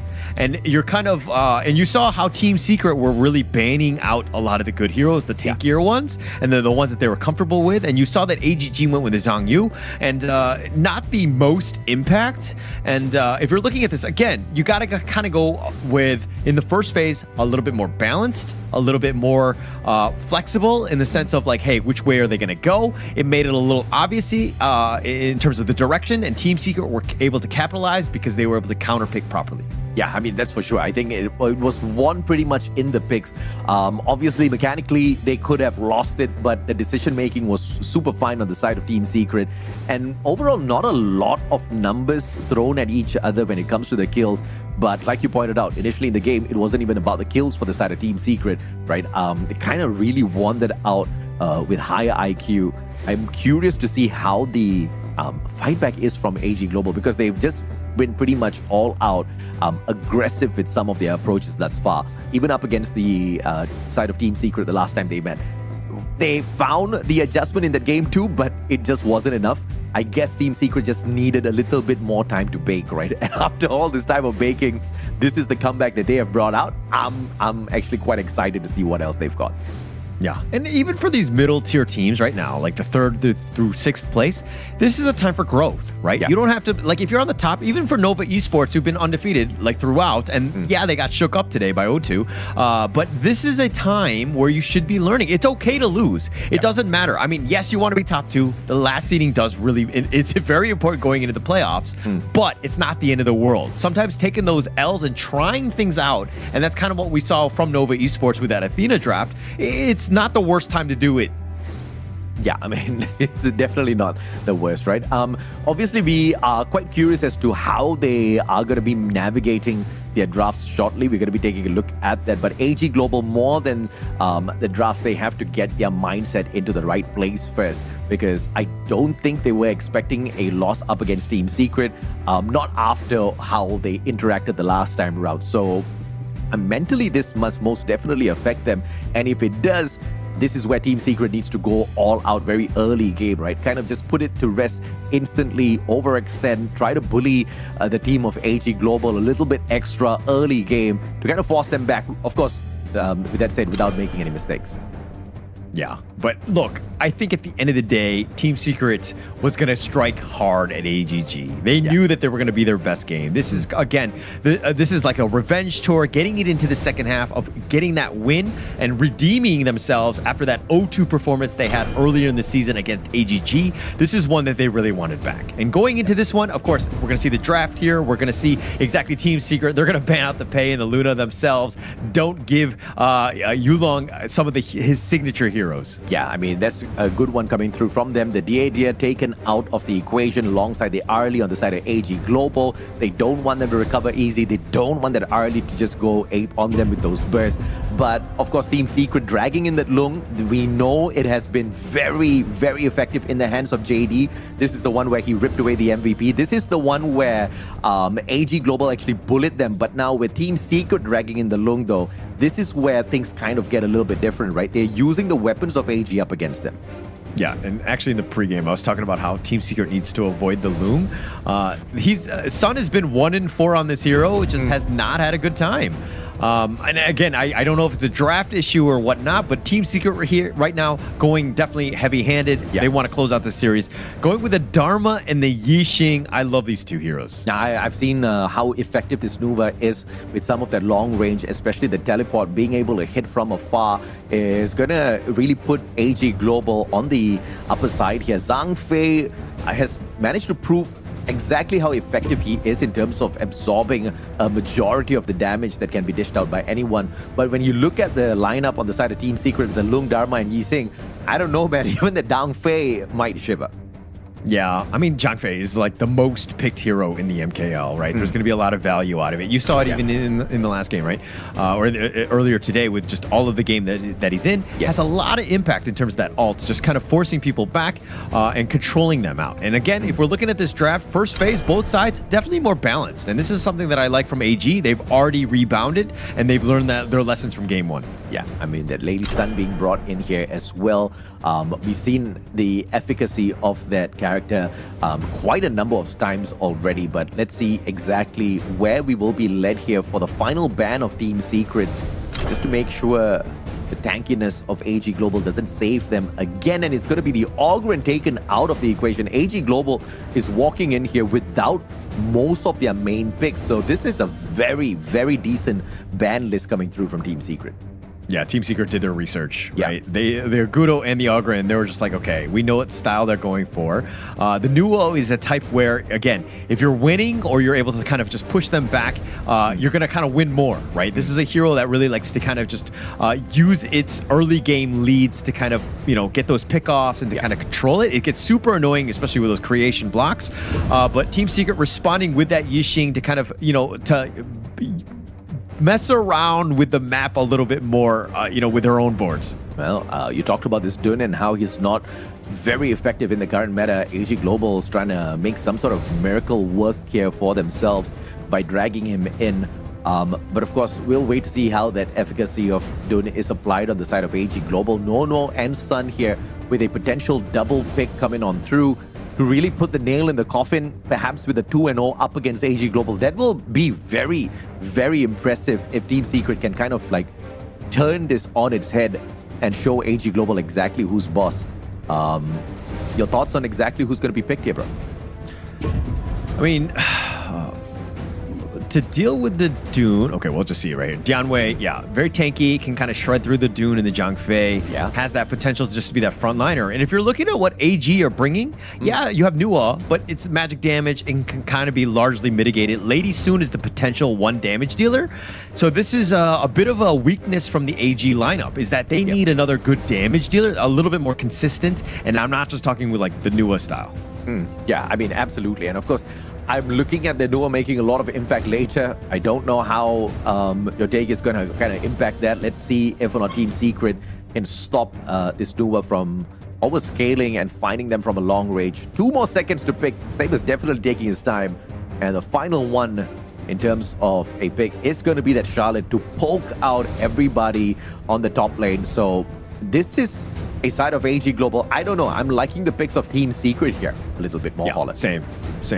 I think that if you're gonna, like, if Dianwei has the space to farm and just kind of free farm, and Gushing will just show up when he needs to and just like clean house at that point, AG are gonna have a hard time. So this is one where AG need to limit this. They need to be aggressive early and kind of put pressure on so that Team Secret have to kind of just team fight more and not just let Gushing just free farm. Yeah, I mean, at the end of the day, if AG Global gets back 2-0, Team Secret will basically say they found their secret after getting beaten by them in the first time they met in this double round robin setup.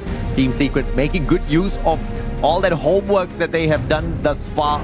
And this looks like it's going to be a phenomenal team fight setup based on the lineup Team Secret has brought in here. So can't wait to see some of that. Fai and Nono just kind of teasing each other early game. And look at Team Secret very early on going in here for the Tusk Boss. And Yulong managing to stop a little bit of what they can do.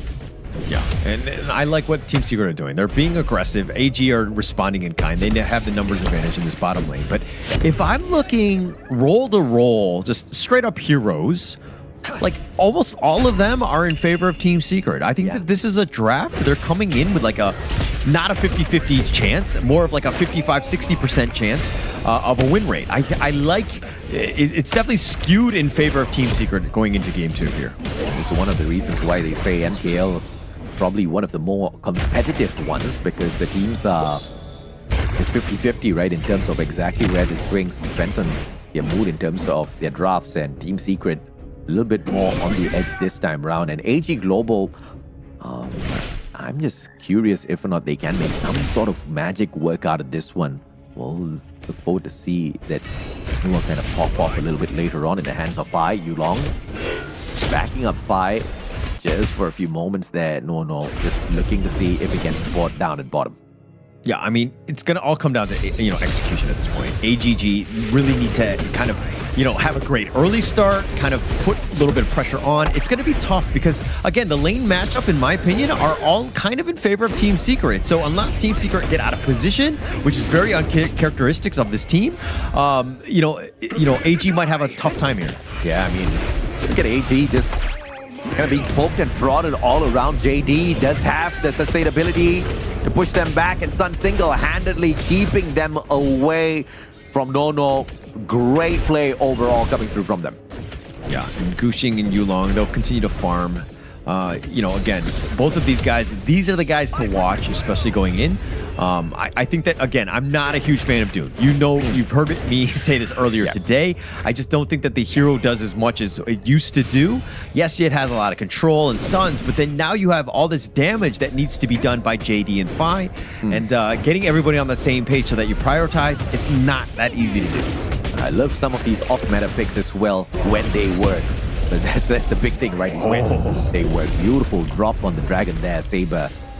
But unfortunately, it's not gonna be making much of an impact here. Fai with a beautiful pushback. Gird yourself It's just love taps back and forth. So far, we are all equal 50-50.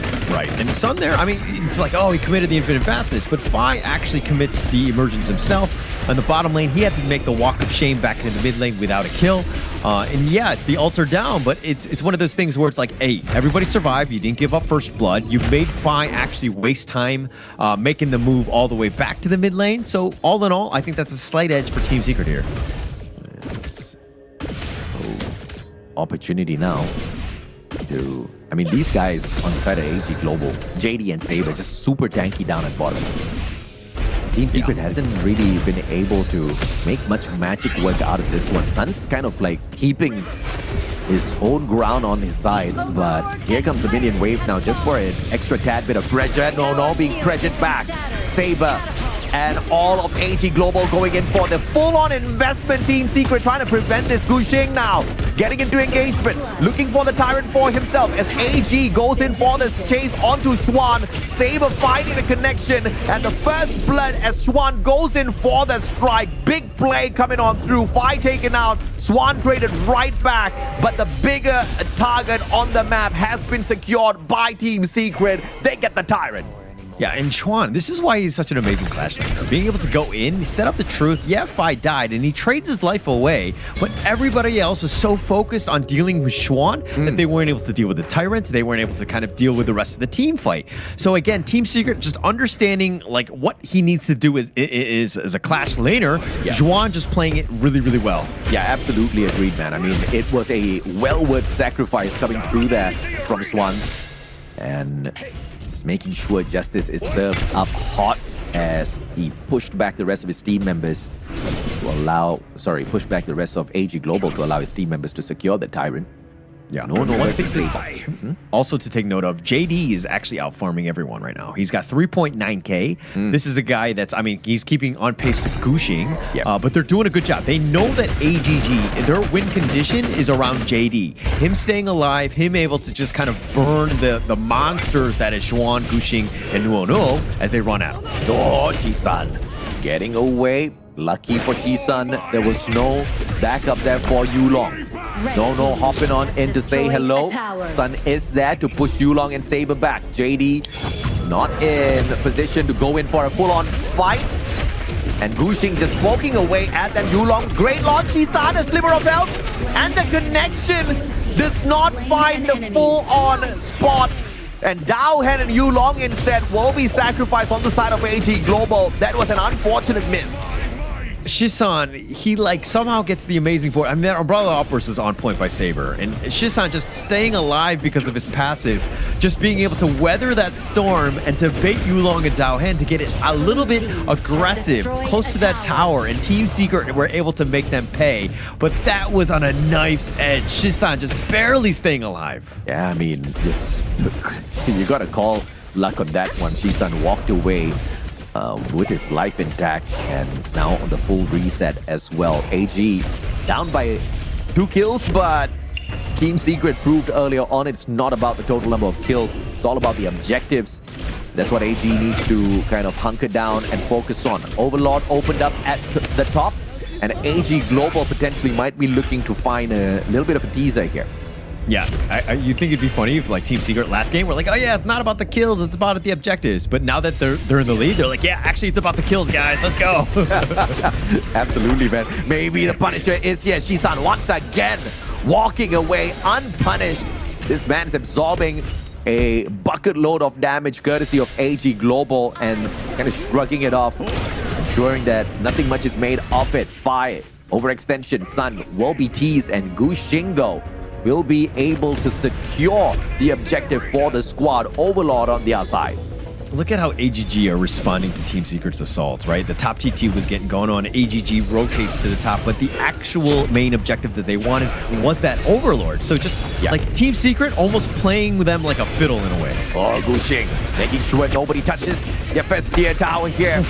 And it looks like the outer tower down mid will be saved as the Vanguards come out of their hiding to attack on the side of Team Secret. AG Global now has to be on the back foot, at least for the time being.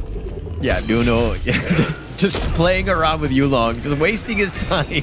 Yulong is not farming when he's attempting these wind slashes, so he's just like, he's happy with that. Nuno will be on point.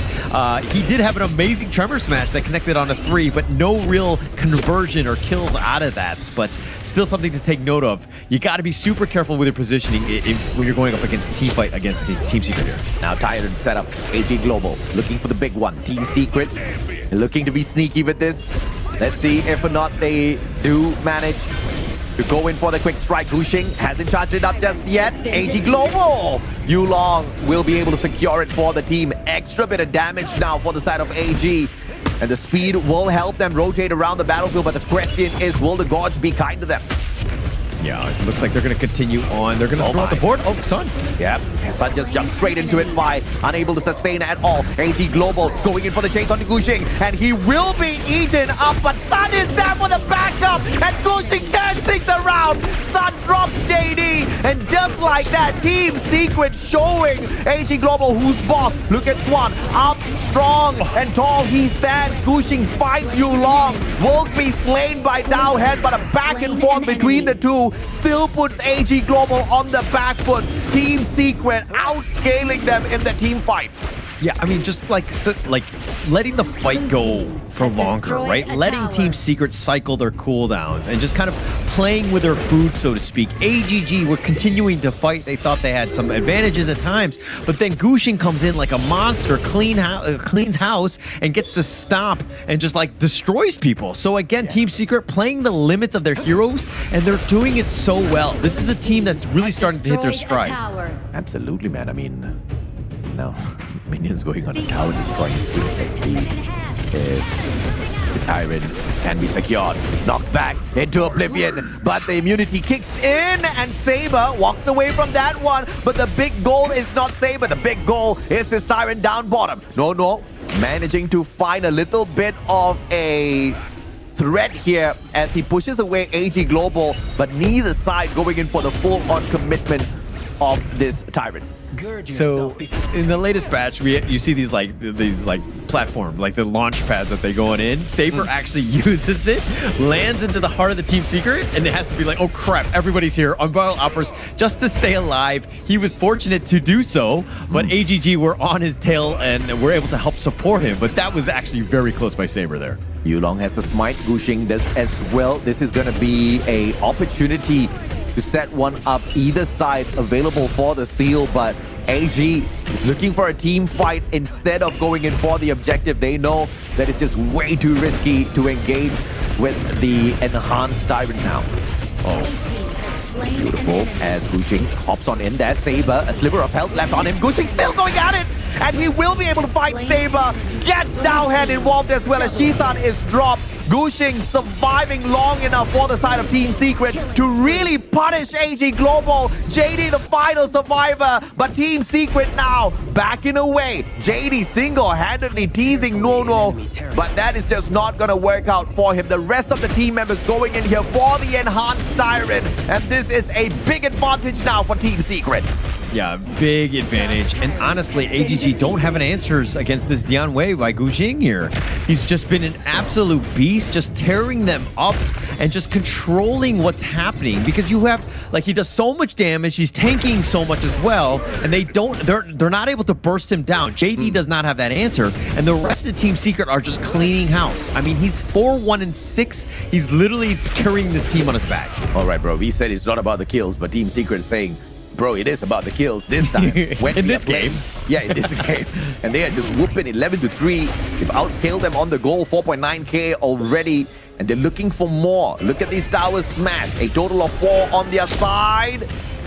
And Yulong just unable to catch anyone with the combination of that 5 there. But it was a defensive push coming through from AG Global that's working for the time being. Team Secret looking for a 2-0.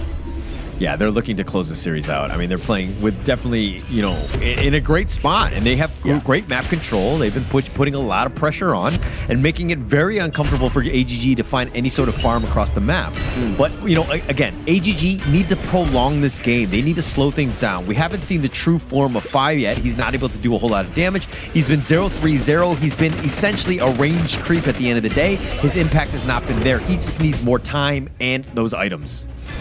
Team Secret's just keeping AG Global on the back foot here. AG's not able to do much, and as Team Secret goes in for the overextension, they're also farming on the side of AG Global. That jungle's just being bled out here, and no, this is not gonna get caught out anytime soon. Yeah. I mean, look at Gushing is invading, taking yet another red buff. Gushing and Sun both have the red buffs. Kind of scary at this stage. And it looks like they're going to take up an Overlord as well. So things going everything in the favor of Team Secret here. Yeah, absolutely. I mean, just kind of playing that pressure, then still with the overextension into the jungle of AG Global for that red buff, linking that into the Overlord. Just a thing of beauty for Team Secret. If the pressure from Team Secret was not already uncounterable, we now have got those Vanguards to deal with as well for the side of AG Global. Things are not looking good for AG. Yeah. There's little room to maneuver around. AGG just trying to find whatever sort of scraps are available. But these Vanguards pushing. Again, just more space going the way of Team Secret, pushing it out. When you have an advantage, this is how you want to close things out. And now Swan potentially going for an ambush here. Well, looking for it. Timing. Dowhen backs away, nothing done. Vanguard goes down. Swan still space. I think he wants the tier 3 tower, and he's now going in for the push. Yeah, but no minions. It's not a smart play. If anything, he was looking for JD or Fine. Yeah. Somebody to just show up, someone squishy so that he can get that truth off and just kind of blow him up. Well, Yulong hopping in, finding Shisan. Maybe this is the opportunity for Yulong, but he doesn't have backup. Dowhen hops in, final second, and Dowhen finds Shisan at the right moment. Saber about to be sliced down though, but the knockback is there by Dowhen, keeping Gushing at bay, but they will be able to find the connection onto Swan as JD manages to find the perfect connection, a triple on the side of AG Global, now forcing Team Secret on the defense. Yeah, but those Shadow Vanguards pushing, look at, they're putting a lot of pressure on AGG with a great team fight though, and that's how you want to make them pay, right? Yeah. Team Secret were spread thin across the map. They were all there. They were not within arm's reach of each other, and the support wasn't there to kind of capitalize on the fact that a Dowhen went in on it, and they were able to make them pay. AGG with a great choice of a team fight there. Another one of those Shadow Tyrants picked up here. But this time, AG Global looking to do something big with it because they've already got the momentum on their side. Yes, they're currently outscaled by Team Secret on that goal, but no problems for the time being. They do have to defend their towers though, so extra bit in terms of the damage will help them out. Saber getting caught out here by Gushing, but the saving grace is there's no backup for Gushing.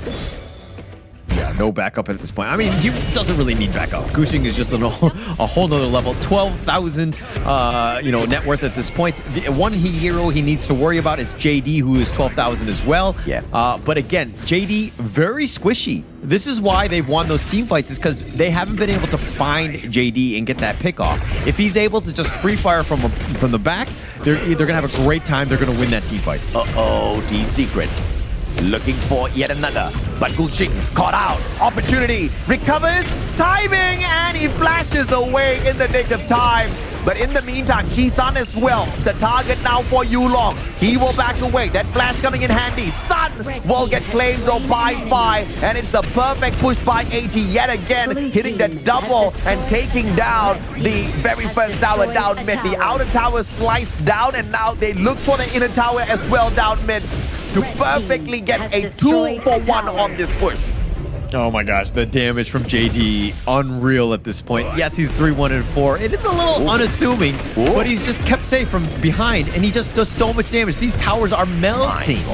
I mean, 3 towers in a row, down mid, from nowhere to everywhere. AT Global finding the crystal. Big team fight coming on through. Gushing trying to play the prevention, but look at Yulong sneaking on up, trying to knock him back. They are successful with it, and this time Team Secret, beautifully done with the defense, but Saber all alone. The defense is still there. Team Secret hanging on, but AG Global will send us into game 3. That was so close. They just rushed it out. They just had barely enough to be able to just close that one out. They went all in on the Death Star, so to speak. It was a suicide mission. They were going all in for this one, and they were able to pull that one away. And again, I think it comes back to what we learned in game 1. Kills don't matter, man. No. Kills don't matter, and it doesn't matter if you're Team Secret or AG Global. It's all about the objectives, and dude, that was a phenomenal push coming through. 3 towers in a row. They find the crystal, they forced the crystal. They could have been wiped out.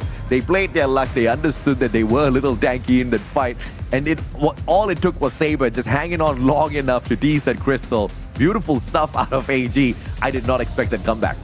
Yeah, I mean, it was a situation where they needed to play safer, right? You can't be defending the T1 mid, especially at that stage of the game when they're able to just kind of do so much damage at that point. It's one of those things where you just bunker down into your own T3. I know it sucks to lose those 2 towers mid and you think that you have potential to save it, but there's just too much damage. And look, JD, 3-1-4, very unassuming, but he did some serious damage, and we'll probably see that in the next slide here. Oh yeah, for sure. And Yulong as well. I mean, not a lot of kills on his side, but like you pointed out, it was not about the kills. It was all about the objectives. And AG Global just pulled this one out of nowhere. A phenomenal understanding of the game mechanics overall, and the buffs available on the map to see and understand exactly when they do have the advantage on their side, and did they use that advantage. Let's take a look at the post-game stats here as well to see exactly where all the damage was coming from. Yeah, I mean, look, it's only 81,000 or whatever. Phi has quite a bit as well, 81,000. Yulong was 75, but they constantly were able to shred the tanks from like Gushing. He had to play super. Sun had to be backing off. Nuono was not able to find those perfect tremor smashes after some time. And AG just like weathered the storm. They struggled early, but were able to find ways to get back in because they knew that, hey, as long as JD and Phi are alive, we're going to be fine in the damage department. Yeah, I mean, this was just beautiful with a capital B out of AG Global. Look at that Yulong, bro. I mean, this guy was just insane, hopping on in, absorbing all that damage alongside Saber. They did so much for the squads, and they also ripped away a good amount of damage, good amount of damage away from the side of Team Secret that was aimed towards the rest of their opponents' partners as well. But looking at the graphs here, let's take a look and see how the objectives kind of played out. The Tyrant and the Shadow Tyrant going the way of AG Global, but the Overlord and the Shadow Overlord, the game changer on the side of Team Secret. At least that's what we thought. I mean, look at the graph scale in their way, and AG Global still turned things around. Yeah, did you want to see a series or not? Like, this was going to be it, right? Secret and AGG were going to go to the bitter end. And there was, like, leads from both sides. The team was able to pull it away in back-to-back games. This is the comeback. This is the pristine, MKL at its finest, right? Seeing just these teams, like the high-level play that you see of just being able to come back and close out games, make things so close, and just, again, this is phenomenal here. Yeah, it ain't over till it's over. And AG Global sure as hell showed us that was a fact. And Team Secret kind of playing so many of those eliminations early, and AG kind of showing them and proving to them that, hey, you know what, two can play that same game, right? Not going for the eliminations, but purely hunkering down, focusing on the objectives. And when you thought that they had them beat with those Shadow Overlords and the Overlord combination, obviously those Vanguards were pretty annoying to deal with overall.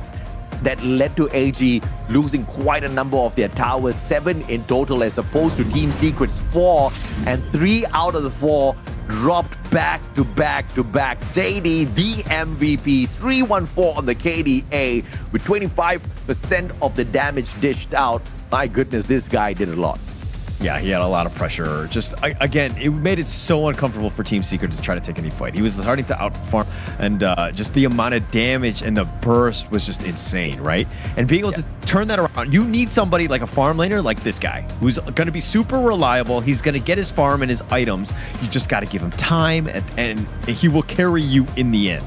Yeah, I mean, no doubt at all. This is a series to remember.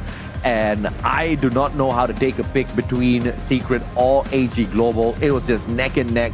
But for the sake of Team Secret and the fight that they have in them, I hope to see them go the distance this time round, because obviously they are definitely the team that needs it. But at the end of the day, the team that gets it is obviously going to be the one who are better at the plays. Let's take a look at the replays and see who got it right this time.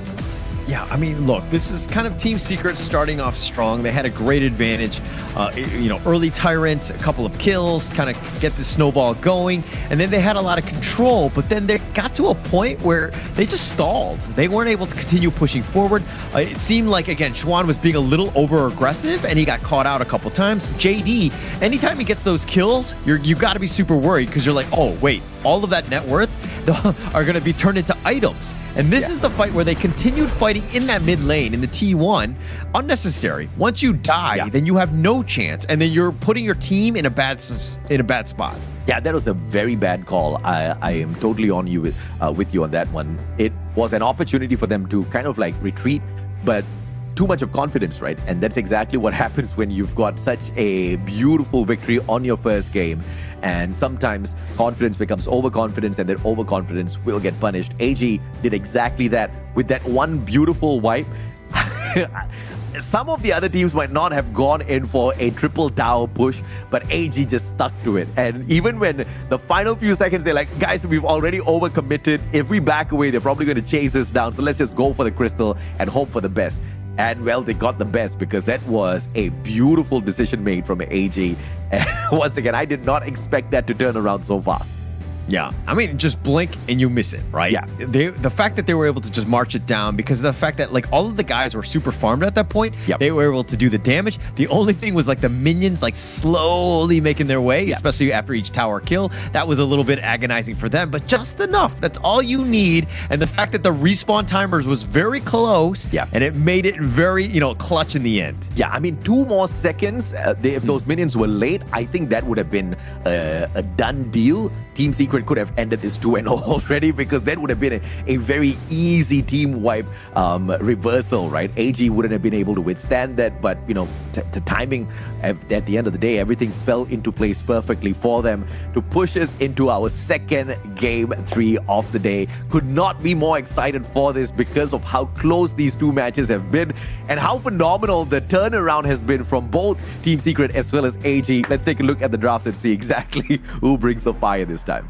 Yeah, actually, to be honest, I kind of want to see these two teams go into like a best of 5 or a best of 7. Because LA and the chess match that they have, even with the drafts, so back and forth, understanding what the draft composition needs to do and ensure that they have that win condition always in the forefront of their mind. Yeah. let's take a look at the AG Global picks this time round as well, right? Because at the end of the day, we are looking at potentially a very fearsome fight from them this time round. And going into this, like, this is just the round robin that we have between these two teams, and like, there's so much at stake. Like, if AGG, after their 2 victory against Team Secret this season, and then they were able to just kind of 2-1 them here, this would be the ultimate statement. Team Secret want revenge. They want to get back into this and to be like, hey, we can fight with you guys to the ends. And Gun and Mo and Arlie out early. AG Global not wanting to deal with that Arlie and her burst, and Gun and Mo clearly very effective in terms of absorbing. But the Shangguan being, well, we're just gonna remake that lobby, guys, so apologies for that. I just thought we were getting a little excited with the Shangguan. Yeah, I wish Shangguan was actually going to be picked, but yeah, we'll see. It seems like a very odd first pick. We don't see it too much as of late, especially in the MKL. But that would have been an interesting one. Actually, let me just check up on the hero pick rate. It's not, Shangguan has not been picked yet, so yeah, I'm pretty sure there was something wrong with the lobby, if anything. Well, fingers crossed. They do bring out the Shangguan and show us something mysteriously magical out there, but I highly doubt that is going to be the case. Probably cause the remake here, but of course looking forward to seeing exactly who takes the cake on this one, right? Because I can honestly say I've got no favorites on this. I love both of them equally the same. I think they have both managed to excite me in the way they've turned around the games on both sides, and obviously Team Secret kind of doing it very efficiently initially, and just that second game mistake down mid, forcing that fight for the outer tower, kind of turned the game around for them. But AG Global could have just made an equal big mistake, but saved by the timer towards the very end, right? So this one is just way too close for me to call on. Who do you think, though, Holler? Can I put you in the hot seat? No, to be honest, really the draft. I just, like, again, I'm kind of like, in the sense that, like, I don't have a favorite going into the one, but I do have, when I see a draft and I'm like, oh, I like this one, I want this team to win based on that. But again, somewhat kind of diplomatic answer. I think, when you have this one, it's like a parent of like 2, and you have, you say you love each of them equally, but in the end, you kind of favor one over the other, no? I mean, even if you don't show it, they'll point it out.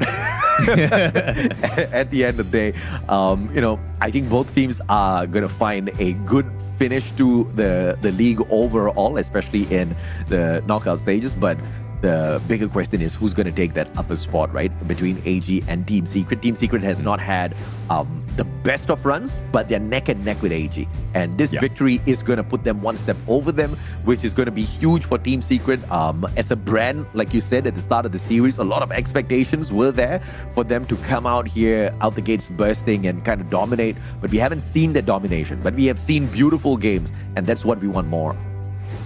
Yeah. And I think, look, it's to kind of the fact that Nova Esports lost their series, and now you're kind of thinking, like, how are the guys at the top really going to be doing? Can we make some headway? Can we get, gain some ground? This is the perfect opportunity to do so, okay? Obviously, you don't need to worry about Nova Esports till much later in the day, but getting this win would be a huge statement game because you're, like, it's a rat race here. You're in 3rd and 4th position. Obviously, you want to kind of jump into the top 2, and this would be a huge springboard into that opportunity.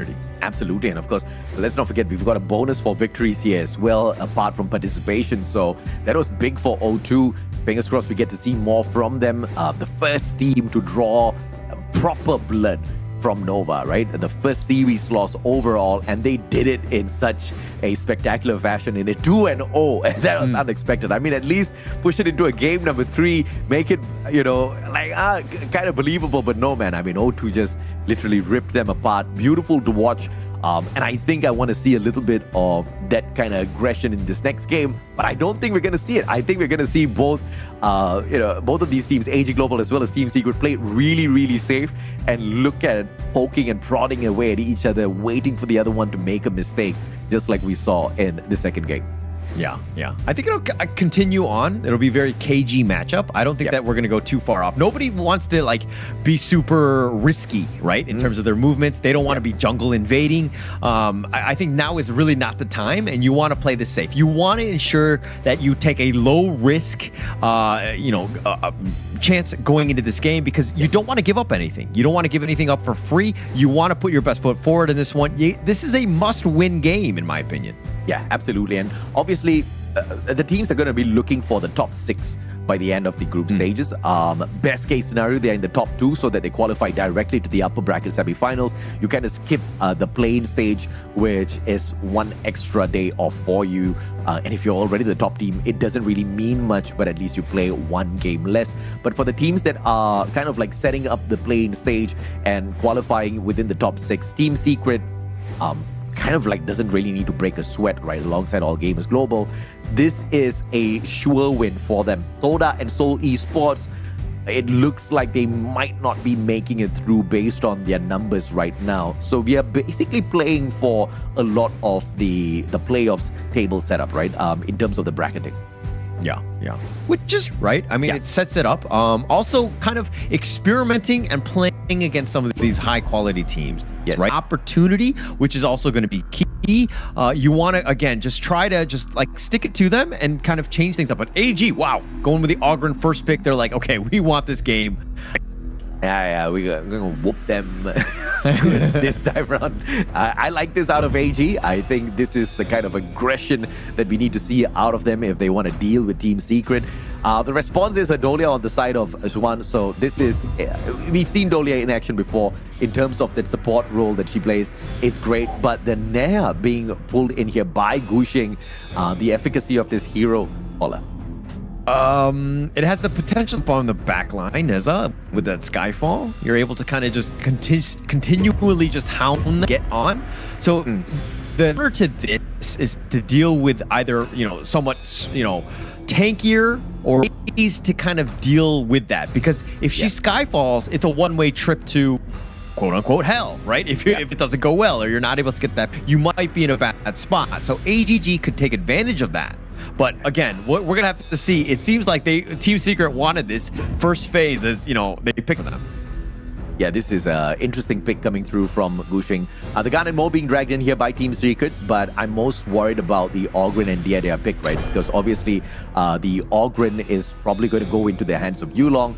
The Diadea, we've seen Saber kind of play this already. He's very, very good at playing this character. So it's an interesting combination overall. And AG Global making themselves look pretty strong, the initial pick. Not so sure about the side of Team Secret, but I'm sure they've got something up their sleeves here with this. Yeah, but look, you have a little bit of flexibility with this Neza pick. It could technically be Clash. It could be a jungle if they wanted. I think it'll probably be Clash at the end of the day, but you have that flexibility going in. Yeah. But it seems like they've got this strategy in mind. They really want to kind of, go a little non-conventional. I'm not a huge picking. I mean, Neza's in a vacuum. Picking it in the first phase says a lot about team strategy. And clearly they've got some sort of a strategy being worked here because Neza is not really a character that has been picked. In fact, he has not been picked at all. This is the very first time we're going to see him in action. So I really wonder what's that special kind of spice Team Secret is going to be bringing in here. I mean, after all, they are called Team Secret for a good reason. Maybe this is something hidden up their sleeves that is going to excite us all. The Renji being dragged in here by Phi, we see that. We see how it works. The Dharma being blocked out, so we're not going to see anybody flying and punching Team Secret up into the air.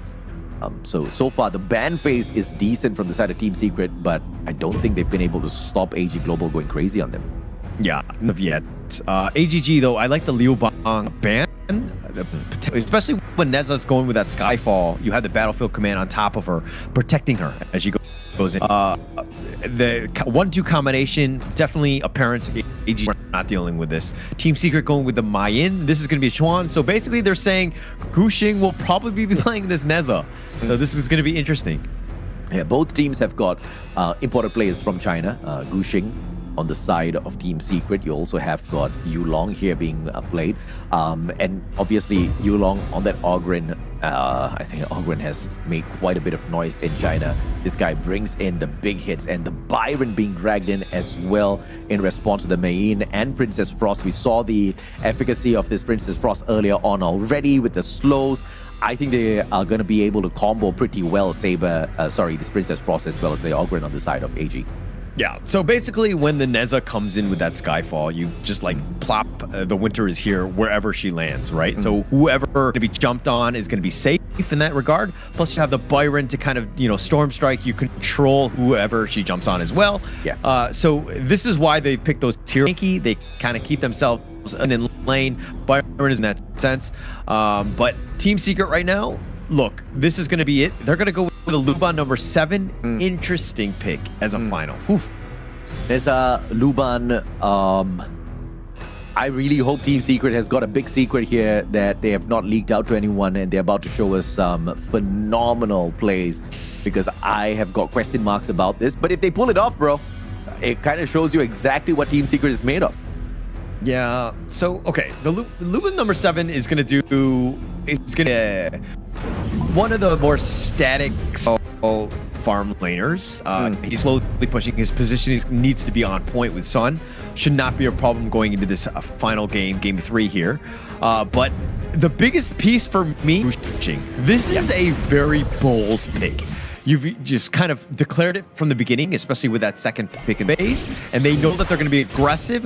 Let Gushing work. If he's able to get on the back line of 5 and it just kind of burst them down, they're going to have a great time, but they need to deal with this Yulong. And obviously that Gushing is going to be looking for some sneaky picks of those big objectives later on the Tyrant as well as the Overlord, but we'll be looking for those dives later. For the time being, we have obviously aggressive stats from both of these guys, and got gentle love taps coming on back and forth. No, chasing down both JD and Saber, but of course nothing too much to scream about yet. Yeah. Sub job is just farming. I think that for him, it's just dealing with this JD, right? You have the air support. You have ways to kind of just put a lot of suppressive fire onto Saber. You're going to do a decent amount of work in that sense. And the lane push could be real. Plus, he's got the blowfish, or the shark cannons, excuse me, and can just shoot from downtown. So if he's able to kind of just steal some farm potentially, or even hit Yulong while he just across the map, good time. Ooh, oh no. That's really aggressive with this Dolia. With a great big confidence that Sun is just behind her. And the Luban showing exactly why he is very effective. The rate of connection. Swan and Gushing just pushing up that clash lane just a tad bit more, torturing those minions, showing them who's boss. Yeah. And also, I think Sun Luban number 7 has the armor shredding potential with Yulong, right? If they're able to kind of just control him in a way, then Juan going in with the control plus Gushing with the Skyfall, you have ways to kind of just pounce on this Ogren, because he likes to get away at the last second, and the Gushing could potentially end that. Let's see if JD and Saber get to cheekily catch anybody off guard here, but it wouldn't be much of it. The gank will just push those bot lane players back. That Dolia is going to be struggling a little bit just for the time being as they don't get to farm, but nothing too much to worry about. Yeah, and Juan will just continue to just invade, provide a little bit of vision onto Daohan, push him back, help out Gushing. Like this guy, look, this Neza pick, if this works, it is going to be amazing. Oh my! Daohan! Did not see that one coming. Shi-Sun with a sneaky creep up on him. And they managed to get the first player down and out. That's first blood. Sun now almost taken Saber out, but it just wasn't enough as it was a 3v2 for the time being. Team Secret with the first blood. Yeah, and look, that seemed a bit of a misplay by Daohan more than anything else. And the rest of the team, because they weren't communicating the fact that Shi-Sun was missing off the map. They need to be a little bit better because, again, if he's not in the mid lane, he's somewhere. He's rotating, right? So somebody has to say something and be like, hey, he's on the loose. We don't know where he is. You got to play super safe. Yeah, the Silent Mo can be a little annoying when he's going out on the hunt. Saber looking for the backup by Fi, and minion wave will just be cleared up real quick. Now defenses are about to go down in the next few seconds, but Yulong keeping his own up against Gushing and Shisan. In a 1v2, doesn't get punished just yet. Fi waiting for the opportune moment to hop on in here as well. But just Bolt and Prod going back and forth between them. Yeah, don't you feel like the team that has the most kills in the early game is just going to lose the game? Isn't that how it's worked throughout this entire series? Absolutely, man. Look at Yulong now. He has got the smite on him. Looking for the knockdown. No. Gushing hopping on in and stealing that away for Team Secret.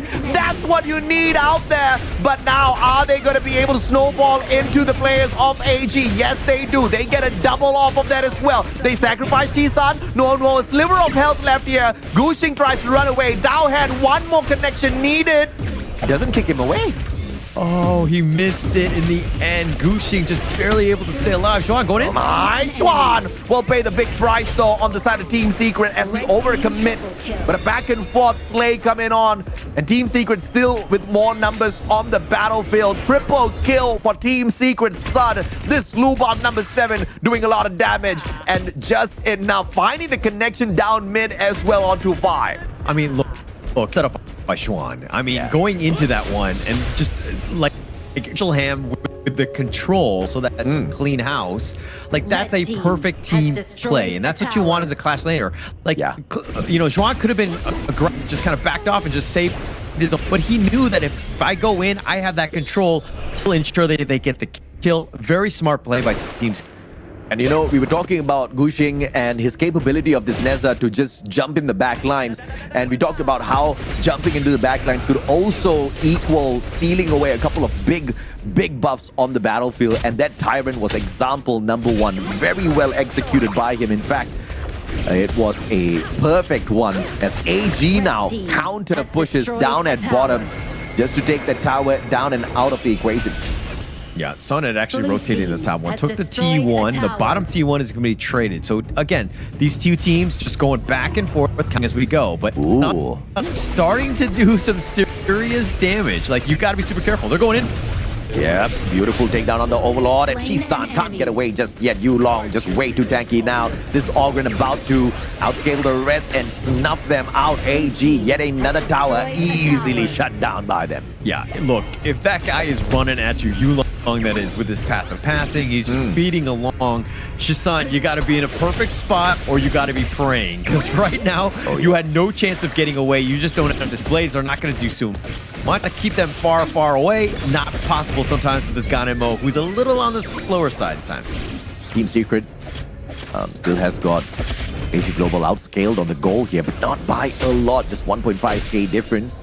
And that's not going to tickle AG just yet.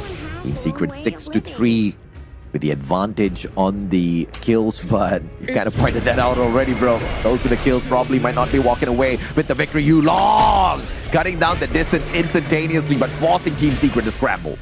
Yeah, like so fast. Rushing it up. Why? Beautiful jump by Gushing. Goes in for the initiation. Gets the knockback as well. But Swan gets the slay. Fi Yulong both down already. Team Secret with this deep dive. Gushing tried to chug away at JD. But they focus down on Saber. They know this is a possibility. Swan on the final chase. Saber! And the connection from afar gets the assist as Swan slays. And now assists the Vanguard as well. Down at the bottom. They want another tower. Oh my gosh, that was so well played. Getting Fi the pick off, that control is mostly gone, and then somehow getting Yulong on top of that with Sun's damage.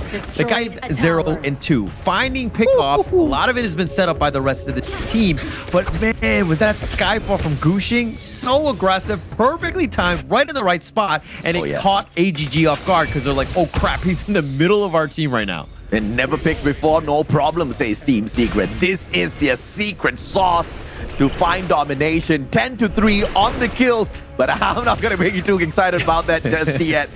Once again, another Skyfall from the side of Gushing, but finding nobody this time around. No, Sun, Chi-Sun, a triple stack. Swan, oh, very dangerous. He gets caught out. A sliver of health, and he will be caught by JD overall. Kind of overextending, but down at the bottom, it's the fight for the Tyrant.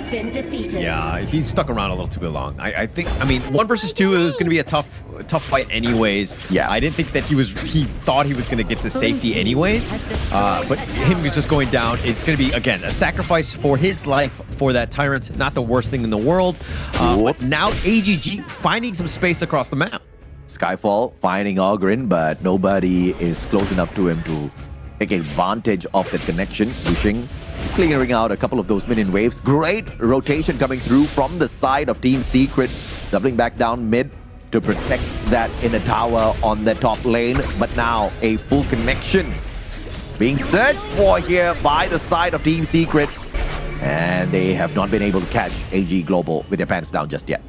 Yeah, definitely. And look at how it's kind of keeping them afar, right? Understanding whether they're going to be throwing out those shark cannons. And this is another thing that's kind of underrated from the Lubin number 7 is that, yeah, you throw these things out and yeah, you miss them, but the cooldown is so short that you consistently just shoot them out and then you can get that vision, which is going to be key because you can spot out people. Yep, Yulong. Beautiful knockback by Gushing, but nothing comes out of that one. Knocks him the wrong way. Beautiful stun onto Sun. That Luban is out of the equation and the big hitter is out. No, crushed as well. Team Secret now, 2 players down, and it looks like the rest of them do not want to stay and play. The inner tower on that mid lane about to be shut down as well by the team of AG Global, and that is successfully executed. Now 4 towers on their side. And they look like this is going to be an easy Tyrant for them to eat away at. Love it how AGG are like, we lost a couple of team fights because we were not able to prioritize and kill Sun quickly. This one, they were like, number 1 target, found Sun, he needs to die. And they made sure that they did, and Team Secret, no chance of continuing this team fight. Yeah, look at how irritating Daohen was up at the top whilst the Tyrant was being chugged away at by the rest of his team members. He was just purely making sure the rest of Team Secret does not go in for the attempt on that Overlord. Crazy stuff. I mean, he could have gotten caught out there, but Team Secret not choosing to aggress on. No chance at this point. But again, Team Secret right now, they're going to just kind of push from the top lane, which is going to be all right because they have a whole lot of space. You got to consistently farm. Sun needs to get going right now. He's level 12, 2 levels behind JD at this stage, and he's a 1k gold differential. Now this is the place where you cannot afford to make any mistakes whatsoever, and you cannot allow your buffs to be taken away. AG Global, beautiful slay down at the bottom lane. They take out the inner tower as well from the side of Team Secret. 5th tower claimed by AG. Secret has shown that they were sneaky enough to pull away that initial one. AG Global with the phenomenal victory earlier on. 3 towers down mid, smash back to back to find the crystal. And that doesn't need to be the case this time around, as they have done great work on the initial towers. Yeah, they've done on the initial ones. Like the mid T1 is still standing from it. They've got a lot, or basically a stronghold on the map. And they're able to kind of be very aggressive as this top lane, top T2 is getting sieged. And the final inner tower on the top lane, still standing on the side of Team Secret.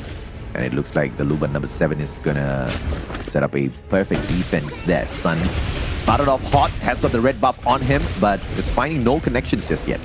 Yeah, no connect point. But AGG, again, finding ways. Like, they have a net worth lead. They are leading.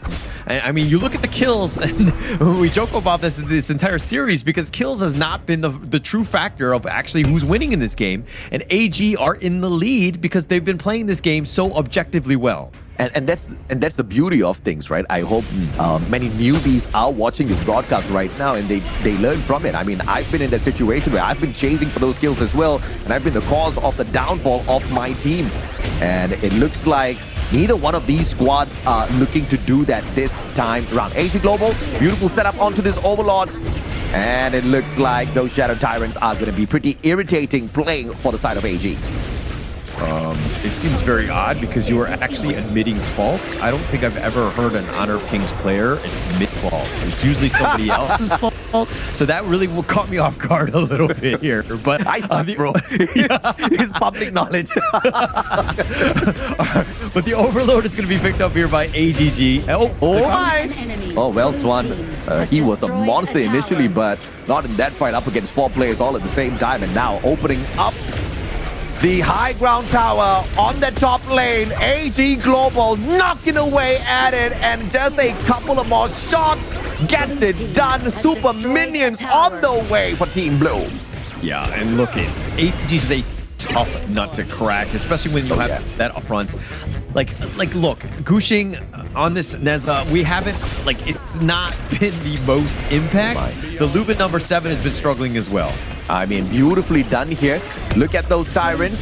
Super massive one down at the bottom lane. Every other player up top instead as they try to sneak away an easy one here. Team Secret will sort this Tyrant out. The first wave will go out, but the second one is going to be equally as troublesome. In the meantime, Tyrant comes out to play.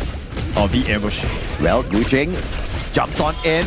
And this is a great big risk that this man takes, but he knows how tanky he can be. Swan walks in, gets the damage done, gets out of it. Gushing takes the risk, and he holds Yulong back, going in for this lane. In the meantime, Dowhan up top, finds the loop on number 7, drops him like it's hot. Gushing overextending, the Neza taken out as well. And it looks like all options are sorted here. Team Secret have got not much defense left, and AG Global knows that for sure. Dowhan finding the crystal, but now being attacked by it.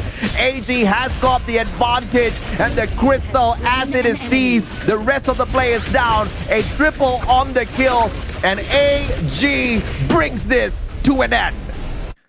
Wow, there was so much action on that last one. I mean, Fi just staying passive, just barely baited out everyone from Team Secret. Everyone tried to go for him. He went golden, flashed over the wall, got himself to safety. Then Yulong was so tanky that everybody was trying to focus on him, was not able to kill him because considering he was just like path of passing over the terrain and kept himself alive. And again, they were just playing with their food, just running around. Team Secret were trying pickoffs, just not able to do it. And again, AGG showing up when it really mattered. Another comeback game in this epic series. Today has been an epic day, and the battle between AG and Team Secret, the best one so far. I mean, it went down to the wire, and no kills, no problem. And both teams making the exact same statement here, Holla.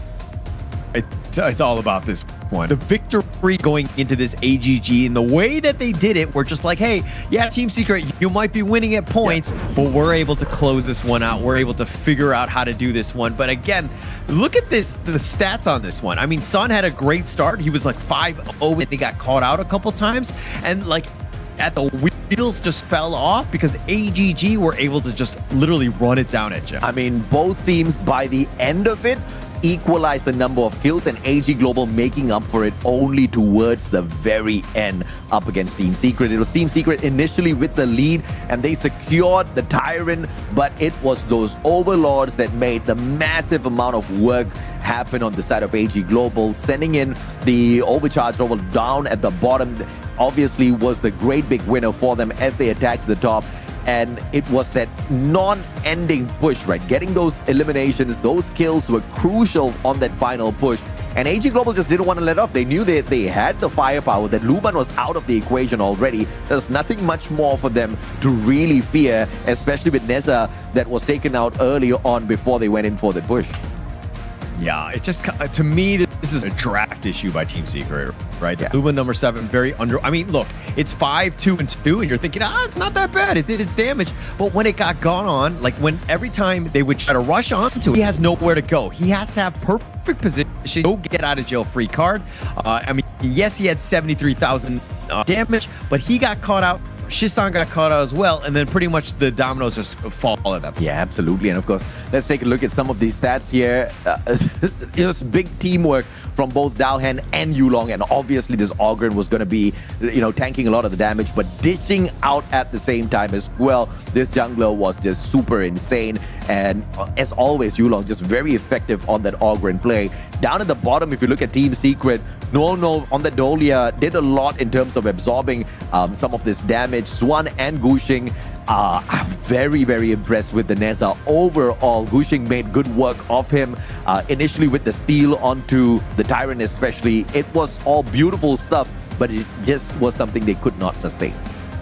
Yeah, and for me in this one, and I'm going to go a different route. I know that Yulong and JD Games, their KDA is definitely padded in that regard, but Dao Hen, to me, it was just on point. Every single time Team Secret were able to just jump in, like Neza would go in, but then you had Shisan and Sun all the way back, all by themselves, and then you saw Dao Hen go in and just have those storm strikes and troll them and just able to kind of burst them down. Yeah.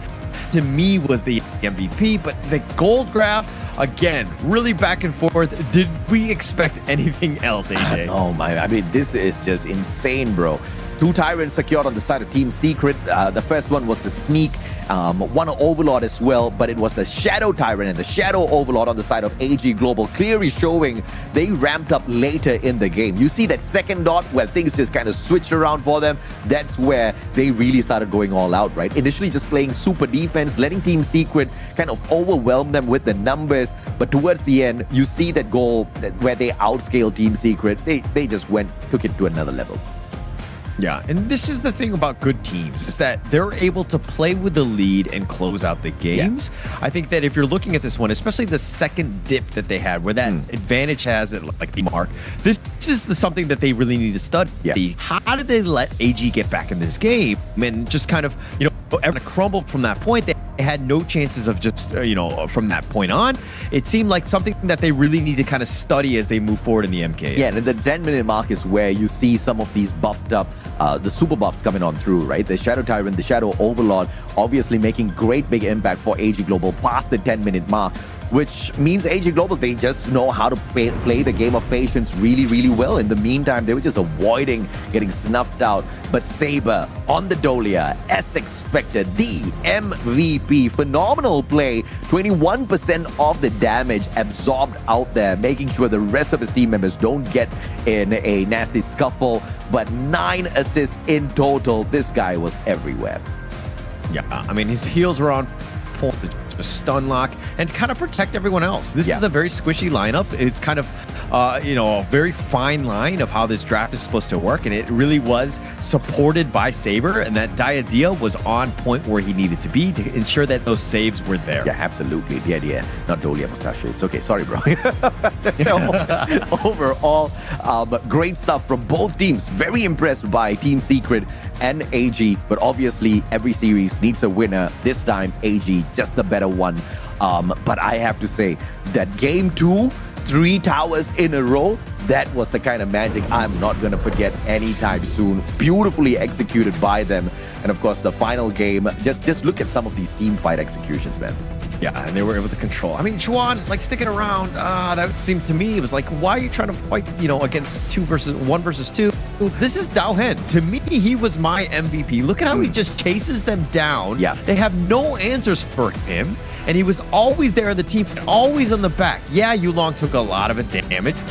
You see a fight in the bottom, but look at Dao Hen on the top, taking down Sun. Again, once Sun is down, have a chance. Team Secret right now, they were fleeting, not able to kind of prioritize the right targets because Dao Hen was splitting up the fight. Yeah, true enough. I mean, towards the very end as well, with the crystal play, the defense was there for Team Secret, but they were just not going to be able to sustain. Overall, AG Global, yet another step up towards the top, catching up with Black Shrew Esports. It's not going to be the easiest of things, but obviously this is a opportunity for them to really, really set up a fantastic bracket later on at the playoffs. O2 down at 4th, DTE in 5th, and Team Secret, unfortunately, in danger zone, but thankfully, Toda has got a very, very huge mountain to climb.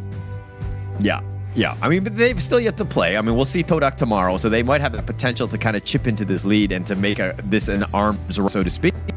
But man, look at this.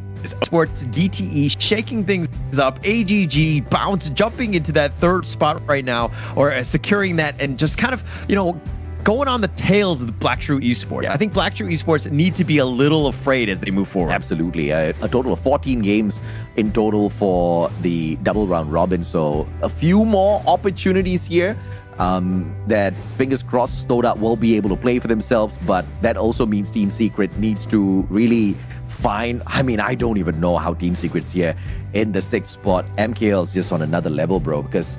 I mean, you could have me fool Team Secret. Those were some beautiful plays. Yeah, absolutely beautiful plays. I mean, we just saw a lot of good games today, comeback games, and many different opportunities of just like being able to back and have that comeback. The most exciting part about the MKL is that the teams are so good and they're able to they'll find those windows of opportunity. Yeah, we saw that in perfect display here at the series, right? Both teams kind of poking and prodding away at each other. I mean, it was anybody's game, but obviously AG just slightly better on that one, kind of outpacing Team Secret. Now, we've got the interview with the MVP on standby as well. So let's bring the player in so we can have a quick chat. Hola.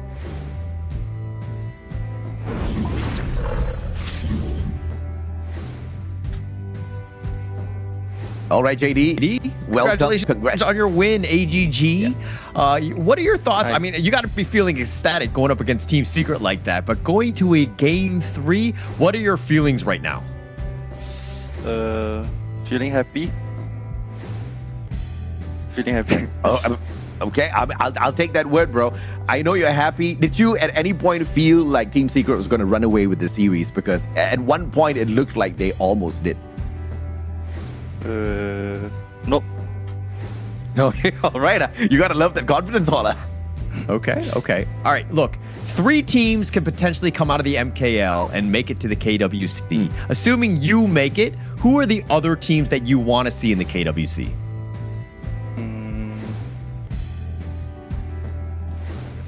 Noah and Todak. And Todak. Wow. Why Todak? Because my friend at Toda. Okay, all right. Your friends at Toda. Well, Toda is your match for the 10th of May. Any message for Team Toda before you guys take them on? Good luck. That is nasty, bro. Nasty. All right, thank you very much, JD. Congratulations on your victory. Let's get back to see exactly how we're going to be wrapping up this day. I mean, fighting words, man, this JD guy. Good luck, he says to Toda. No, I actually think he meant it. I mean, it definitely seemed more positive, which is great, right? At the end of the day, I think going into these guys, I'm sure it's a fraternity of guys, like getting the opportunity to play against one another in the MKL has got to be a huge honor. You're learning so much from one another, and the level of play is just so high. It's super exciting at the end of the day. Yeah, but if I was Toda, I would try to figure out a way, some way to play up against AG, because that was just too much of confidence. They were like, I'm not even going to trash talk you. All I'm going to say is just good luck on your matchup up against us. After you saw what we did to Team Secret, I guess you know exactly what's going to happen. So let's take a look at Week 4, Day 2. This is the schedule for the day. Seoul Esports takes on O2. BSE, Black True Esports, back in action up against Team Secret. We get to see that fantastic showdown. And of course, to wrap the day up, just like what we mentioned just moments ago, AG Global will look for Team Toda out there on the battlefield. Yeah, and Todak, obviously, good luck to them, right? Going into this, I think it's going to be a super fun one. Of course, series best of 3, the second time around. We're in the second half of the MK. And to go into this one to see exactly who is going to make it to the playoffs for a chance at the KWC, there's going to be a lot of pressure moving forward. I mean, the pressure is most definitely there. We are running out of matches here, so the teams better kind of start catching up. And obviously there are 2 main teams that we're looking at, Toda as well as Seoul Esports. So we know it's not impossible, but even if they don't catch up, we hope to see their improvements game after game, Holland. Yeah, I mean, for them, it's just getting to that 6th slot, right? Yeah. You can't be thinking like top 2 at this point. I think mathematically they would be eliminated, but going in and just think of it as like baby steps. Just win 1 game at a time. Of course, if you've got good luck from JD, I think that you're going to do a much better series here. I mean, you gotta hope for that, right? And like you said, down at the bottom two, Toda Seoul Esports, they can definitely hope and pray, but fingers crossed we do see more from them as we progress in this double round robin. Well, ladies and gentlemen, that's it from Holla and I on MKL Week 4 Day 1. We're gonna sign off now. Make sure you catch us same time, same place tomorrow. Take care. Bye-bye. Ever changing, some chameleon, blood, sweat, and tears. We'll never make it if we fall to everything that brings us down. With a comeback is now. Blood, sweat, and tears. Fight for what we want. Doesn't matter the cost. Every day, put in work. Blood, sweat, and tears. Nothing comes overnight. Strength in numbers start to line. We don't bow to fear. Blood, sweat, and tears.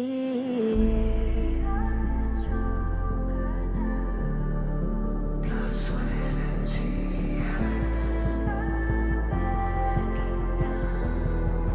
Blood, sweat, and tears.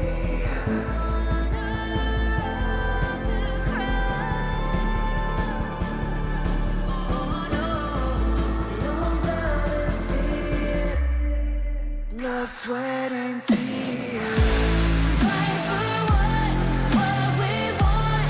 Doesn't matter the cost. Every day, put in work. Nothing comes overnight. Strength in numbers start to line. We don't bow to fear. Blood, sweat, and tears.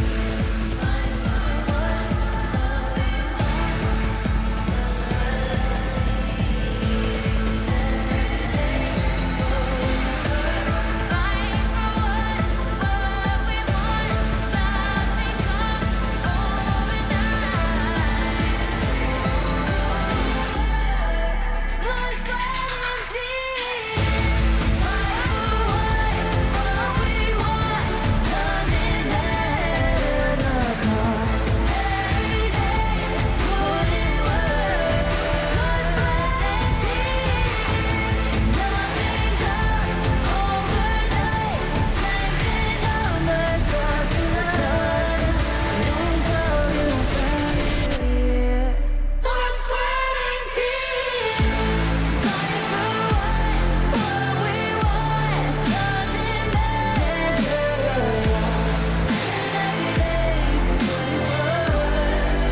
Blood, sweat, and tears. Nothing comes overnight. Strength in numbers.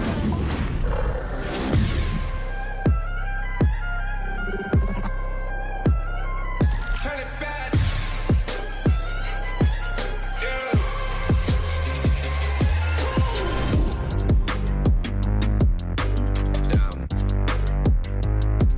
Where you from?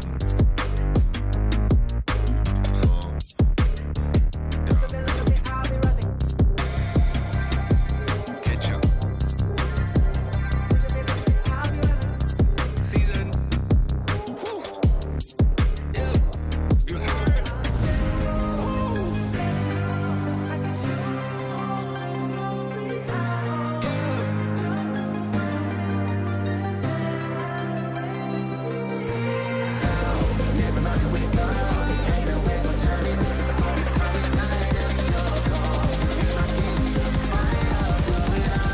We the kings, it's our honor showtime.